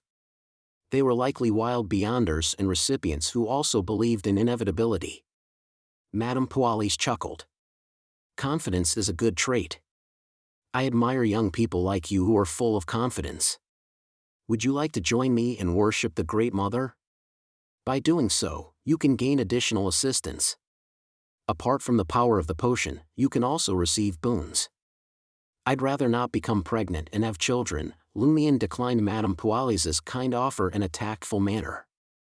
Madame Pualis smiled and replied, "It seems you haven't yet experienced the holiness, preciousness, and joy of life and the wonders of new beginnings. It's something I only came to fully comprehend after giving birth. But there's no need for you to refuse now. When you come to understand the greatness of the Mother, you can approach me any time." Lumion didn't wish to dwell on matters concerning the Great Mother, so he changed the subject. "I thought you got others to have children. I didn't expect you to have one yourself." Madame Pualis's face glowed with a maternal radiance. "After becoming a Banshee, I had to bear a child myself in order to draw closer to the Great Mother. It's hard to believe that you were once a man." Lumion almost hesitated to meet Madame Pualis's gaze. He swiftly redirected the conversation with a casual question. "Did your child perish in the castle?" "Yes," Madame Pualis sighed. "His father killed him with his own hands. Regrettably, he was unaware that the child was his." "Who?" Lumion blurted out. Madame Pualis smiled. "Guillaume Binet. Didn't you witness our affair? He didn't notice, but I knew you were hiding behind the altar. I even considered inviting you to join us. I assumed your affair was merely symbolic. Some of it was real." Lumion was taken aback as several images flickered in his mind, Madame Pualis and the Padre entangled in their nakedness. Madame Pualis praising the Padre's audacity, forthrightness, and masculinity. The Padre having Saint Sith put up with the transgression. Noticing Lumion's change in expression, Madame Pualis smiled and continued, "After arriving in Cordoue and familiarizing myself with the surroundings, the first thing I did was seduce Guillaume Binet. He held true authority as a clergyman and was the only means for Cordoue to connect with the Eternal Blazing Sun Church. If I could bring him down and make him a believer of the Great Mother, combined with Beast's identity, I could have truly established Cordoue as my territory without arousing suspicion from the outside world. Coincidentally, I also needed a child. So, I decided to put him to the test. Within a week, I secured his bloodline as a contingency plan. However, around July or August of last year, his attitude suddenly changed, and he lost interest in the Great Mother. Unfortunately, I didn't even have the opportunity to let him bear a child for me to experience the wonders of life." "Last July or August?" Lumion repeated. "Every year, shepherds return to the mountains during May and June." "Yes, I remember it vividly," Madame Pualis chuckled. "Later, that fool Louis Lond even attempted to seek his assistance." Lumion furrowed his brow and asked, "Why did the Padre's attitude change all of a sudden?" "I'm not entirely sure. All I know is that during that time, some villagers were spreading distorted ideas about horoscopes, and they were reported to Guillaume Binet. After interrogating those individuals, Guillaume Binet's demeanor gradually shifted." Madame Pualis's eyes seemed to reflect the sunlight dancing on a lake's surface. "Who are they?" Lumion pressed. Madame Pualis smiled in response. "Nasely and the others, people you are familiar with." Lumion fell silent for a few seconds before speaking again. Where were you, and what were you doing when the Padre and the others attacked the castle? Pualis let out a brisk laugh. So, you finally ask. You should have already guessed the answer, right? She gazed at Lumion with a pained and twisted smile. Aurora attacked me. Chapter 220, Nightmare. Aurora attacked me. The words echoed in Lumion's ears, crashing through his mind like a burst dam. A surge of memories flooded in, washing away the hidden horrors buried beneath the surface. They were ghastly, painful, and pierced his very bones. One by one, scenes played out before Lumion's eyes. Guillaume Binet, the Padre, encircled by a horde of undead figures in the wilderness. Madame Pualis soaring through the air with her wings spread wide. And there, in her eyes, Lumion caught a glimpse of a familiar blonde figure. It was Aurora. Lumion's gaze shifted to the castle's third-floor walls, covered in translucent faces of bluish-white hue. He witnessed Louis Lon giving birth, Sybil Berry being reborn within the body of a lady's maid, Guillaume Binet, Pierre Berry, Pons Binet, and a group of believers of Inevitability engaged in a fierce battle against the midwife, Administrator Beast, and their companions. All of this unfolded within Lumion's own visions, emanating from a small bubble floating in the air. White paper. White paper. Lumion's face contorted in agony as he staggered backward. Bluish-purple veins, densely packed, protruded from his body, each representing a blood vessel. Meanwhile, the words of psychiatrist Susie flashed through his mind, always remind yourself not to overreact. Whenever you feel a similar surge of emotions, take deep breaths and find your calm. Lumion gasped heavily, feeling as though the world around him had turned into a vacuum. In an act of sympathy, Madame Pualis spoke, "You have indeed forgotten many things. No, you've buried them deep in your heart, afraid to confront them. I, too, suffered. It was not pleasant for me.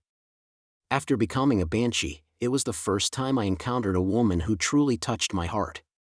She possessed charm, kindness, gentleness, and a vibrant spirit. I never imagined that she, as a follower of the evil god, would turn against me. Even then, she was already a fate appropriator, favored by Inevitability more than Guillaume Binet." Lumion couldn't help but bring his hands to his head, as if it might explode from the intense pressure within. Taking deep breaths, he recalled Aurora, who brushed off his concerns about the village's peculiarities. He remembered her cautioning him against laying eyes on forbidden things. He thought of Aurora, who would often sit on the roof at night, gazing at the vastness of the cosmos. The dream of the diaphanous lizard crawling out of Aurora's mouth resurfaced in his mind. He remembered how Nasely and the others, the initiators of the horoscope heresy, had close ties to Aurora. Amidst these recollections, Lumion also recalled his failure to avenge Raimund and Ava's deaths, discovering himself captured by Pons Binet instead. He endured torment before finally being set free. He recalled Aurora, who had cut the lever blue and assembled a plea for help together with him. He remembered Aurora explaining the mystical knowledge she possessed. And above all, he remembered Aurora pushing him off the altar during the ritual, her eyes flickering with a newfound liveliness. Huff! Huff! Lumion gasped heavily, as if still trapped in the clutches of a never-ending nightmare. A soft sigh escaped Madame Pualis's lips. I should have noticed her strangeness sooner. Although we didn't often cross paths, I always sensed something peculiar about her. The way she would gaze up at the night sky, speaking cryptic words about her hometown. Later on, I wished for her to embrace the Great Mother's teachings, but alas, it was too late. Lumion's trembling lips struggled to form the question. When did she start behaving strangely? He had a vivid recollection of Aurora's habit of stargazing and reminiscing about her homeland, but there had been no signs of trouble in the early years. Granted, Lumion acknowledged that Aurora had been fixated on the cosmos more frequently over the past year, but he couldn't pinpoint the exact moment when it all began. Madame Pualis shook her head, suppressing her emotions, and spoke with a hint of amusement. That's a question you must answer for yourself. You spend every day with her, whereas I do not. Sometimes, I envy you deeply. Yet, at other times, I believe you have your own merits. Why should we be bound by the rules of a conventional society, denying ourselves the freedom and joys of life? Lumian seemed lost in his own thoughts, barely registering Madame Puali's words. He continued to hunch over, pressing his head against the carriage floor. Muttering to himself, he questioned, Who? Who led her to embrace inevitability? Perhaps only she knows the answer. Unfortunately. Madame Puali sighed once more. Lumian fell into silence, taking deep breaths to steady himself. Once. Twice. Thrice. Time seemed to blur as he wrestled with his thoughts. Finally, he straightened his posture, lowered his hands, and turned his gaze towards Madame Puali's. Have you ever encountered an elf-like creature resembling a lizard in the village? No. Madame Puali shook her head. The diaphanous lizard from my dream was merely a symbol. Did it represent the influence of inevitability? Or did it actually exist, concealed deep within reality? Lumian pondered incessantly, as if this were the only way to prevent the razor-sharp blades from piercing his shattered heart. He posed a new question. Have you ever come across the legend of the warlock? The one about 9 bulls being the only ones capable of pulling the coffin. No, Madame Puali's replied once more, shaking her head. Lumian continued to inquire, one question after another. Eventually, he lost track of what he was asking and whether Madame Puali's had even responded. In his mind, her face became hazy, as though she were standing dozens or hundreds of meters away. At some undetermined point, the four-wheeled carriage came to a halt. Lumian found himself back on the roadside, moving forward without purpose or destination. Clang! Clang! Clang! The cathedral bell tolled, signaling midnight. Suddenly, Lumian snapped out of his daze, realizing he had returned to the Auberge du Coq d'Or. Almost instinctively, he ascended the steps and prepared to push open the door. But after a few seconds of shock, he retreated back onto the street, wandering towards the end of Rue Anarchy like a lost soul. He walked until he reached Avenue du Marquet. The sky, perpetually gloomy throughout the night, now became shrouded in thick, dark clouds. There was no crimson moon or stars to be seen. Finally, Lumian arrived at the entrance of Salle de Bal Brise, where a cacophony of voices and the rhythmic beat of drums emanated, creating an unusually vibrant atmosphere. Feeling overwhelmed by the environment, he abruptly spun around, staggering to the side of the road. Finding a spot in the shadow, far away from the nearest gas street lamp, he sat on the ground. Pitter.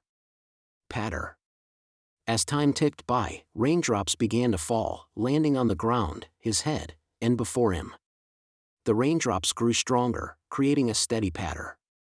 Lumian remained motionless, as if he had transformed into a statue, allowing the rain to soak his hair, face, and clothes. Suddenly, a shadow appeared above him, and the raindrops vanished. Confused, Lumian looked up and saw a dark blue umbrella, its metal frame supporting the fabric, held by Jenna. He averted his gaze, staring blankly at the middle of the road where mist had started to rise.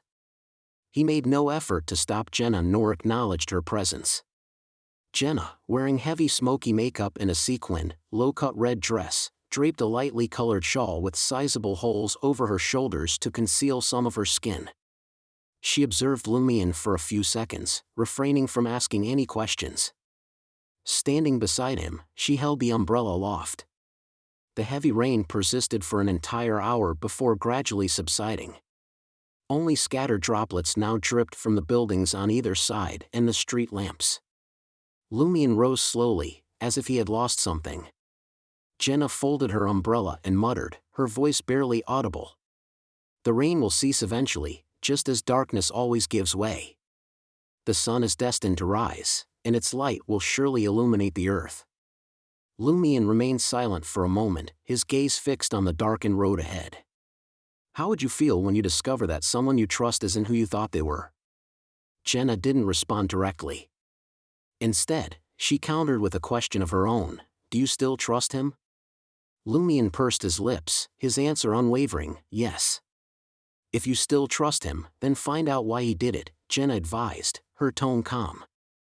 Lumion's hands trembled slightly as he took a series of deep breaths. Eventually, his body returned to normal, and he turned to face Jenna. Why are you here?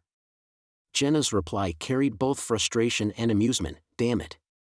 This is just outside Salle de Bal Breeze. I didn't need to go to the theater tonight, so I came here to sing and make some cash.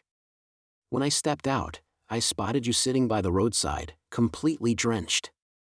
Lumion averted his gaze and began walking forward, his expression devoid of emotion. He splashed through puddles, striding toward Rue de Blanches. Where are you going? Jenna asked, a hint of concern in her voice. Lumion responded without looking back, to find out the reason. He recalled Aurora's words when she pushed him away from the altar, my grimoires. Considering the current circumstances, Lumion suspected that his sister was trying to convey that he could uncover clues about the source of the abnormality within her grimoires. Jenna followed Lumion, holding the umbrella, and probed, do you think you can find the reason in just one night? Perhaps it will take a long time, Lumion impatiently replied. Jenna muttered under her breath, then why are you in such a hurry? Rest and clear your mind. It might help you uncover the reason more quickly. Lumion contemplated his limited understanding of the grimoire's contents and his lack of mystical knowledge. He fell into silence. Once again, he turned to Jenna. Is Frank at home? Why do you ask? Jenna appeared perplexed. She probably won't return to Rue de Blanches today. She mentioned wanting to spend a pleasant evening with Gardner Martin. Phew. Lumion exhaled and redirected his steps toward Rue Anarchy. Chapter 221, Venting. Jenna's gaze fixated on Lumion's retreating figure as she inquired, where are you off to? Getting some shut-eye, Lumion replied without glancing back. Pursing her lips, Jenna pondered for a brief moment before deciding to follow him. She wanted to ascertain his final destination and see if he truly intended to return to the Auberge du Coq d'Or to sleep. Otherwise, with his current state, she couldn't fathom the trouble he might stir up. Ignoring Jenna's presence, Lumion ambled slowly back towards the Auberge du Coq d'Or. As he reached the motel's entrance, he discovered the main door firmly locked. Rather than scaling the pipes, he retrieved a small wire from his person and deftly inserted it into the brass keyhole, skillfully manipulating it. The door swung open, revealing the murky interior. The only source of illumination emanated from the staircase leading down to the basement bar. Lumion cast a fleeting glance and chose to descend in that direction. Damn it! Didn't he claim he was going to bed? Jenna cursed inwardly and let out a resigned sigh. She trailed after him into the Auberge du Coq d'Or's basement bar. The bar wasn't bustling with patrons. 2 or 3 inebriated men occupied a small round table, sporadically bellowing, but they lacked any significant strength. The sole customer at the bar counter happened to be Lumion's neighbor, Gabriel, the playwright residing in room 206. Garbed in a faded linen shirt, brown trousers, and oversized black-framed glasses, Gabriel's hair appeared unkempt and greasy. You're still drinking at this hour? Lumion settled beside Gabriel, his gaze fixed upon the glass of green absinthe clasped in the playwright's hand, shimmering with a psychedelic allure. Has he returned to normal? Jenna appraised Lumion, sensing that his condition wasn't as dire as before. Suppressing a yawn with her hand, she pulled a bar stool over and took a seat, resolute in her intent to observe for another 30 minutes. Gabriel forced a bitter smile and responded, I just finished a manuscript and came down for a drink. Are all authors the same? Do you prefer to toil at night and slumber during the day? Lumion rapped on the bar counter, beckoning for a glass of absinthe. Pausing for a moment, Gabriel replied, many authors are like that. Tranquil nights grant us greater inspiration. But that's not why I stay up late. I must visit various theaters during the day, persuading managers to peruse and accept my manuscript. Today, I went to the Theatre de la Renaissance in Quartier de la Cathedral Commemorative. Their manager, Nathan Lopp, is renowned as the most astute theater manager. He possesses the highest likelihood of recognizing the value of my script. Yet, he refused to see me. I failed to meet him both at his office and during my visit to his apartment. Upon hearing words like theater and manager, Jenna inwardly gasped, a vague sense of trepidation creeping over her. The fact that many individuals around her worshipped an evil god had left a lasting scar on her psyche. Furthermore, their abilities were repulsive and twisted, evoking deep-rooted revulsion within her. Do you happen to know where the theater manager lives? Yes, I've visited him at his apartment before, along with other playwrights. He's still unmarried and often changes mistresses, Gabriel rambled on. A grin crept across Lumien's face. I have a way to get that fellow to read your script, but I can't guarantee he will accept it. Really? Gabriel was taken aback and perplexed. There's actually a way? Jenna wondered, her mind filled with bewilderment. Lumien swiftly finished his absinthe and rose to his feet. Let's go at once. Bring your script. Gabriel had never encountered such a man of action. It was already midnight. With no remaining hope, he resolved to give it a try. Downing the last of his absinthe, he ascended to the second floor to retrieve the script for his 3-act play. Standing at the entrance of Aubert's du Coq door, Jenna studied Lumien with a mix of puzzlement and curiosity. Do you truly have a solution?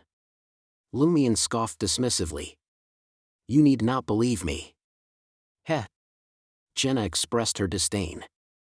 Uncertain if this was a consequence of his troubled state, she felt a twinge of curiosity and decided to follow Lumien to prevent him from engaging in any rash actions. Before long, Gabriel returned to the ground floor. He had changed into a clean and respectable formal suit, complete with a crimson bow tie. Address, Lumien inquired calmly. Room 702, 15 Rue de Faux, Quartier de la Cathedral Commemorative. Gabriel gazed at the poorly lit Rue Anarchy, observing only a few inebriated individuals and wanderers. He tentatively asked, "Shall we walk there?" There were no public carriages available at this hour, and Quartier de la Cathedral Commemorative was adjacent to the market district. Lumien paid no attention to the query, instead strolling towards Avenue du Marquet at a steady pace.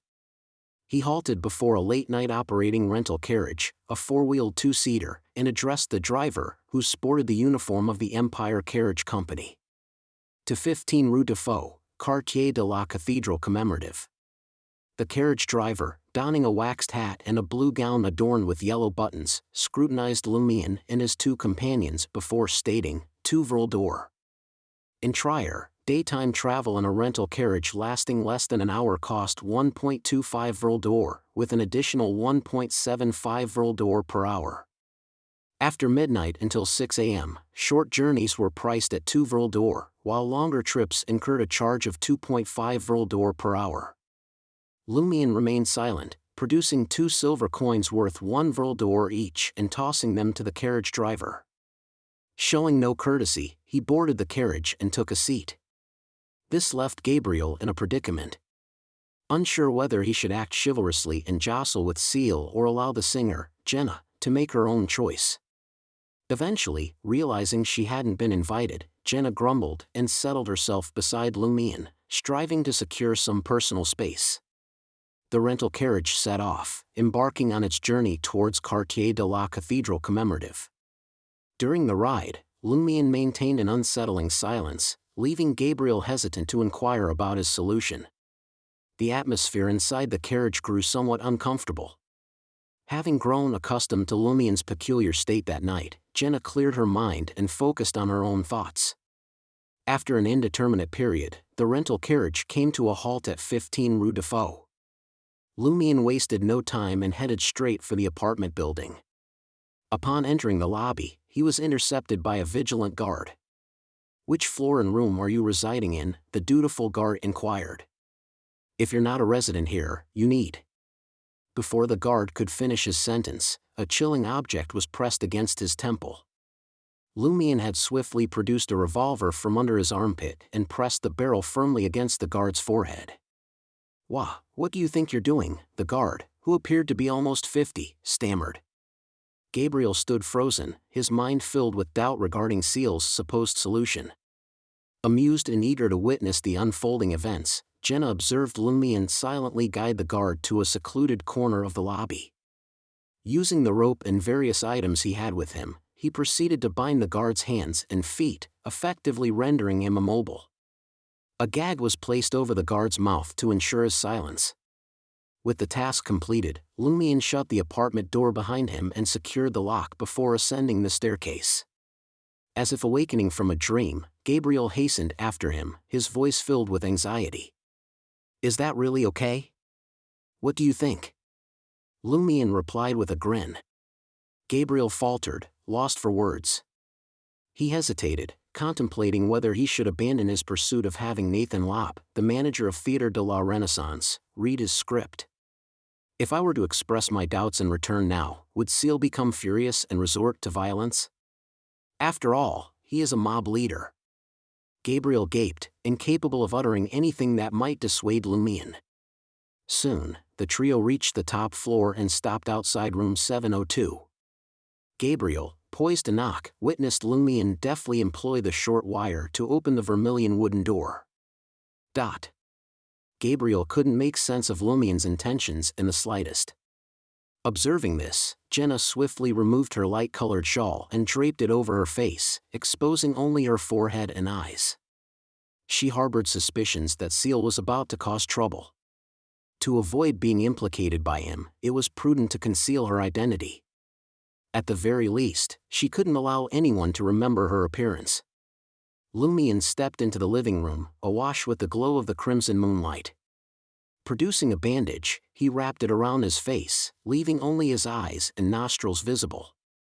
Though Gabriel failed to comprehend why Jenna and Seal were veiling their faces, he instinctively found a cloth and covered the lower portion of his own face.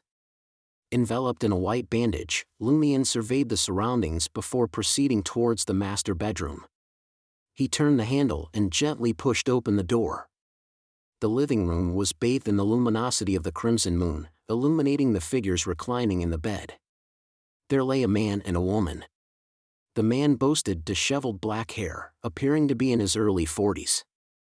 His countenance was gaunt, with a prominent nose bridge. The woman possessed curly blonde hair, seemingly in her 20s. Her complexion was flawless, and her features were strikingly beautiful. Beneath the velvet blanket, they appeared to be unclothed.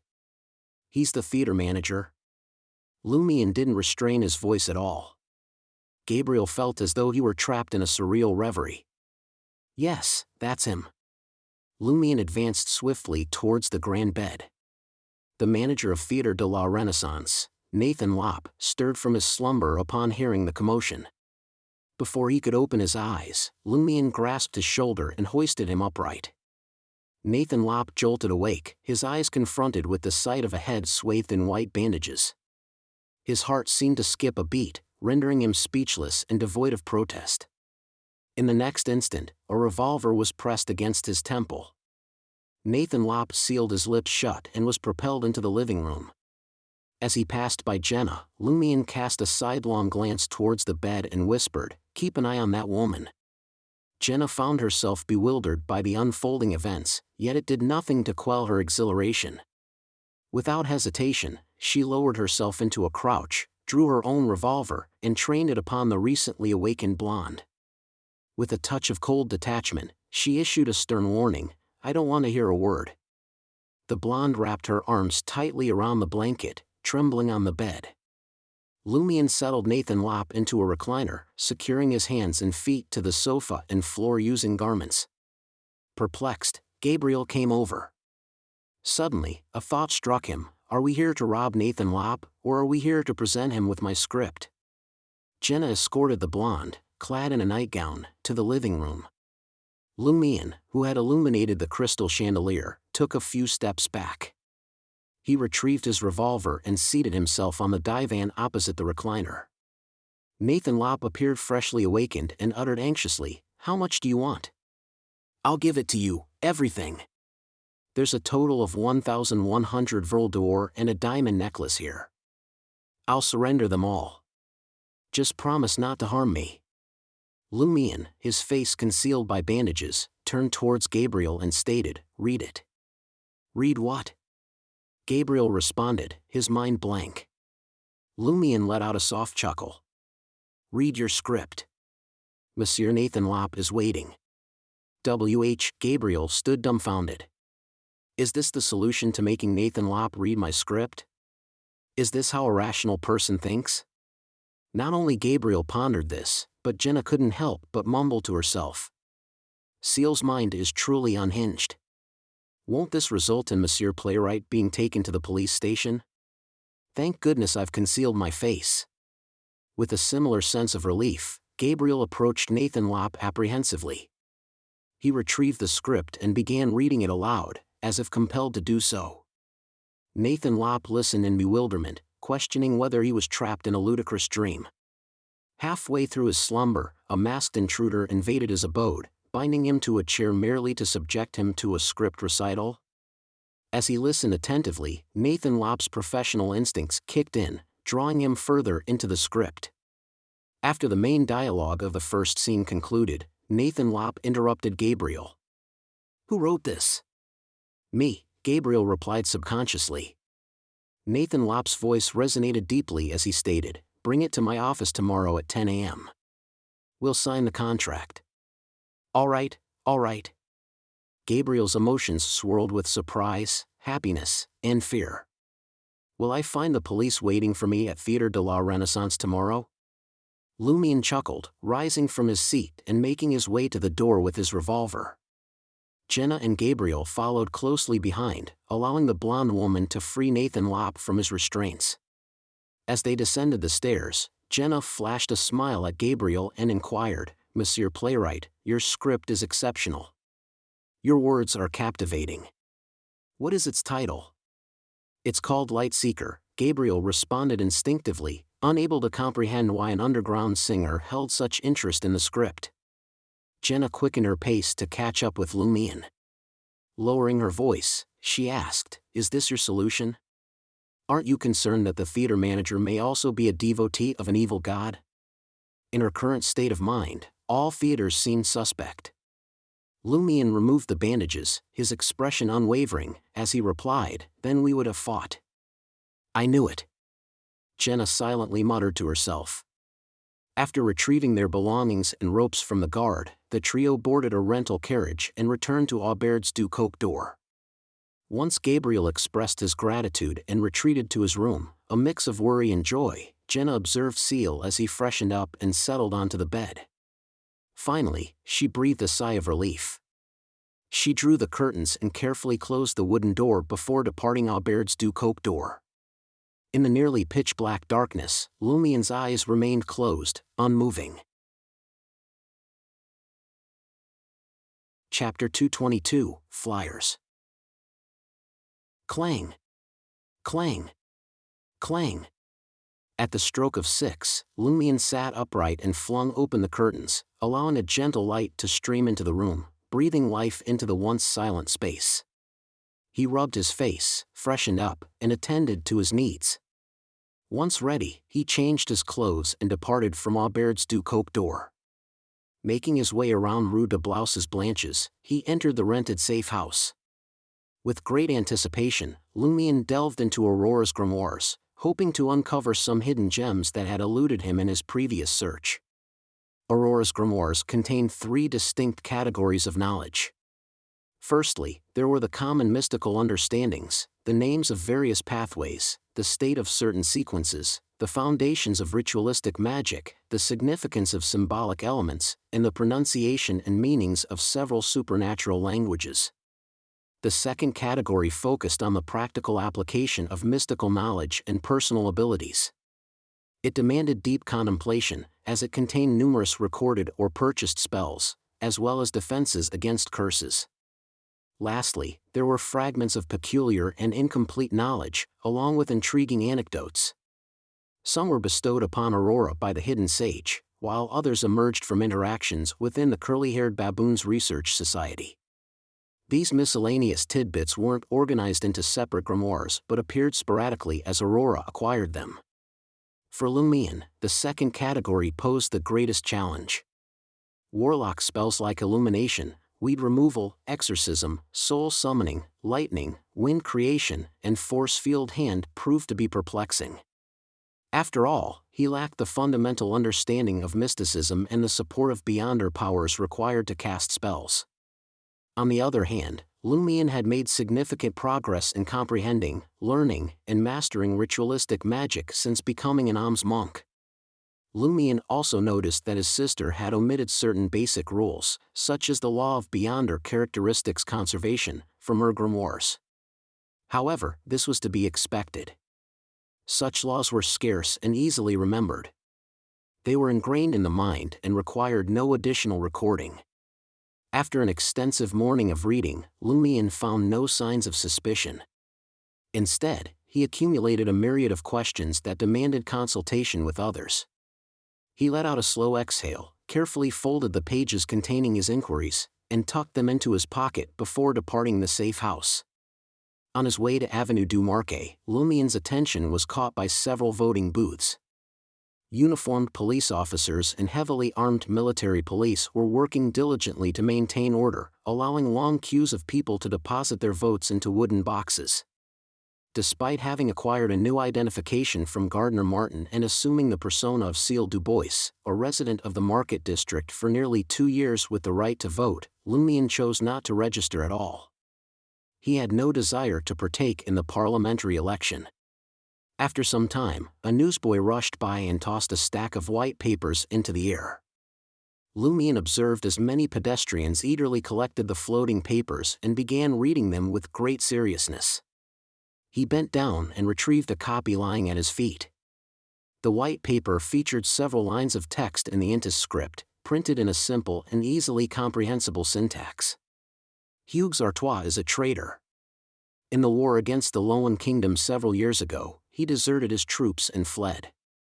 Countless fathers, brothers, husbands, and sons never returned. He is participating in the parliamentary election with clandestine support from the Loan Kingdom.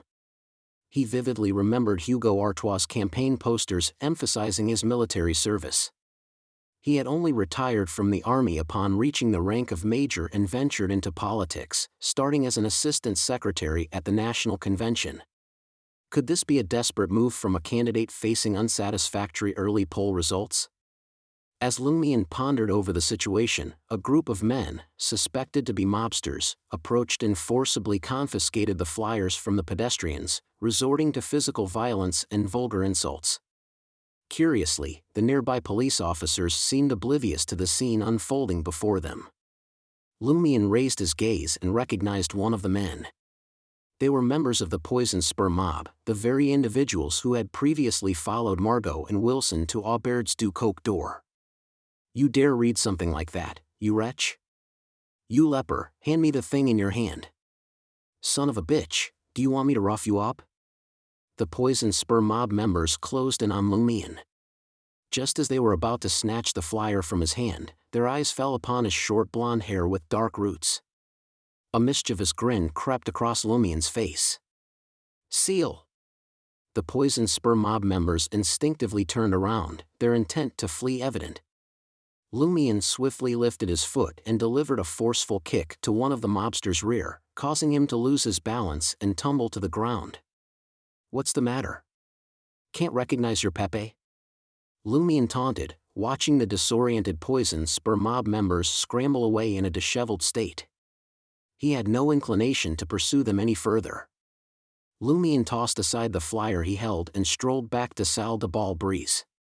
Immediately upon entering, Louis approached with Sarkota by his side.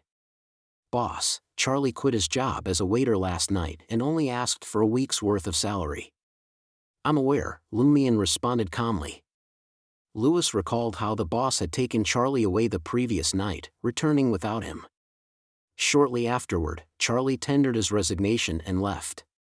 This sequence of events left Louis with a lingering suspicion that something secretive was at play, but he didn't dare inquire further. Lumion cast a brief glance at Louis and casually inquired as he made his way towards the cafe on the second floor, "How old are you?" 27, Louis answered, puzzled as to why the boss seemed interested in this particular detail. Without much hesitation, Lumion continued, "Are you married? Do you have any children?" "Not yet," Lewis replied with an awkward smile. "I plan to get married when I'm more mature." Though he had managed to escape the life of a low-ranking mobster and now served as the leader's bodyguard, eliminating the constant fear of being beaten to death on the streets, Lewis recognized the inherent dangers that still lurked. He didn't wish to benefit another man shortly after entering married life and having a child. Lumion nodded. "It's important to consider your future. The other Louis I No already has several children." Lewis brushed off the remark, perceiving it as an attempt by the boss to force a conversation when there was little else to discuss, as if trying to prove a point.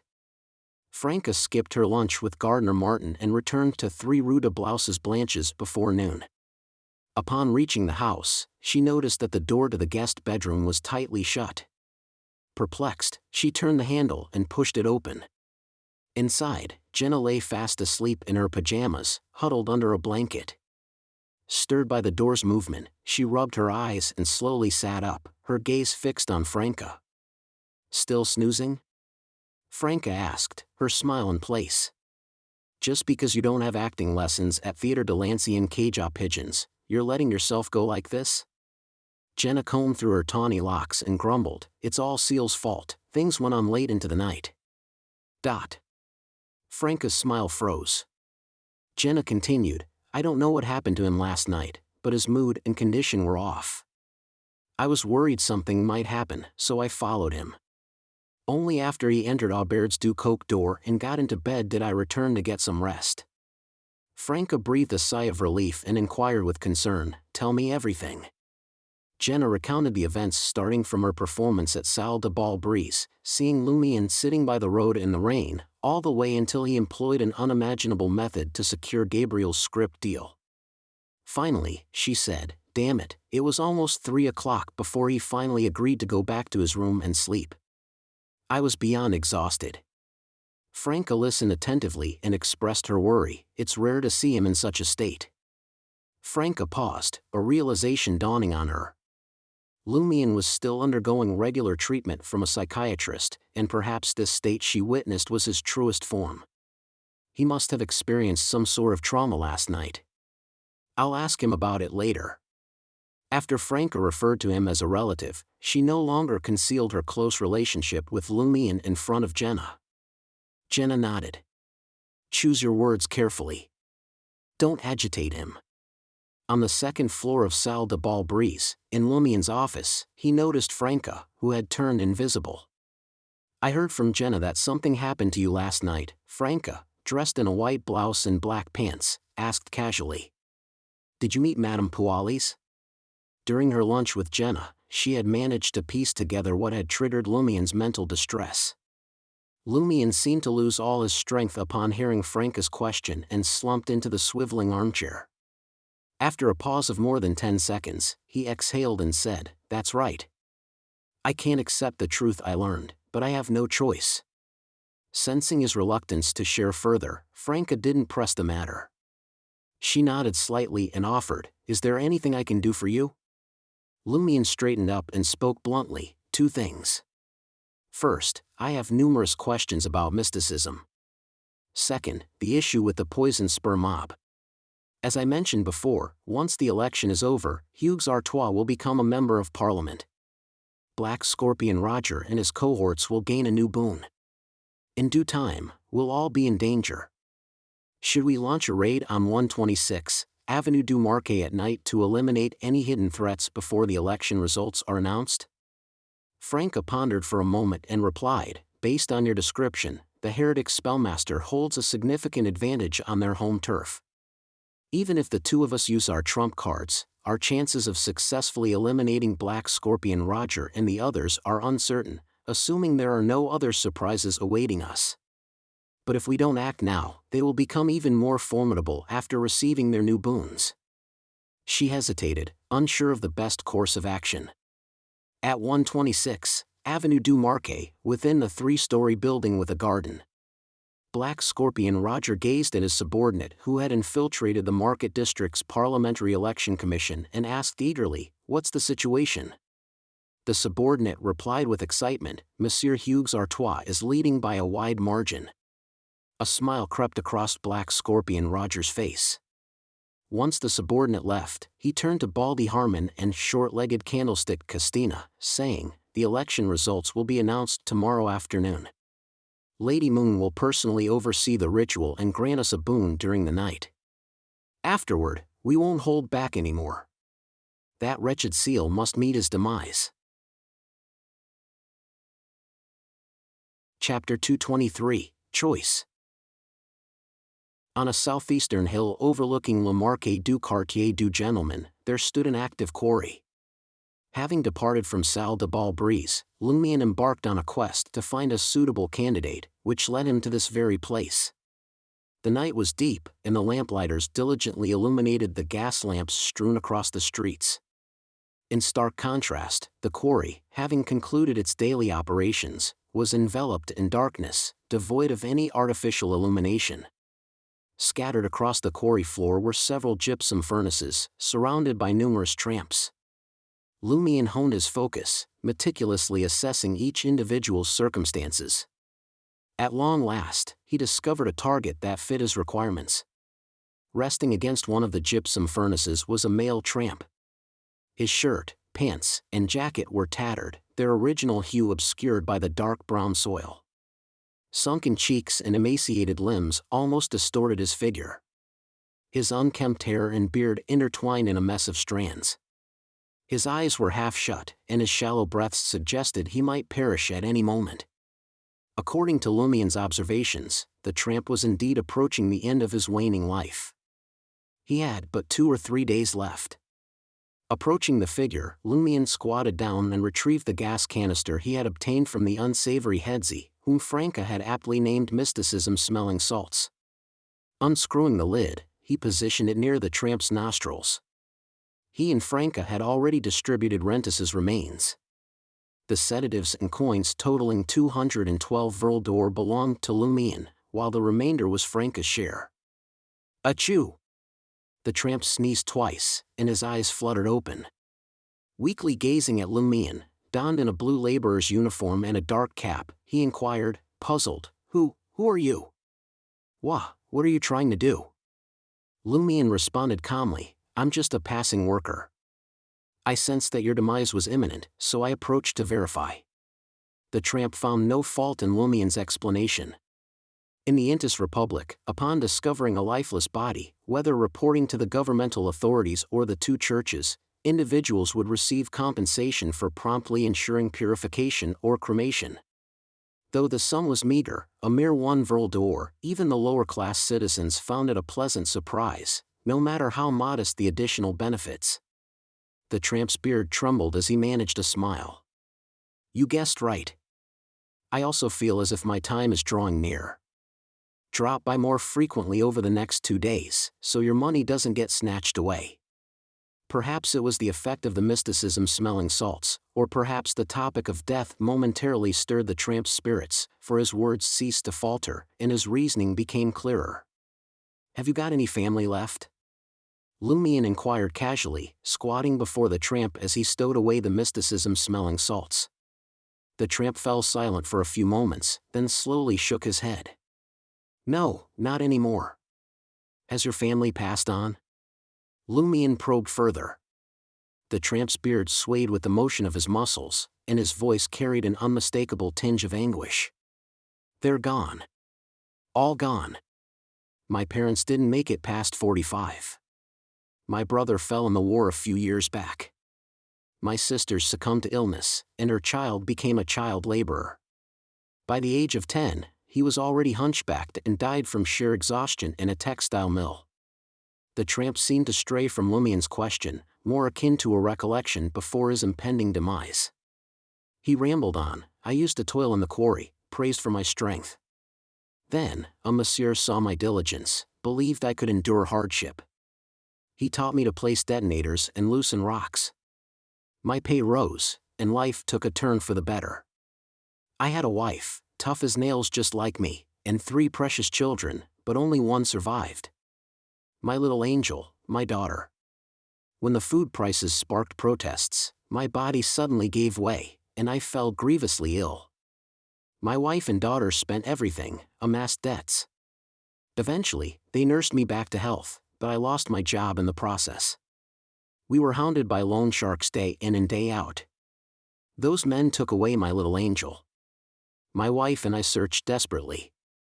A few weeks later, we found her lifeless body. She couldn't endure their torment and chose to end it all. My wife wanted to turn to the police, but they beat her to death and dumped her somewhere. I was battered and left unconscious, but I survived. I've made it till today. Lumion listened in silence, his voice deep when he finally spoke. Any wishes? The tramp laughed out loud. Wishes? My greatest wish is to pass away shortly after catching that illness. Lumion fell silent for a moment before continuing. No thirst for revenge? The tramp's eyes glazed over as he replied, those loan sharks were killed by other mobs. New loan sharks have taken their place. He recollected Lumion's initial question and spoke in a voice that seemed to drift from another realm. When my time comes, I think I'd like to have another meatloaf. I remember those years. Every weekend, my wife would buy the meat herself, add flax seeds and vinegar, turn it into a sauce, and stuff it between flatbread. My daughter adored it, and I loved it too. Lumion nodded, rising to his feet and making his way down the hill, toward the streets below. After approximately 45 minutes, he returned to the gypsum furnace, carrying a Rouen meatloaf that filled the air with its enticing aroma. The tramp seemed on the verge of fainting once more. Lumion employed the mysticism-smelling salts once again to rouse him from his stupor. The tramp sneezed a few times, his gaze fixed blankly on the Rouen meatloaf. He quickly took bites, his beard becoming coated with a thin layer of oil. Having consumed half of it, he gasped for breath and inquired with a smile, "What's your game, lad? I'll be stabbing you later." "It might just bring about your demise tonight," Lumion stated plainly. The tramp chuckled weakly and queried, "Aren't you afraid of the police?" "I fear not death. I should have perished long ago. Did you know that every winter, I sleep inside this gypsum furnace? Even after a day's work, it retains a soothing warmth that lasts until nearly daybreak. However, the lingering fumes within are poisonous and could claim me in my sweet slumber. So far, it hasn't happened to me." Lumion chuckled. "I reckon the police aren't too bothered about how a tramp meets his end, so long as it's not a blatant murder." Without further ado, the tramp devoured the remaining Rouen meatloaf and let out a belch. After a pause of over 10 seconds, he adjusted his position and spoke, "You may proceed." Lumion drew his blade, fallen mercury, adorned with sinister patterns, and thrust it into the tramp's hand. Blood trickled forth, staining the tip of the blade crimson. Simultaneously, Lumion once again beheld the illusory river of mercury. His purpose in seeking a near-death tramp was to exchange for a more practical fate. This was not to say that encountering the fate of the Montsurus ghost wasn't formidable. Quite the contrary, it could lead to certain death or even the demise of an entire family for many humans. Furthermore, it clung tenaciously. However, the issue lay in the time it took to take effect. The exchange of fates could often be completed within minutes, whereas the Montsurus ghost's assault on its target occurred at random intervals. It might strike in 10 to 20 minutes, or it might wait for 3 to 4 months. In other words, the fate of encountering the Montsurus ghost was ill-suited for a surprise attack or a battle. Furthermore, having learned from the experience and lessons of Margot's death, Lumion's target, Black Scorpion Roger, would undoubtedly be wary of such matters. If stabbed by fallen mercury and not instantly dispatched, there was a high likelihood that he would seek aid from Madame Moon. Lumion was uncertain if the lady possessing true godhood could fend off the Montsurus ghost. If she could, his operation would be an utter failure. Considering these factors, he intended to preemptively alter the fate of encountering the Montsurus ghost and choose a destiny more conducive to surprise attacks and assassinations. He desired Black Scorpion Roger to perish on the spot, without a chance to seek any assistance. As these thoughts raced through Lumion's mind, a series of images appeared before him.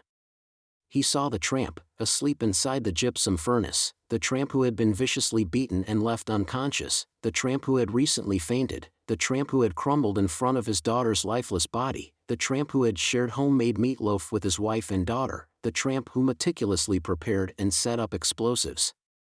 Lumion knew he couldn't choose the tramp's destined fate of perishing in 2 or 3 days. It was an overwhelming burden, beyond what fallen Mercury could bear. Even the luck transference spell couldn't transfer such a dire fate. The only solution Lumion could think of was to employ the substitution spell and find a death row inmate to take the tramp's place. He would assume the inmate's identity for a period of time, gaining the acceptance of those around him. Then, he would perform the ritual and swap the tramp's impending death with that of the inmate. However, this process would take 2 to 3 weeks, if not longer, to prepare. Time was not on his side. Drawing on his vast experience, Lumion made a quick decision and chose the fate of the tramp who had recently collapsed due to his failing body. It departed from the Mercury River and condensed into a droplet that seeped into the blade of fallen Mercury. Simultaneously, the fate of encountering the Montsurus ghost shifted entirely to the tramp. Lumion retracted the wicked, pewter-black dagger. It remained clean and free from bloodstains, and the wound on the tramp's hand was shallow, as though it would soon leave a scar. "That's it?" the tramp asked in puzzlement. He had been prepared to meet his end then and there. "Yes." Lumion stood up and departed from the hill. Late that night, inside the gypsum furnace, the tramp convulsed suddenly and succumbed to suffocation. Across from 126, Avenue du Marquet. Returning here, Lumion nestled in a shadowy corner, shielded from the glow of the gas street lamps. His eyes fixated on the target building. Beside him, Franca emerged from the darkness, dressed in a black robe and hood. "How did it go?" Lumion asked, entirely unsurprised. Chapter 224, Disguise. Franca cast her gaze upon 126, Avenue du Marquet and remarked, "Whether it's Black Scorpion Roger, Baldy Harmon, or Short-Legged Candlestick Castina, none of them have shown themselves." Extremely cautious, Lumion objectively commented. Franca let out a scoff. "If I were in their shoes, I'd be cautious too. If I manage to make it through tonight, I can turn the tables and emerge victorious. How foolish would it be for me to reveal myself? Even if someone were to abduct Gardner and maim him at the doorstep, I wouldn't budge." "This example isn't convincing." Lumion asked, "What if it's Jenna who's bound instead of Gardner?" Franca fell silent. Noticing the provoker potion taking effect, Lumion, nearing the completion of his digestion, chose not to press further. Instead, he inquired, "What else have you observed?" Neither Lumion nor Franca had devised a specific plan for the assault on Black Scorpion Roger and the others. They possessed only a handful of vague ideas and were currently engaged in preliminary investigations and preparations. Franca pondered for a few seconds before revealing, "A member of the Poison Spur mob frequents the election commission in this vicinity. It's as if he's providing Black Scorpion Roger with real-time updates on the polls." Pausing briefly, a mischievous smile curled the corners of her mouth. "We can exploit this." Simultaneously, Lumion mirrored her grin. "Isn't it like stumbling upon a soft pillow just when you're sleepy? Indeed, delving into politics is a treacherous affair." Franca turned her head, amusement twinkling in her eyes as she glanced at Lumion. "Your sister must have imparted many hometown sayings to you. How do you plan on operating this thing?" Lumion fell silent for a moment before speaking again. "If I were an actor, the problem would be simple. Nonetheless, I still possess those glasses." Franca nodded, satisfied with his response. "This operation requires both a surprise attack and an assassination. The importance of the assassination must outweigh that of the surprise attack to minimize a heretic spellmaster's advantage on their home turf." After some deliberation, the two of them moved away from 126, Avenue du Marquet, positioning themselves in a shadowy spot near the district's parliamentary election commission. The day's voting had concluded, and the election commission staff toiled diligently, counting the votes and providing real-time updates. Countless reporters from various newspapers gathered there, eager to acquire first-hand data. If all went according to plan, Hugues Artois would secure more than half of the registered votes tonight, enabling him to declare his election victory. As time ticked by, the night grew darker. Suddenly, Franca nudged Lumion and pointed towards a figure exiting the election commission. The person appeared to be almost 30, boasting black hair, brown eyes, and a narrow face. He sported a blue and white striped shirt, a light brown jacket, and a thick gold necklace. Lumion offered a subtle nod and departed from his hiding place, adopting an air of urgency as he approached the man. He pulled his dark cap down low, obscuring his distinct blonde and black hair. Upon noticing someone drawing nearer, the Poison Spur mob member cautiously altered his path. At that moment, Lumion took a diagonal stride forward, positioning himself in front of the individual. He smiled and greeted, "Long time no see. How have you been faring within the Poison Spur mob?" The man was caught off guard. Utilizing the illumination from the gas street lamps, he scrutinized Lumion's face. Seizing the opportunity, Lumion lunged forward, gripping the other person's neck and pulling them into an embrace. Simultaneously, Lumion pushed the metal canister closer to the target's nose with his left hand. He had already unscrewed the lid, but he kept his finger pressed against the opening, controlling the gas release. The Poison Spur mob member struggled desperately, but Lumion's palm covered his mouth and nose, silencing any outcry. His punches and kicks were easily deflected, either his neck was constricted or his back was pinned down by an elbow. His head remained ensconced in the other person's grasp, nestled against their chest. In his anxious state, it was difficult for him to strike his foe's vulnerable points, and Lumion endured the onslaught. After a few seconds, the man's resistance began to wane. Passers-by cast fleeting glances at him before walking away without detecting anything amiss. Within moments, the man in Lumion's arms lost consciousness. Supporting his intoxicated companion, Lumion sealed the bottle once more with his finger. They arrived at a deserted alley barricaded from public access, where Lumion abandoned his target and screwed the metal canister shut. "You're very reckless." Franca emerged from the shadows beside him. "Only in Trier can you get away with this. Anywhere else, someone would have raised a loud alarm." "I reserve these actions solely for Trier," Lumion replied, crouching down to strip the Poison Spur mob member of his attire and necklace. He bound his hands and feet with a rope he had brought along. Having completed the task, Lumion administered some truth serum to his captive before reviving him with the mysticism-smelling salts. 3 consecutive sneezes followed. The Poison Spur mob member opened his eyes and exclaimed in horror, "Who are you? What do you want?" Lumion removed his cap and crouched in front of the target, wearing a smile. He asked, "Can't you recognize me?" Under the crimson moonlight, the Poison Spur mob member glimpsed the golden black hair and a vaguely familiar face. His teeth chattered. Seal. I have something to ask you. If you refuse to answer or choose to deceive me, you know the consequences," Lumion said with a smile. His cold, merciless, and unhinged reputation preceded him within the Poison Spur mob.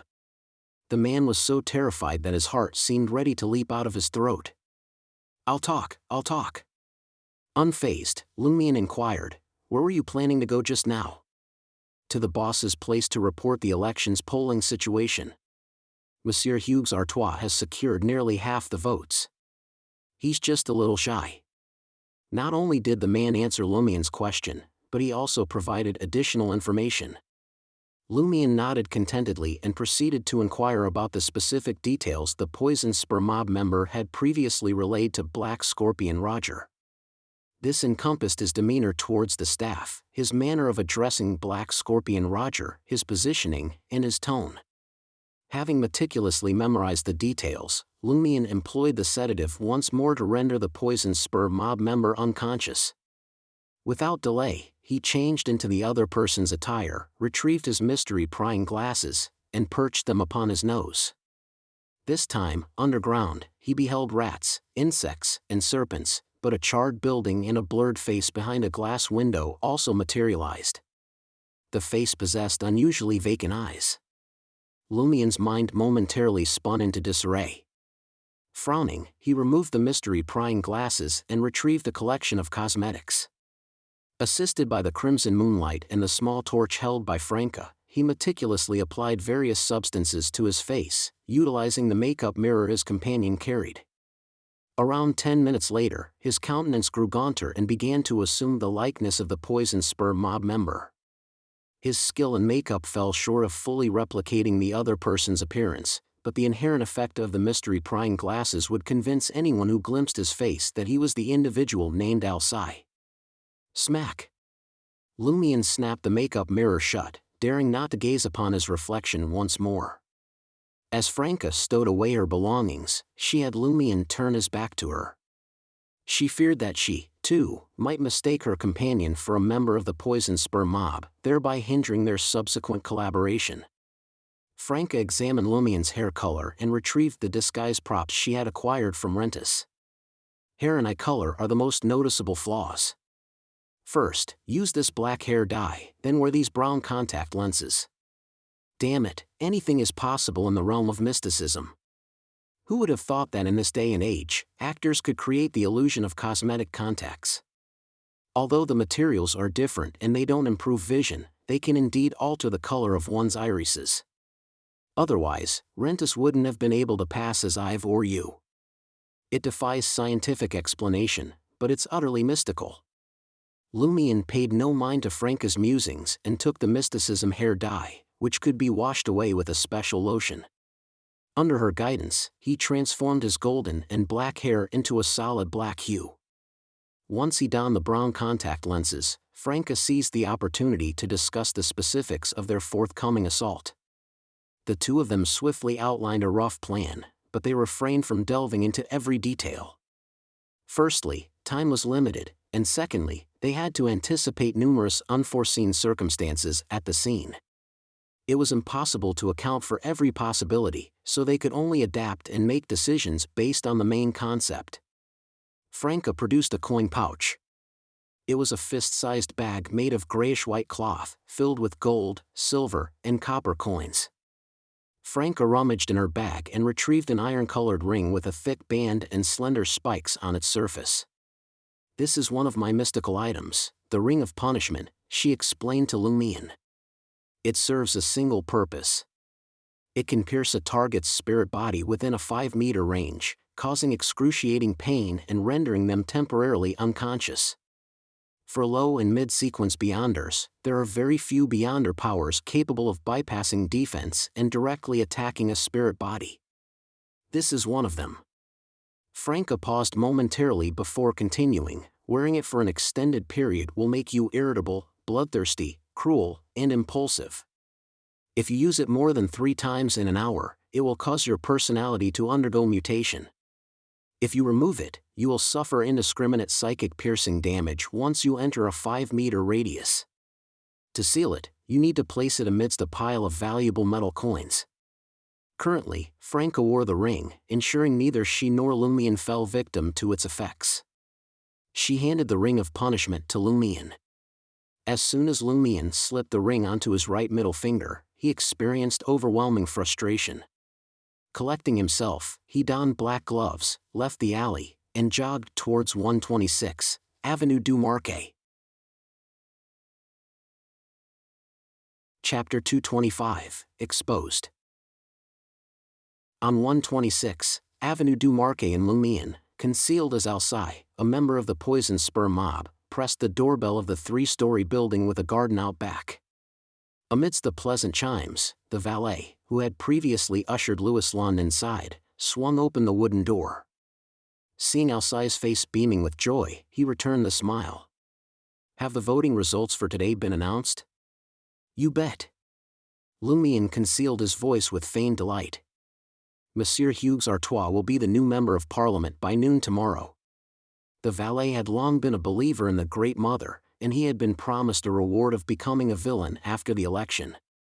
Hearing this news delighted him, and he led Lumien straight to the living room. In the living room, Black Scorpion Roger, now wearing aqua blue silk pajamas, lounged on a divan. He addressed short-legged candlestick Christina, nestled beside him while he playfully squeezed her buttocks, and Baldy Harmon, who paced around the room. Hold on tight. It all comes to an end tomorrow night. No matter what happens in the next 24 hours, we can't leave this place. Is that so? Are you willing to stay here even if there's a fire, explosion, or earthquake? Lumion criticized silently. He shook off the valet and swiftly approached. Boss, I have good news. Black Scorpion Roger's excitement was palpable. He forgot to scrutinize his subordinates' movements, voices, and appearance. His eyes sparkled as he inquired, has Monsieur Hughes Artois won the election? Baldy Harmon and short-legged candlestick Christina turned their gaze toward Lumion as well. At that moment, Lumion had closed the gap between him and Black Scorpion Roger, standing just 3 meters away from the divan and the glass coffee table before it. He exclaimed with excitement, he's only 2,000 votes away from securing a majority. Black Scorpion Roger felt a tinge of disappointment, but his happiness prevailed. He nodded and proclaimed, very good. Before he could even complete his sentence, Lumion's hand caught his attention. He was wearing a pair of black gloves. Alcide didn't have such a habit. At that moment, 2 blinding beams shot out from Lumion's eyes, like silent bullets and swift lightning bolts. With a snap, Black Scorpion Roger felt the imaginary sound of his spirit body shattering, sending waves of excruciating pain through him. He cried out tragically, clutching his head in agony. In his state of distress, he completely forgot to activate the protective enchantment that usually shrouded the master bedroom and living room. The sudden twist of events, their origin unknown, left short-legged candlestick Christina and Baldy Harmon bewildered, struggling to comprehend the situation. Their responses were purely instinctive. One of them stood tall, assuming a defensive stance against the suspicious Alcide, while the other sprinted towards their boss, shielding his flank. Lumion seized this golden opportunity. Drawing his weapon, Fallen Mercury, he lunged at Black Scorpion Roger, who huddled on the couch. Witnessing the attack, short-legged candlestick Christina intercepted with her right elbow, disregarding the harm that would befall her. Her intention was to aid Black Scorpion Roger in fending off the strike. In her other hand, she grabbed the nearby axe, attempting to swing it at Alcide. Suddenly, a figure dressed in black robes, their face concealed beneath a hood, materialized behind her. Franca. Franca had skillfully employed invisibility to trail Lumion all the way to this location. Her primary target was short-legged candlestick Christina, the one providing protection to Black Scorpion Roger. She refrained from directly assassinating Black Scorpion Roger, fearing that a fatal blow jeopardizing his life would activate the magic circle with its substitution effect. The hidden blade, wreathed in black flames, darted forth alongside Franca's full-force strike. It pierced through Christina's back, finding its mark in her heart. Christina's brown eyes widened, her face contorted with disbelief, pain, and despair. Despite the injury, she continued to block for Black Scorpion Roger, but her strength had already abandoned her. Lumion's arms seemed to possess no bones. With fluid motion, he flicked his joints and swung his forearm, evading Christina's feeble attempt to obstruct him. The pewter-black dirk sword, aiming straight for the leader of the Poison Spur mob.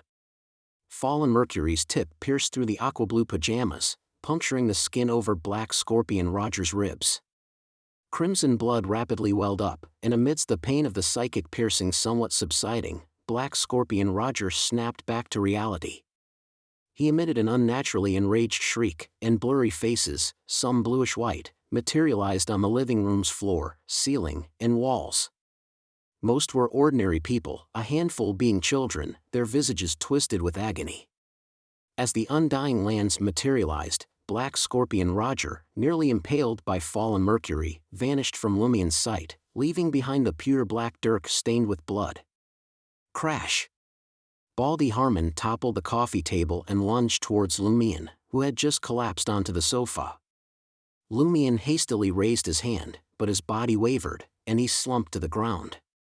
In midair, his eyes caught a glimpse of Baldy Harmon's form, followed by lighting up with 2 beams of light resembling lightning. Harmon, on the verge of launching a close combat assault, experienced an anguish that penetrated the depths of his soul, forcing an involuntary scream to escape his lips.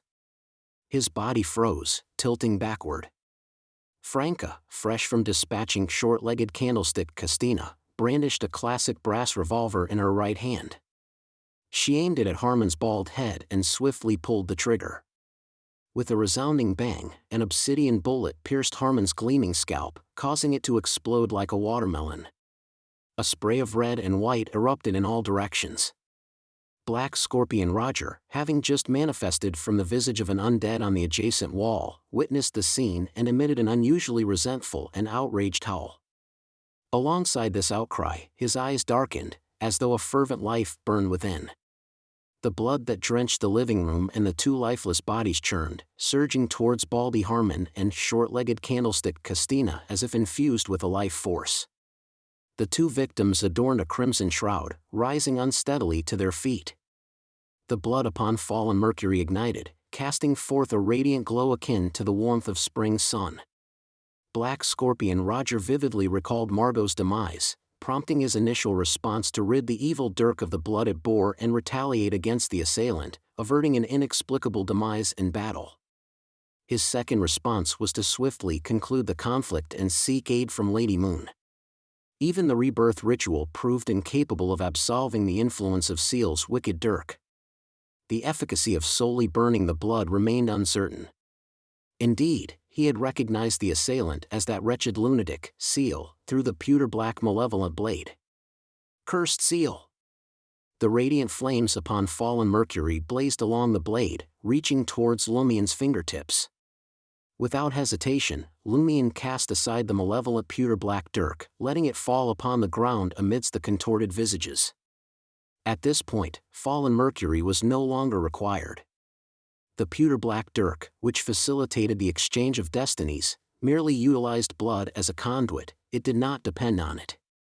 Once the fate officially entered the exchange process, the presence of blood would no longer influence subsequent developments. As Lumien retrieved fallen Mercury, the exchange of fates commenced. He made no deliberate choices, allowing fallen Mercury to exercise its own discretion.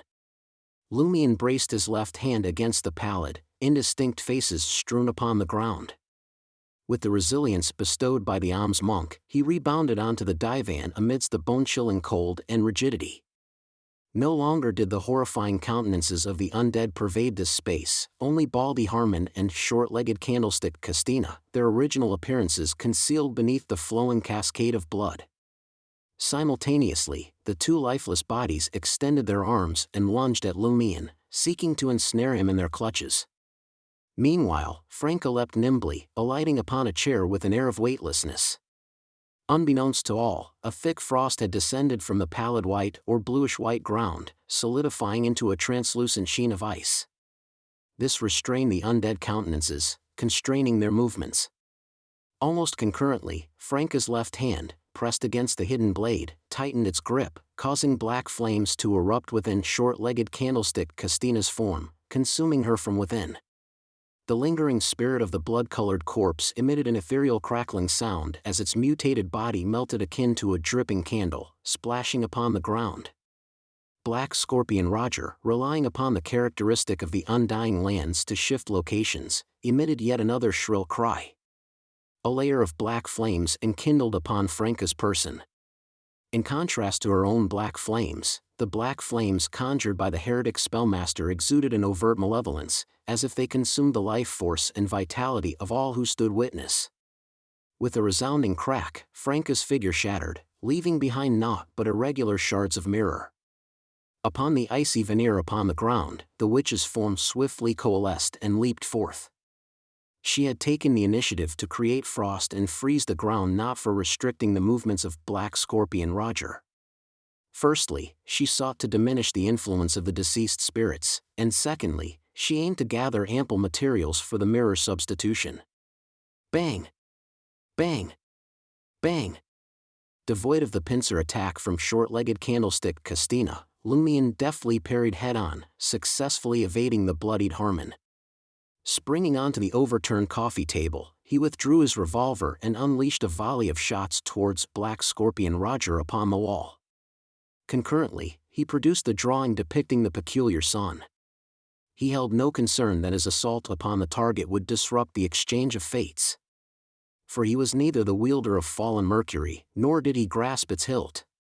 The yellow bullets struck the wall with force, yet Black Scorpion Roger had already diminished into a wan, distorted, transparent countenance, vanishing from Lumion and Franca's sight.